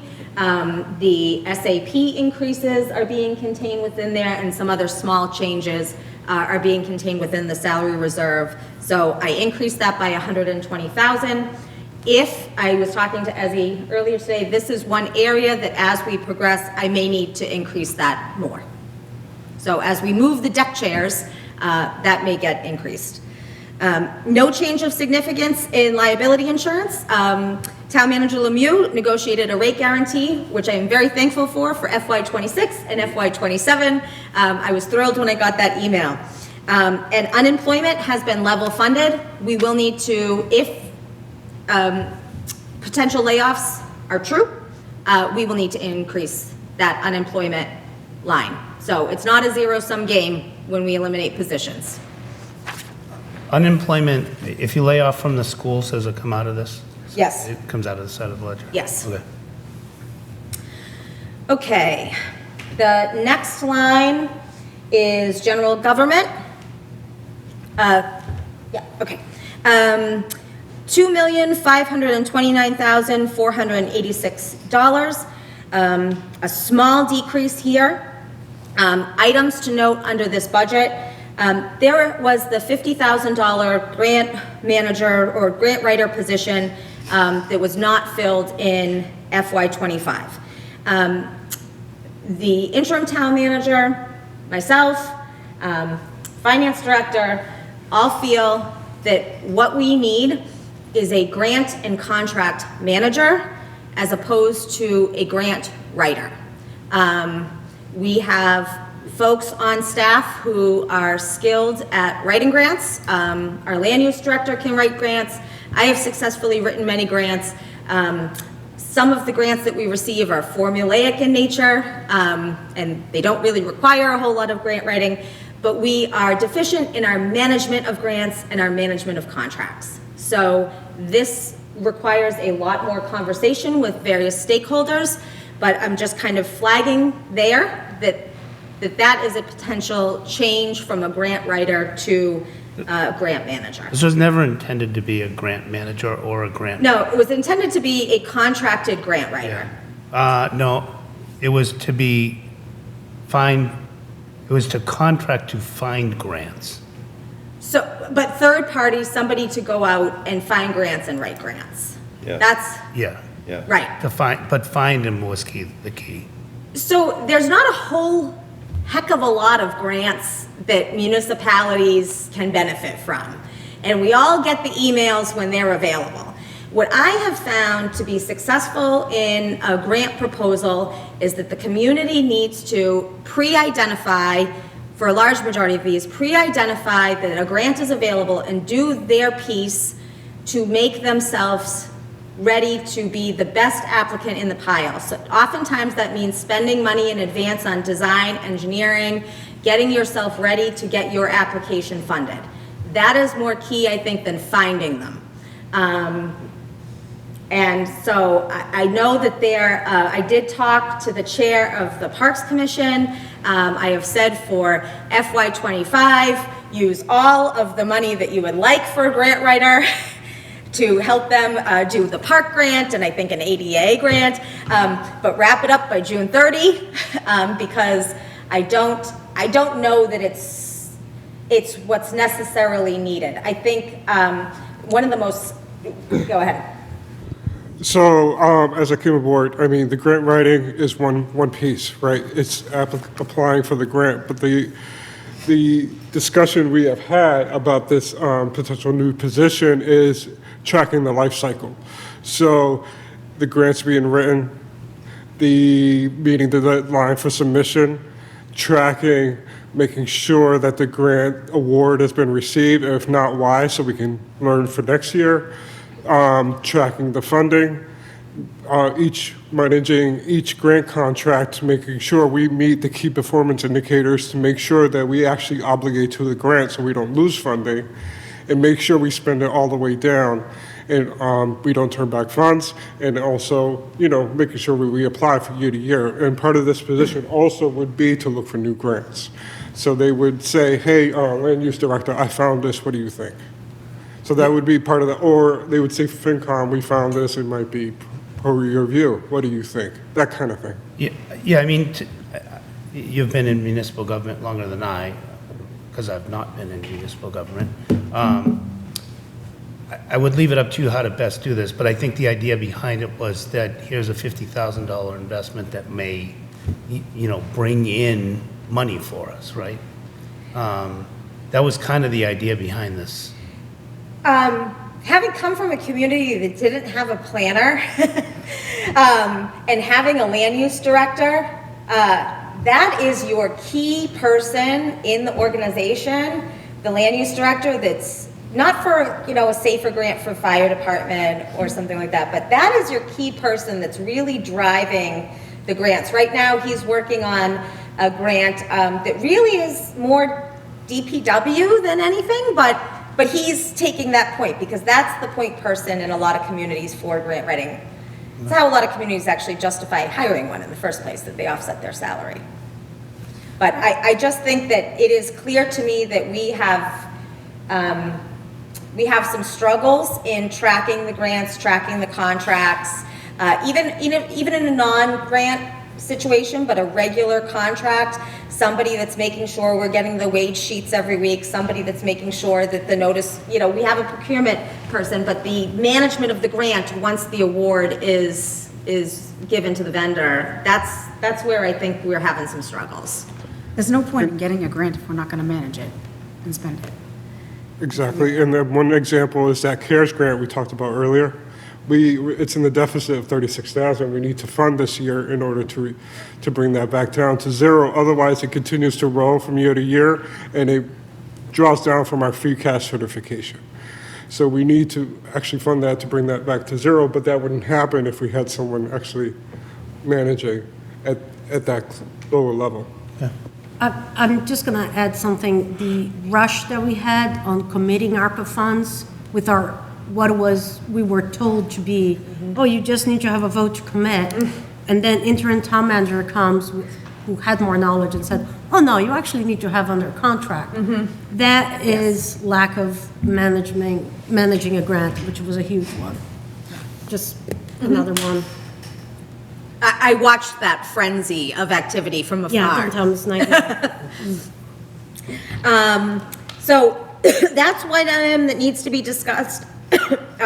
We'll also need to vet out some discussions within the accounting office for some succession planning. We have a known retirement that is going to be in the next year or so, and we need to plan around that. I think we need to start resourcing our overall finance department a little bit better, and so that is going to be discussed more fully with some other stakeholders. We are increasing the hours of staff support for our staff member that assists with managing the SUSER contract, and she also is our communications person, so increasing her hours.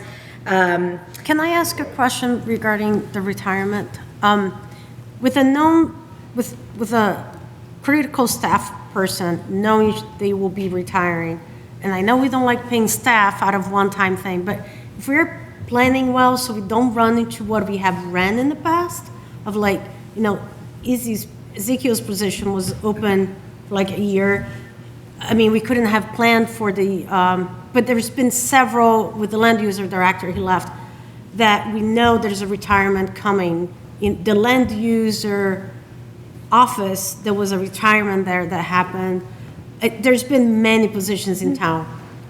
Wouldn't it make sense to then tap into these one-time resource funds to hire ahead of the time of that person retiring so that there's a smoother transition into the operations and we don't run into issues like... That's not something that I've considered previously, but it's at first blush, sounds like not a bad idea to explore. Or training program for somebody within the same program? Or bringing in vendors to do training for new folks, right. I mean, I would think like, someone's going to retire 6 months from now or a Start year the from new now. person. Put the job ad now and use one-time funding to fund that extra position. Because the cost, I have been in small business and I have ran many departments that are small in nature. And whenever you lose a key person and you bring someone else in, it takes several months. And the cost of that in such a small department is huge. We're not talking about 1 out of 10. We're talking about 25% of your workforce. Now it's gone, and you can't just expect the other 3 people to absorb that. And to that point, in municipal in particular, a lot of what we see, we only see once a year. So for the new person, you're not even seeing that thing for a full year, never mind learning that thing. Right.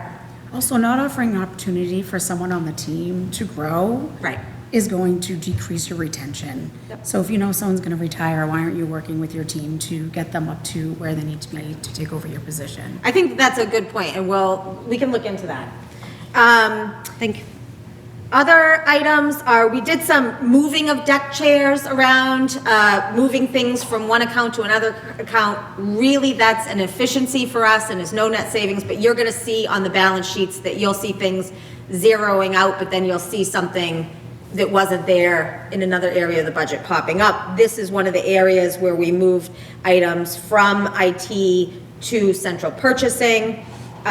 It's not a presidential election year, so the elections budget has decreased, and we are consolidating the building, planning, I wrote building twice, Concom, ZBA, all together under one land use department. Doesn't change anything, gives us a little bit more flexibility in the bottom line for cross-resourcing. That is one area that the interim town manager had talked about doing some shifting with the staff there. I don't think we have the runway between now and town meeting to do it, but I have committed to having that exploration over the next year where you have more admin support across those multiple departments. Putting this all in one department, one land use department, gives us a little bit more flexibility to do so. Doesn't really change anything numerically, though. I have a couple questions regarding that. Is that something that has been discussed with the committees that are touched by that, or is this just an idea that you haven't done the due diligence yet? So it wasn't my idea, so I don't know what the conversations, I don't know how far the conversations went. I know that they went both to the support staff, I think, has heard it, and the department heads have heard it. I don't know if the department heads brought it back to their committees or not. Okay.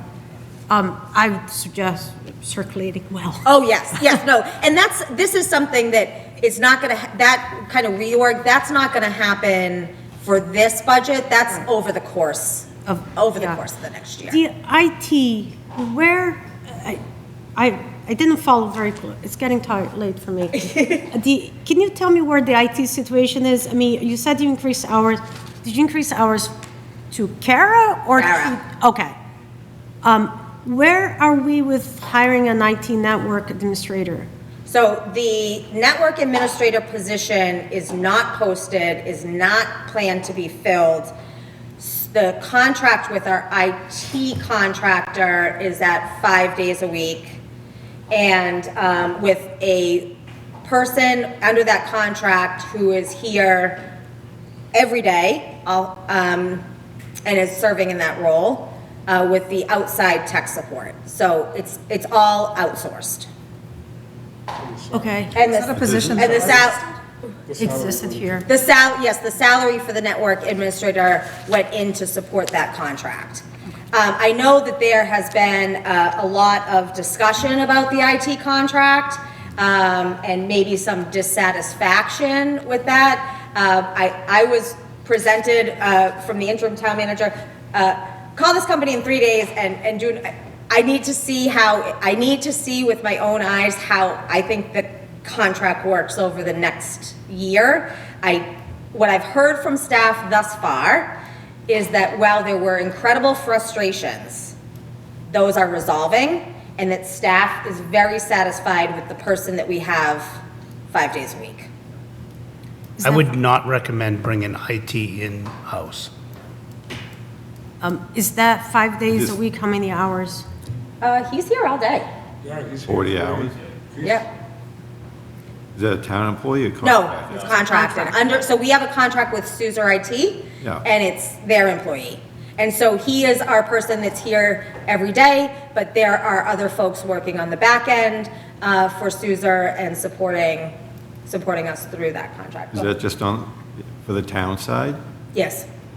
I will say a lot of the dissatisfaction has been with Munis and our server. And a lot of the blame has been passed on to Suzer, but the server, at the purchase of the server, it was already a used item. It wasn't a new server, and I don't think the capacity at the time was fully vetted.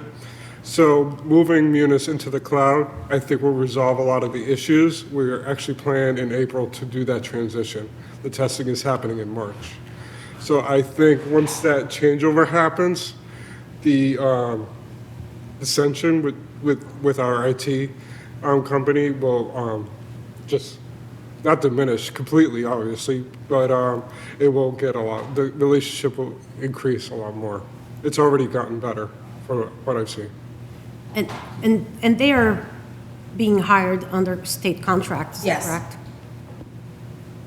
Yep, so it's we don't pay them directly, we pay SHI, who's on the state contract.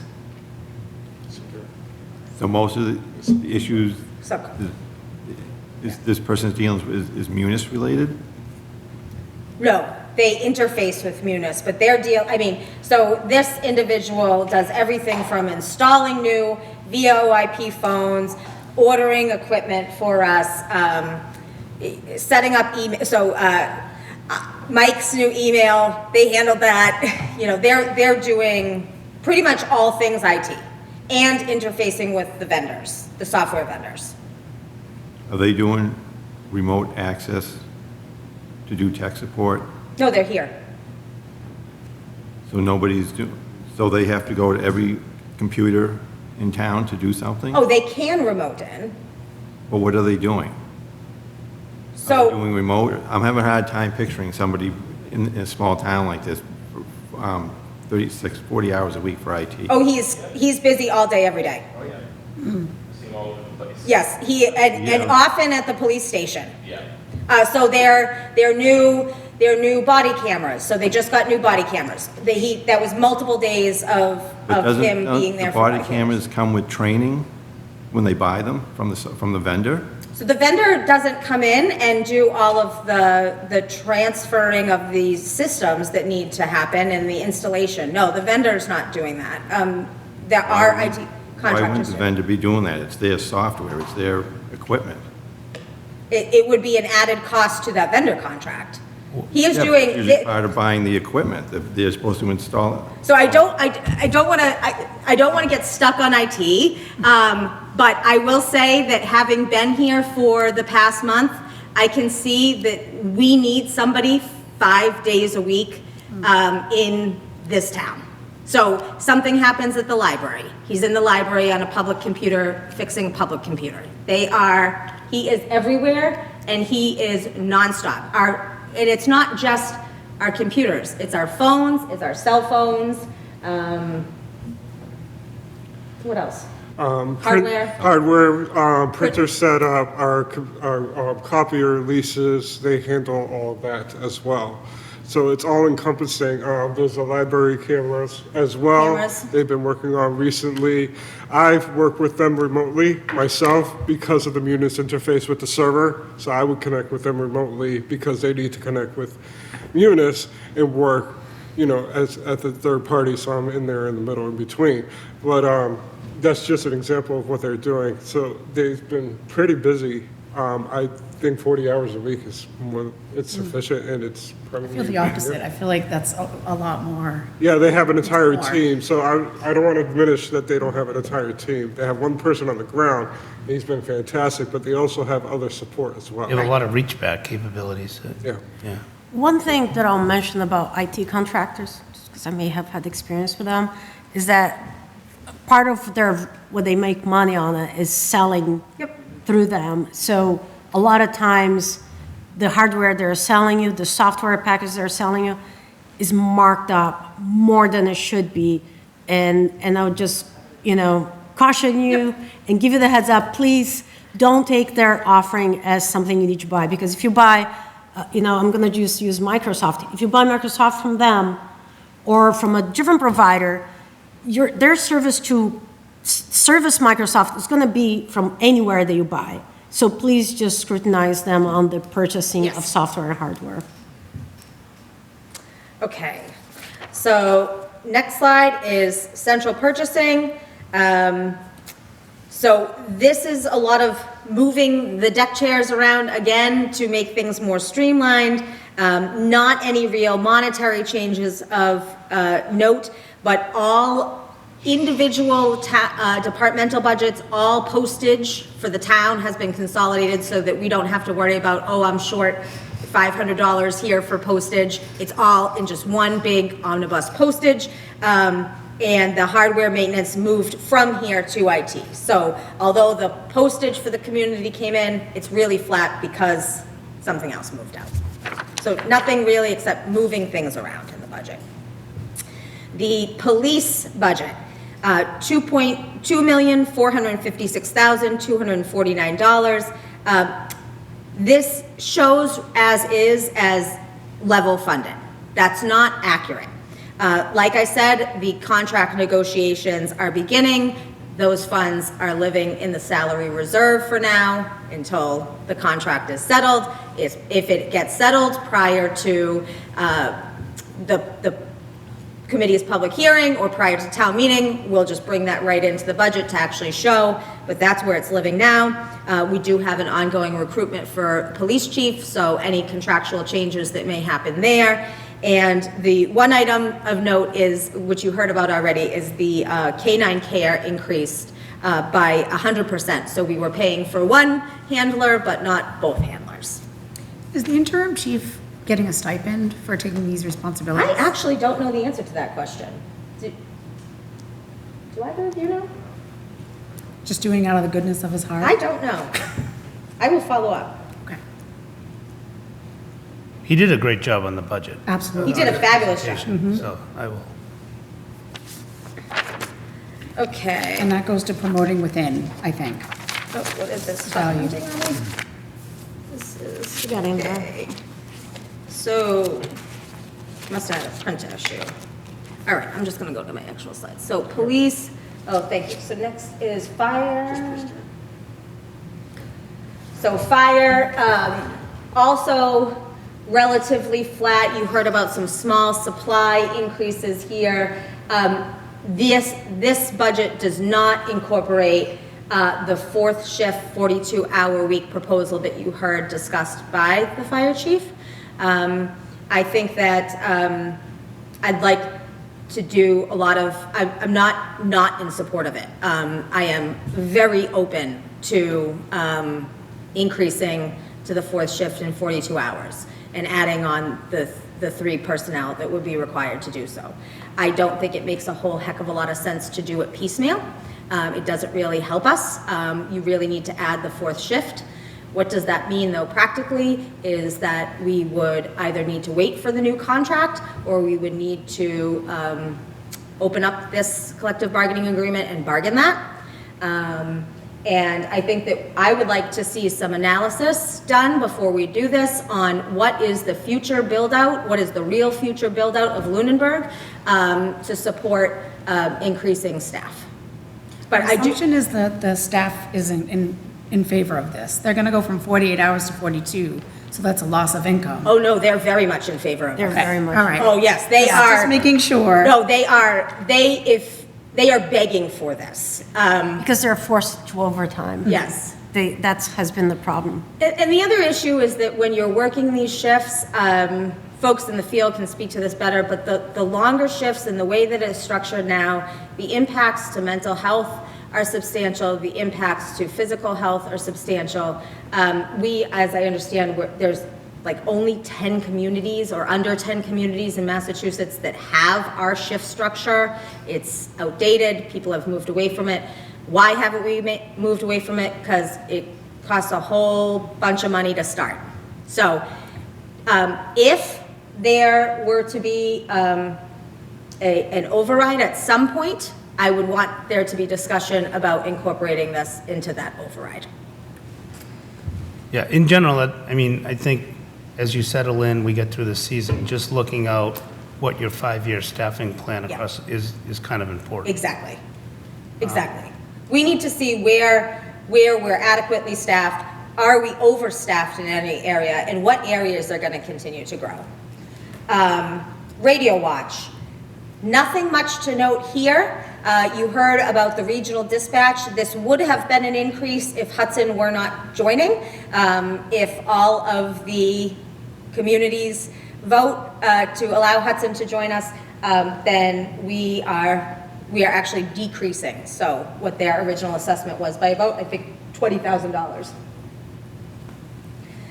Other protection, this is emergency management operations. This has a substantial decrease, but no actual cost savings. And that's because the building commissioner lived in this other protection line and now is living under that land use department.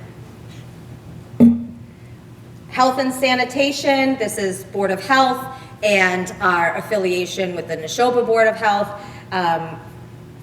No changes to note, other than I will say that this is an area when folks talk about regionalization, this is where we already are regionalized. We would not be able to run our own Board of Health likely with this amount of funding. So what we pay to Neshoba is very reasonable for the services that we receive back.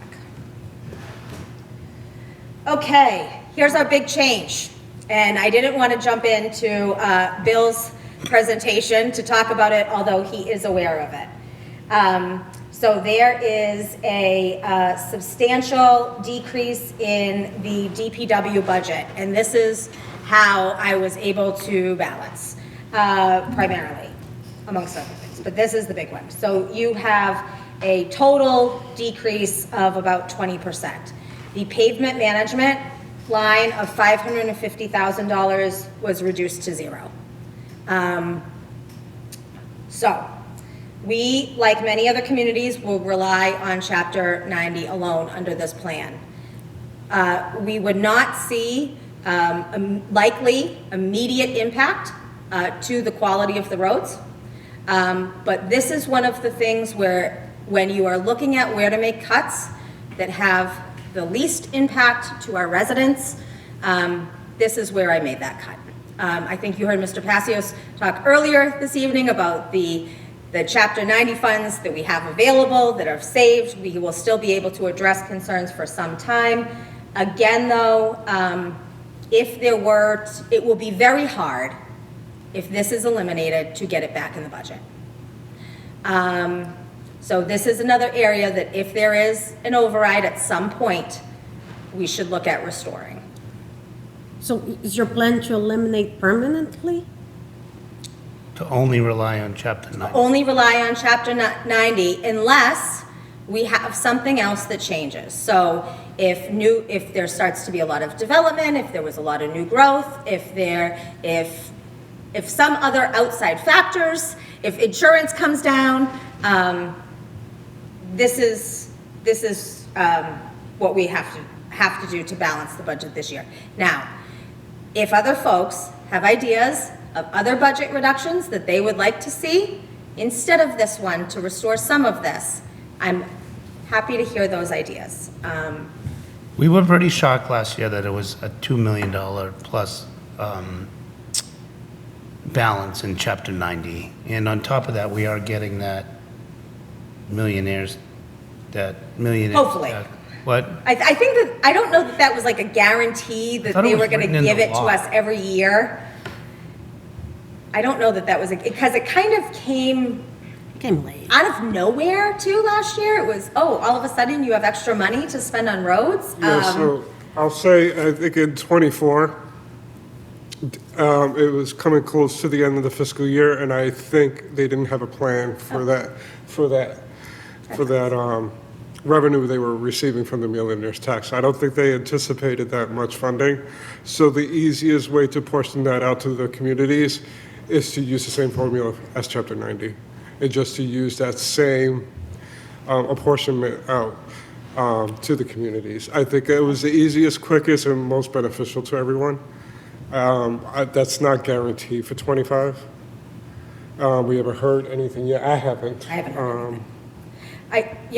In talking about reducing this, I was talking to one of my colleagues in the field, and I said that this is the way I was going to balance the budget, because we were talking about how are you going to balance the budget, and they remarked back, oh, we eliminated that years ago. It's already gone for us. So it would actually be interesting to see how many towns supplement still their pavement management program with tax levy.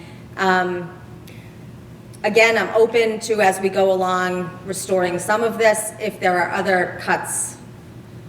There is a lot of pride in our roads. They're fabulous. And that's why I said I don't think that you'll see immediate impact. So, Do you have a contingency plan in 5 years to, what's going to happen? So here's the thing.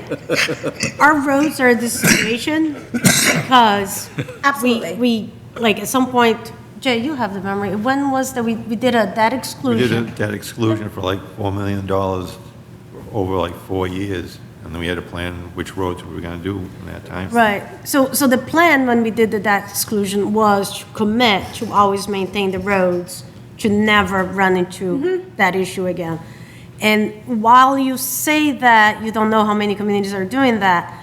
If you watch Fitchburg, they're on the opposite end, and they're trying to develop They're a city, though. That's a whole different. Well, I mean, the budgeting, their way. I just want to stop because they don't have town meeting. They can go to city council every single week and change their budget. Every single week. It's very different. But you can go to Shirley and see the same thing.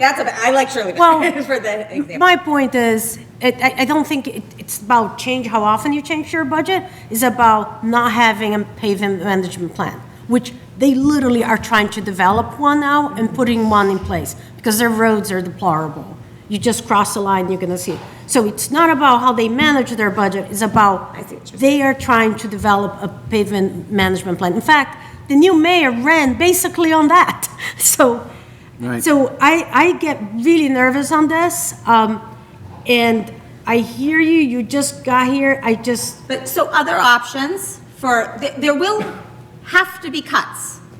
There has to be cuts unless we're going to pursue an override. So if this is not the cut that the community would like to pursue, other options are the trash program, because although the solid waste part is supported by the pay-as-you-throw program, the recycling is not. We could do staff decreases in some sectors, but we start to cut into actual service reductions in other areas. So we can talk about service reductions. I was trying to be least impactful to service reductions in the community. And it is a values choice. It's not my values. It's the residents of Lunenburg to vote at town meeting. So I would recommend, as it relates to pavement management, we went out to a consultant, they mapped all our roads, we know the status of them as of, was it last year or the year before?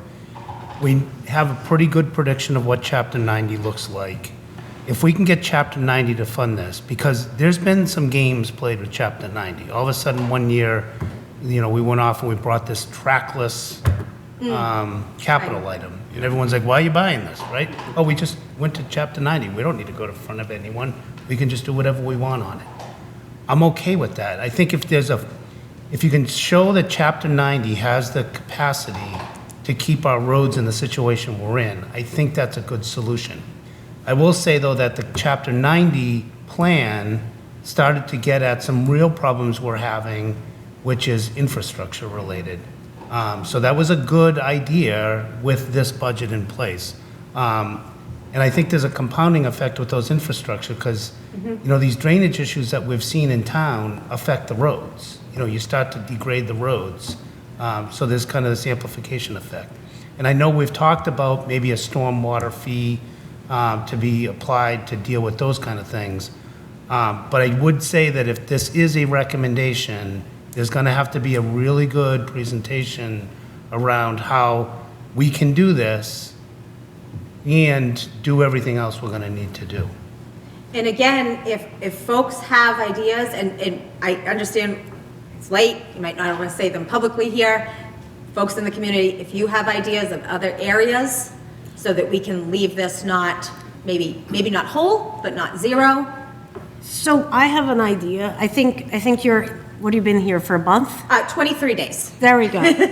I don't think we should go to zero, and I don't think we should make a plan to not fund it in the future. I think maybe part of the free cash you have for one time, we can establish to be used for one time in this case, in order to give you time to actually plan and prepare for future. I don't think we're in the time to ask for an override, but that is a way to use, or if we're not funding $500,000, we'll be funding maybe $250,000. And that way give us we're certain that we can still keep with the plan, because that plan for the town was very costly.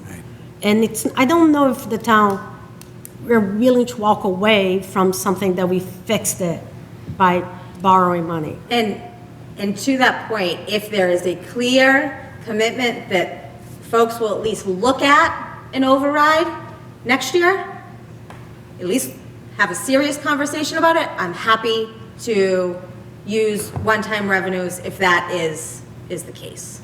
I don't want to say I'm going to use free cash to supplement this, use that free cash this year, and next year you'll be back in the same exact situation, because the other thing that I'm doing is with tightening up the health insurance, with pushing those local receipts, we should likely have less free cash. So the ability to continue to offset with free cash is reduced.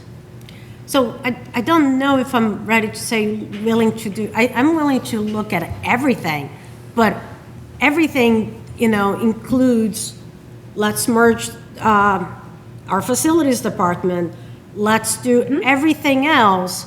I don't think override is the only thing we have to do, we could do. And I think Chris Ruth is absolutely right. I think that if we merge something like the facilities department, we may not see savings. We actually may see an increase, but the long-term savings, the efficiencies that are realized, the higher level of services. I did many intermunicipal agreement for services in my last town. It was a small town. We shared a lot of staff with neighboring communities. Every single one of them cost us more money, but every single one of them yielded a level of service that the residents could actually appreciate. And so, I actually think in the short term is going to help because the schools have been without a facilities director for 3 years. Things break and they don't know. They had a facilities director for a little bit of time, and they went on the roof. There were 3 units that were burned. Nobody knew. So there's a lot of cost that is happening because we're not taking care of some pretty expensive buildings. This is our brand new building. So I actually think we might realize some savings sooner. So I don't think it's one thing that we should be signing up to do because that's. Yeah. I have seen this done in other towns, down to a zero budget. I think the issue is going to be showing residents what you're going to be putting together to supplement that through the Chapter 90, kind of like a good faith contingency plan and an actual plan. You can't just say we're cutting something to zero and not show the work. I think if you have the work, I think that'll be fine. I don't think it's a bad idea. Yeah, I kind of agree. I do think you could go to 200, 250 on it maybe, and say because we have $2 million built up in Chapter 90 at this point. yeah. But so if we go to, I still need to find that other money somewhere though. So every dollar that I put back, and they are not, I'm going to be eliminating positions and services, actual services. So buildings perhaps, I don't want to put out fear of where those may be, but there will be service reductions in some level. And this is a service reduction. I think I'm with you on this, honestly. Not being just being here 23 days, just me being here a year, we still have outside knowledge of works in towns that is valuable. So I just don't think having the internal cultural knowledge of Lunenburg is what we should be looking at. It should be more of a big picture knowledge of fiscal responsibility to the town and programming for our town as well. So. I think, in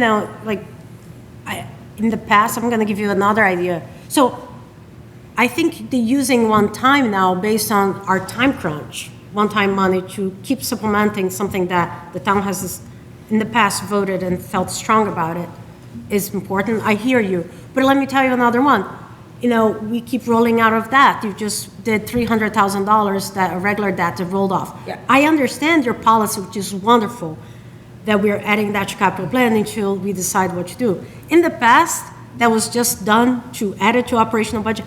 I don't want that either. But that may be what we decide to do once we have time to breathe, work with you, and figure out a good plan. So that's why I think the one-time use here is warranted, and starting immediately, we'll start working on. And the other thing that I think we should look at too, and it's a conversation that we should have with our DPW director, is how much can we actually do in a given year? Because I don't want to take free cash that could be used for other things just to make people feel good that we didn't decimate this down to zero. If all we're going to do at the end of the fiscal year is because of the short window to get paving contracts done is turn it back over to free cash. And so you will see how much free cash we turned over from this line. But I don't want to. I was about to pull that out. Okay. I don't want to just. I agree with that too, because I have seen a bit of a shell game on that. Right. I'm very interested to hear what, select board thinks on this one too. I assume you're presenting to them this budget soon? We'll talk about it, yeah. So where are you redirecting the $50,000 from the excise tax that goes to the pavement management plan? I can't hear you. $50,000 from excise taxes that has always gone to the pavement management plan. So I don't have the institutional knowledge of what you're discussing, but excise tax is in our local receipts, so it just comes into the bucket unless there's something else specific. There's not a one-for-one direct, there's not a motion at town meeting to transfer motor vehicle excise direct into the pavement management plan. Yeah, we would take in $50,000 from the receipt of excise tax into the pavement management plan as part of building it up to the $1 million goal. I just want to, I've read your motions and that doesn't exist in the motions, so. Is that for policy or something, or just I don't know if it's policy, but. It might have been a discussion point, but on actual, the transfer that happens at town meeting, that's coming, it's all, so all of the local receipts, which motor vehicle excise is part of, is all under raise and appropriate. It's all just that bucket of raise and appropriate from the tax levy. So there's not a one-for-one from a particular type of receipt to the pavement management plan. It may have been stated like that, but in practicality, it was, there's just a bucket that is transferred to all the omnibus budget, which this is a part of. I'll just say, go ahead, I'm sorry. You were- I don't know, am I the only one that? Well, you've been on this. That might be with the committee for 50,000, like 30 years, or I the think. 500 from Earlier general tonight. and 50 from, I don't remember that in any of It my, was, no, under the previous town manager's plan to increase the pavement management plan to get it up to $1 million to maintain our roads, was to take $50,000 from the receipt of excise taxes into the pavement management plan. Yeah, I'll share the motions with you. After that wasn't, I mean, it may have been that we can support increasing $50,000 a year because there's increasing motor vehicle excise tax, but all of those local receipts that were on that previous slide, all just go in one bucket.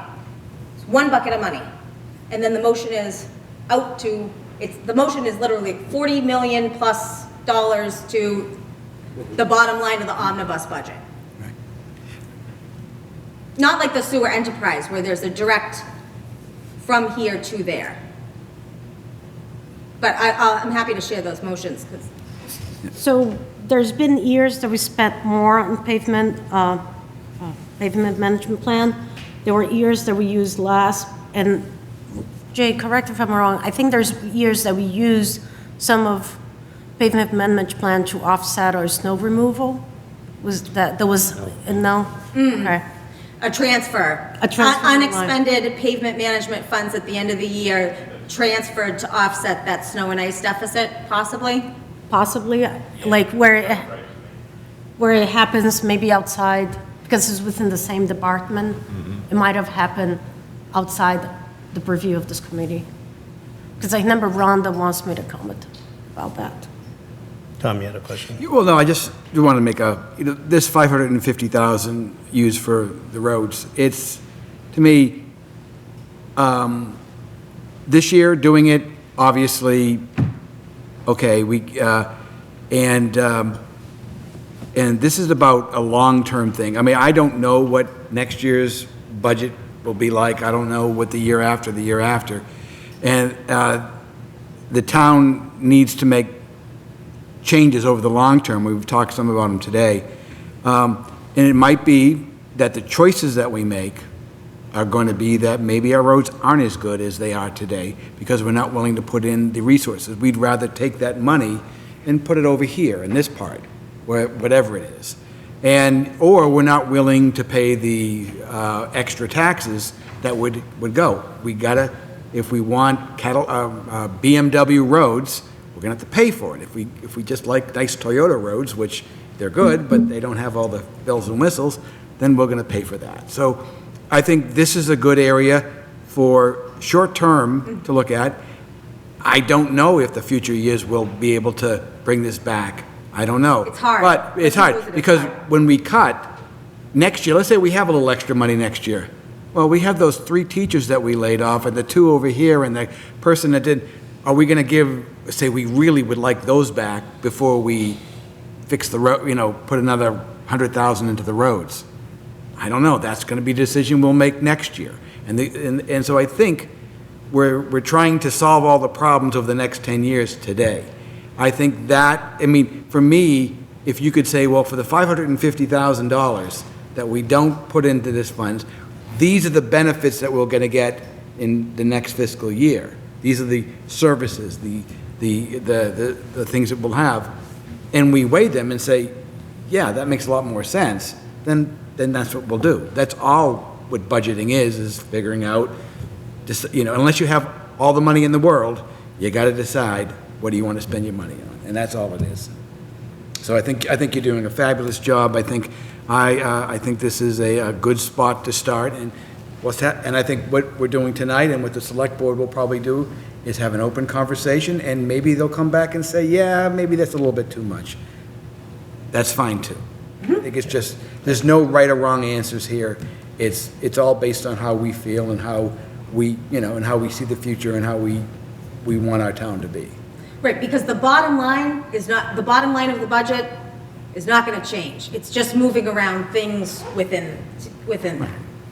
So I spoke a little bit about the increase to the snow contracted services of $110,000, and there were some other, all the other requests spoken to earlier this night have been supported in this budget.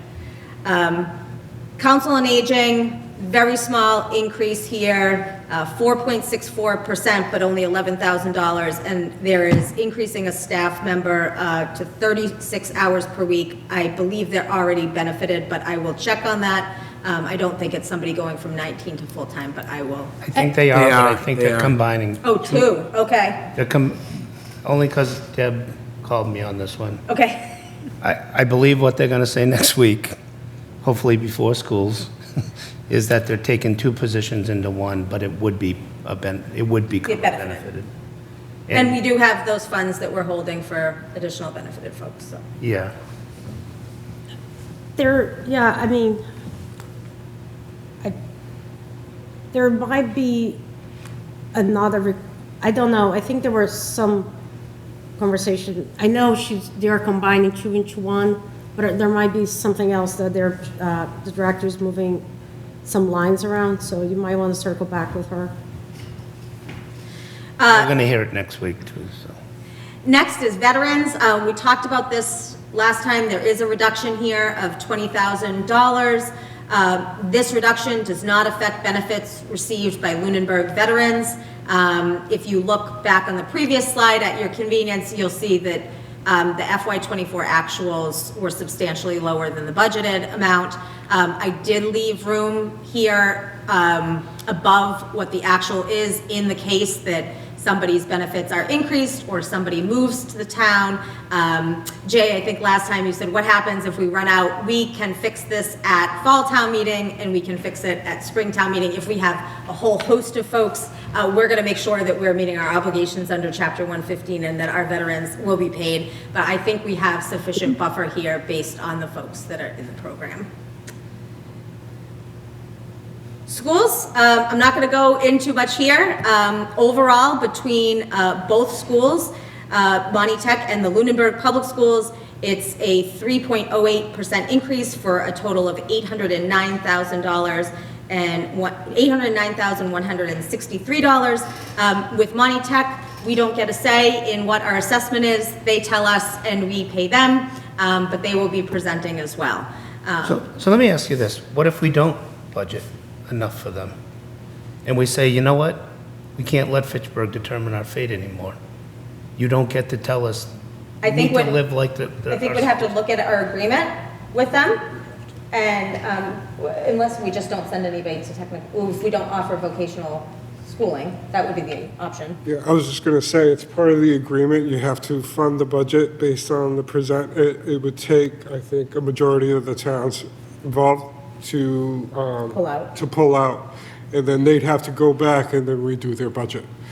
So let's say Lunenburg votes no to the Monty Tech, and let's say Fitchburg votes no. I don't know how many schools are in it, but if the majority of the town votes no, then they'd have to go back and present a new budget, because I'm actually going through this in my hometown. But if, for example, Lunenburg votes no, but nobody else does, we have to either cut services from our general fund, our omnibus budget, and we have to fund it based on the agreement. So we'd have to fund it out of our omnibus budget. That means major cuts, or we have a special town meeting above and beyond our regular special town meeting to raise and appropriate these funds. Or go to a super. So I'll tell you, super. I asked our representative to come in December, never got a response. For Monty Tech? Yeah. Okay. And I will say that I think that the budget should be presented to us before she goes off and agrees to vote on a budget prior to having a discussion with the town. And I honestly think we need to get with Holden and all the other towns that are not Fitchburg and Leominster and start getting together and saying, no. So Leominster We is can not part of- only increase Monty Tech's budget by the same amount or less than our own school's budget. And I think the other thing, I had a conversation with one school committee member. DESI puts all sorts of reporting requirements on us. I think we should say, no, we're not going to do this stuff. We're just going to refuse to do it. Let's be like whomever it was that said, no, we're not, bring us to court if you want.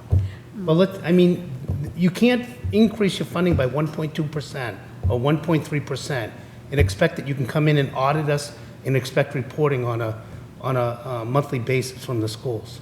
No, it's done. We're done. We're not doing it anymore. What's the percentage of students that go from Lunenburg to Monty? We have a pretty good, and I want to say I am very much in support of the technical schools. But I'll tell you that I've done a lot of sports there, and you go in and there's like 1 million TV screens all over their gymnasiums, and they're perfect. And it's like, well, of course they are, because, they don't have to answer to us, basically. They just tell us what they want. Well, they are coming next week, right? So I know, and hold their feet to the Well, I fire. don't know, so Lunenburg has a representative within that school. How does that person get nominated or elected to that board? I think Because I don't see her name in town elections. But the I think Fitchburg it one is. has like 3, and they we have 3 Leominster. I know, but I still, Not what is Leominster, I guess. Lunenburg, Leominster's on, how yeah. does Lunenburg send someone there? I think they're elected. In town elections? By the select board? Yeah, I'm pretty sure it's a town manager appointment. I could be wrong, but. So it's your fault. Well, let's make sure she's here next week and not just I think she'll be the here. She tends superintendent. to come. Yeah, she'll be here. But I think the process is broken where they come to us after the vote. Yeah. Just to get our recommendation on the budget. They don't seem to be representing our town very well there, whoever it is. Well, yeah. Only got one vote. I don't want to disparage, I don't know who it is. Barbara, but this one frustrates me because it's like, here's a bill, and you're stuck. In Gardner, in Fitchburg, don't have to pay squat per student. You got to pay $13,000 per student. They pay $2,000. It all comes down again to Chapter 70 Yeah. and the broken system we're living under. But it only compounds the effect because this one is outside of our control even more. So many of the systems are broken, right? Chapter 70 is broken, 40B is broken, Prop 2.5 needs a revisit. It's all difficult. All right. I apologize if I offended anyone on that rant, but this one, it just bugs me. Library, this is as was presented by Muir a couple weeks ago. I often see in communities that are going through difficult financial times that libraries are first on the chopping block, as is other kind of service areas. I would not like to do that if possible, so I have supported this request. So, I will say they need to charge for their programs. Their programs are free? Yes. Some. The Yeah, so- rec so- department charges a certain Yeah. amount, I was and the gonna ask, library is- does it for free. Yeah, is- Same exact program. right, so let's go back here. Is this so, now I remember, the interim town manager's budget for them was $625. So are you funding them at their request level? This is what I received from the interim that was discussed with them. No. If that is different, That I is don't. different. So I received a stack of papers when I started, so it's kind of hard to follow. I didn't receive a spreadsheet. Yeah, so the interim town manager gave them a budget of $625. And Ezzy, I don't think is involved in any of the Yeah, oh, he's conversations here. with department heads. It's this paper here. Thank you for being organized. Yep, right there. We have it, and he gave it to us. You have Here. it? Yep, Mary gave it to us, this paper. So, yeah, I'm not in accordance with this. All at right, so we'll take another look at this? Yeah, because Happy to. this here, they just increased their programming, according to his request, from 15,000 to 21,000. The senior center gets 5,000, and they ask the seniors to pay $5 for yoga chair.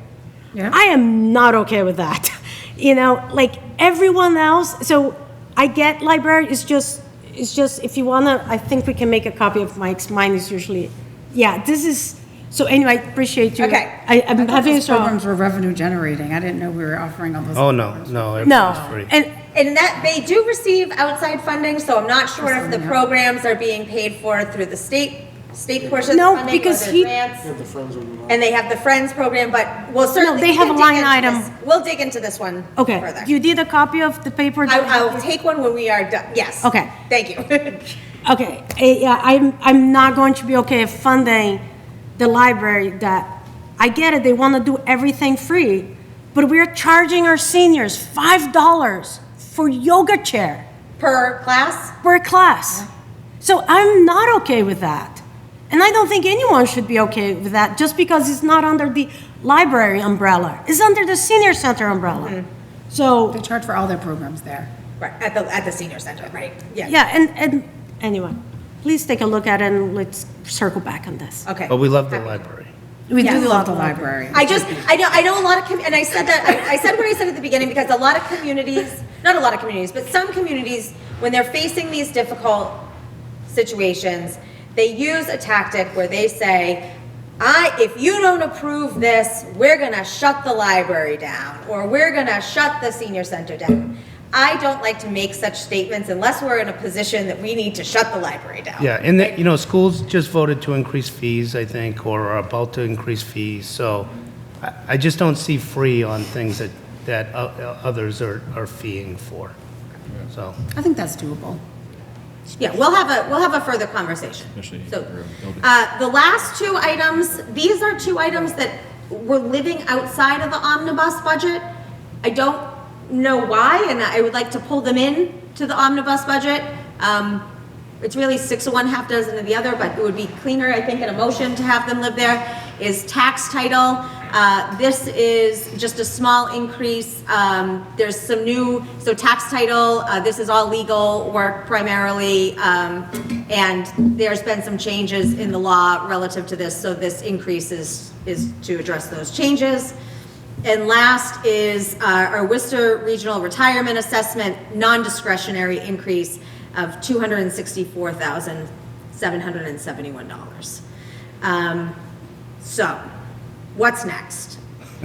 We will continue to revise these budgets over the next several weeks. I see that I still have that 3/28 date wrong, but that's not it for your public hearing. So you're having a public hearing on 3. So we had done this whole work, and you probably have the memo, and it Yes. backed up to a point where I needed a public hearing on the 13th. 13th. So that we could vote on articles, have a fresh mind, vote on articles, review a draft report, and then have one more week to finalize a report. Now, I do have a question for the committee. If the budget changes after your public hearing, are you comfortable with changing the motions or no? Or do we need to be final? When you say change, what do you mean change? Change the bottom line, change? Not the within bottom lines. Lines within, not the bottom line. Moving monies around. Moving monies around. I mean, we usually vote on a sum of money. Okay, bottom line. And Okay. I always hate that, but, yeah, I mean, the only other alternative is if you truly need more time through all this process, this is all driven by getting a final report in the warrant article. Right. We can always put a QR code on the warrant article, delay this a couple weeks and do it like that. But ideally, I still would like to have the public hearing on the 13th. Okay. But Yeah, I don't that means see- that, you know, you guys have had to have your votes on articles and make sure everything is kind of Yeah, good and, we're gonna aim for 11 and 18. Those Okay. are gonna be our 2 voting meetings. I think part of that deadline is being driven by printing dates. yeah, it's a printing date then. Yeah.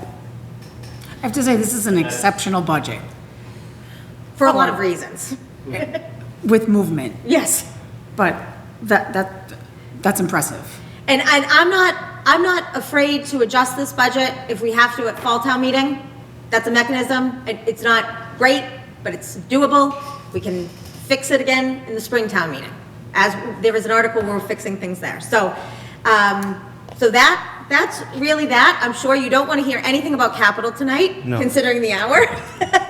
But we should go for at least 3 more minutes, just to. Just to make a point. Yeah. All right, so amongst the board, does anyone have any pressing, understanding that we probably will get another round of discussions and it's late? Any final questions, comments?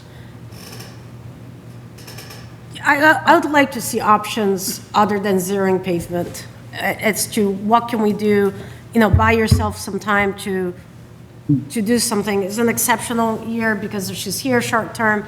Here we are with last minute budget from the school with many layoffs. I don't think, I think we got to make it understand all that and make it reasonable things and not lose our way in between. I'm sorry. Oh, no. You're going to say something? No, I was just listening to you. Oh. No, I was going to say, I feel like that guy with the head there wants to say something. Yeah. Dave always. Yeah. Oh, yeah. I can just see his eyes. Are they closed? No. Yeah. All right, so before I go to the public, I also want to say I think it was an excellent budget in the timeframe. And I do like how you explained what things meant as it went through it, because even though this is like my 5th cycle and I forget. So I think that that's a really good And practice. I am going to clean up all the typos that I have in here and all my errors. And I am a person that strongly believes in transparency, right, wrong, or indifferent in all the things that I do. And this will be online for the public once those typos are fixed. Okay. All right, so let's go to Dave. He put his hand up first. It's now tomorrow, Dave, so. This will be very short. I just want to give you my, Dave Passio's former Lunenburg resident, Finance Committee, and presently in Jefferson, New Hampshire. I don't know what you guys, personally, I don't know why you guys are getting so excited about eliminating the pavement management line item for 2 reasons. Number one, the town manager's telling you that they're going to continue to keep up the roads with Chapter 90 money instead, which everybody was all excited that it sat there for years and not used. Well, now we're going to use it, and we're going to take the money from the pavement management and do other things with it. Secondly, we've been turning over at least $100,000 a year, if not more, to free cash out of the pavement management line. It's been questioned a couple of times, but nobody's ever followed through on it. We're not even spending that total line down. So I'd support eliminating it or dropping it down to maybe 50 or 100,000 so the line still exists.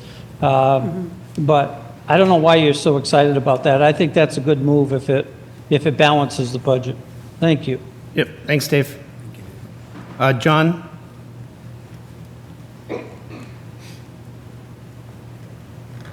Wow, let me tell you something. You guys are like out of your mind being here this late.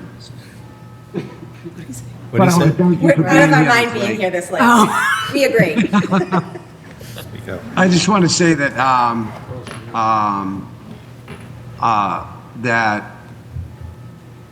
overall, you'll have to, I'm not scripted here tonight, so, because there's been a lot to listen to, so I'm not totally scripted, so you'll have to forgive me.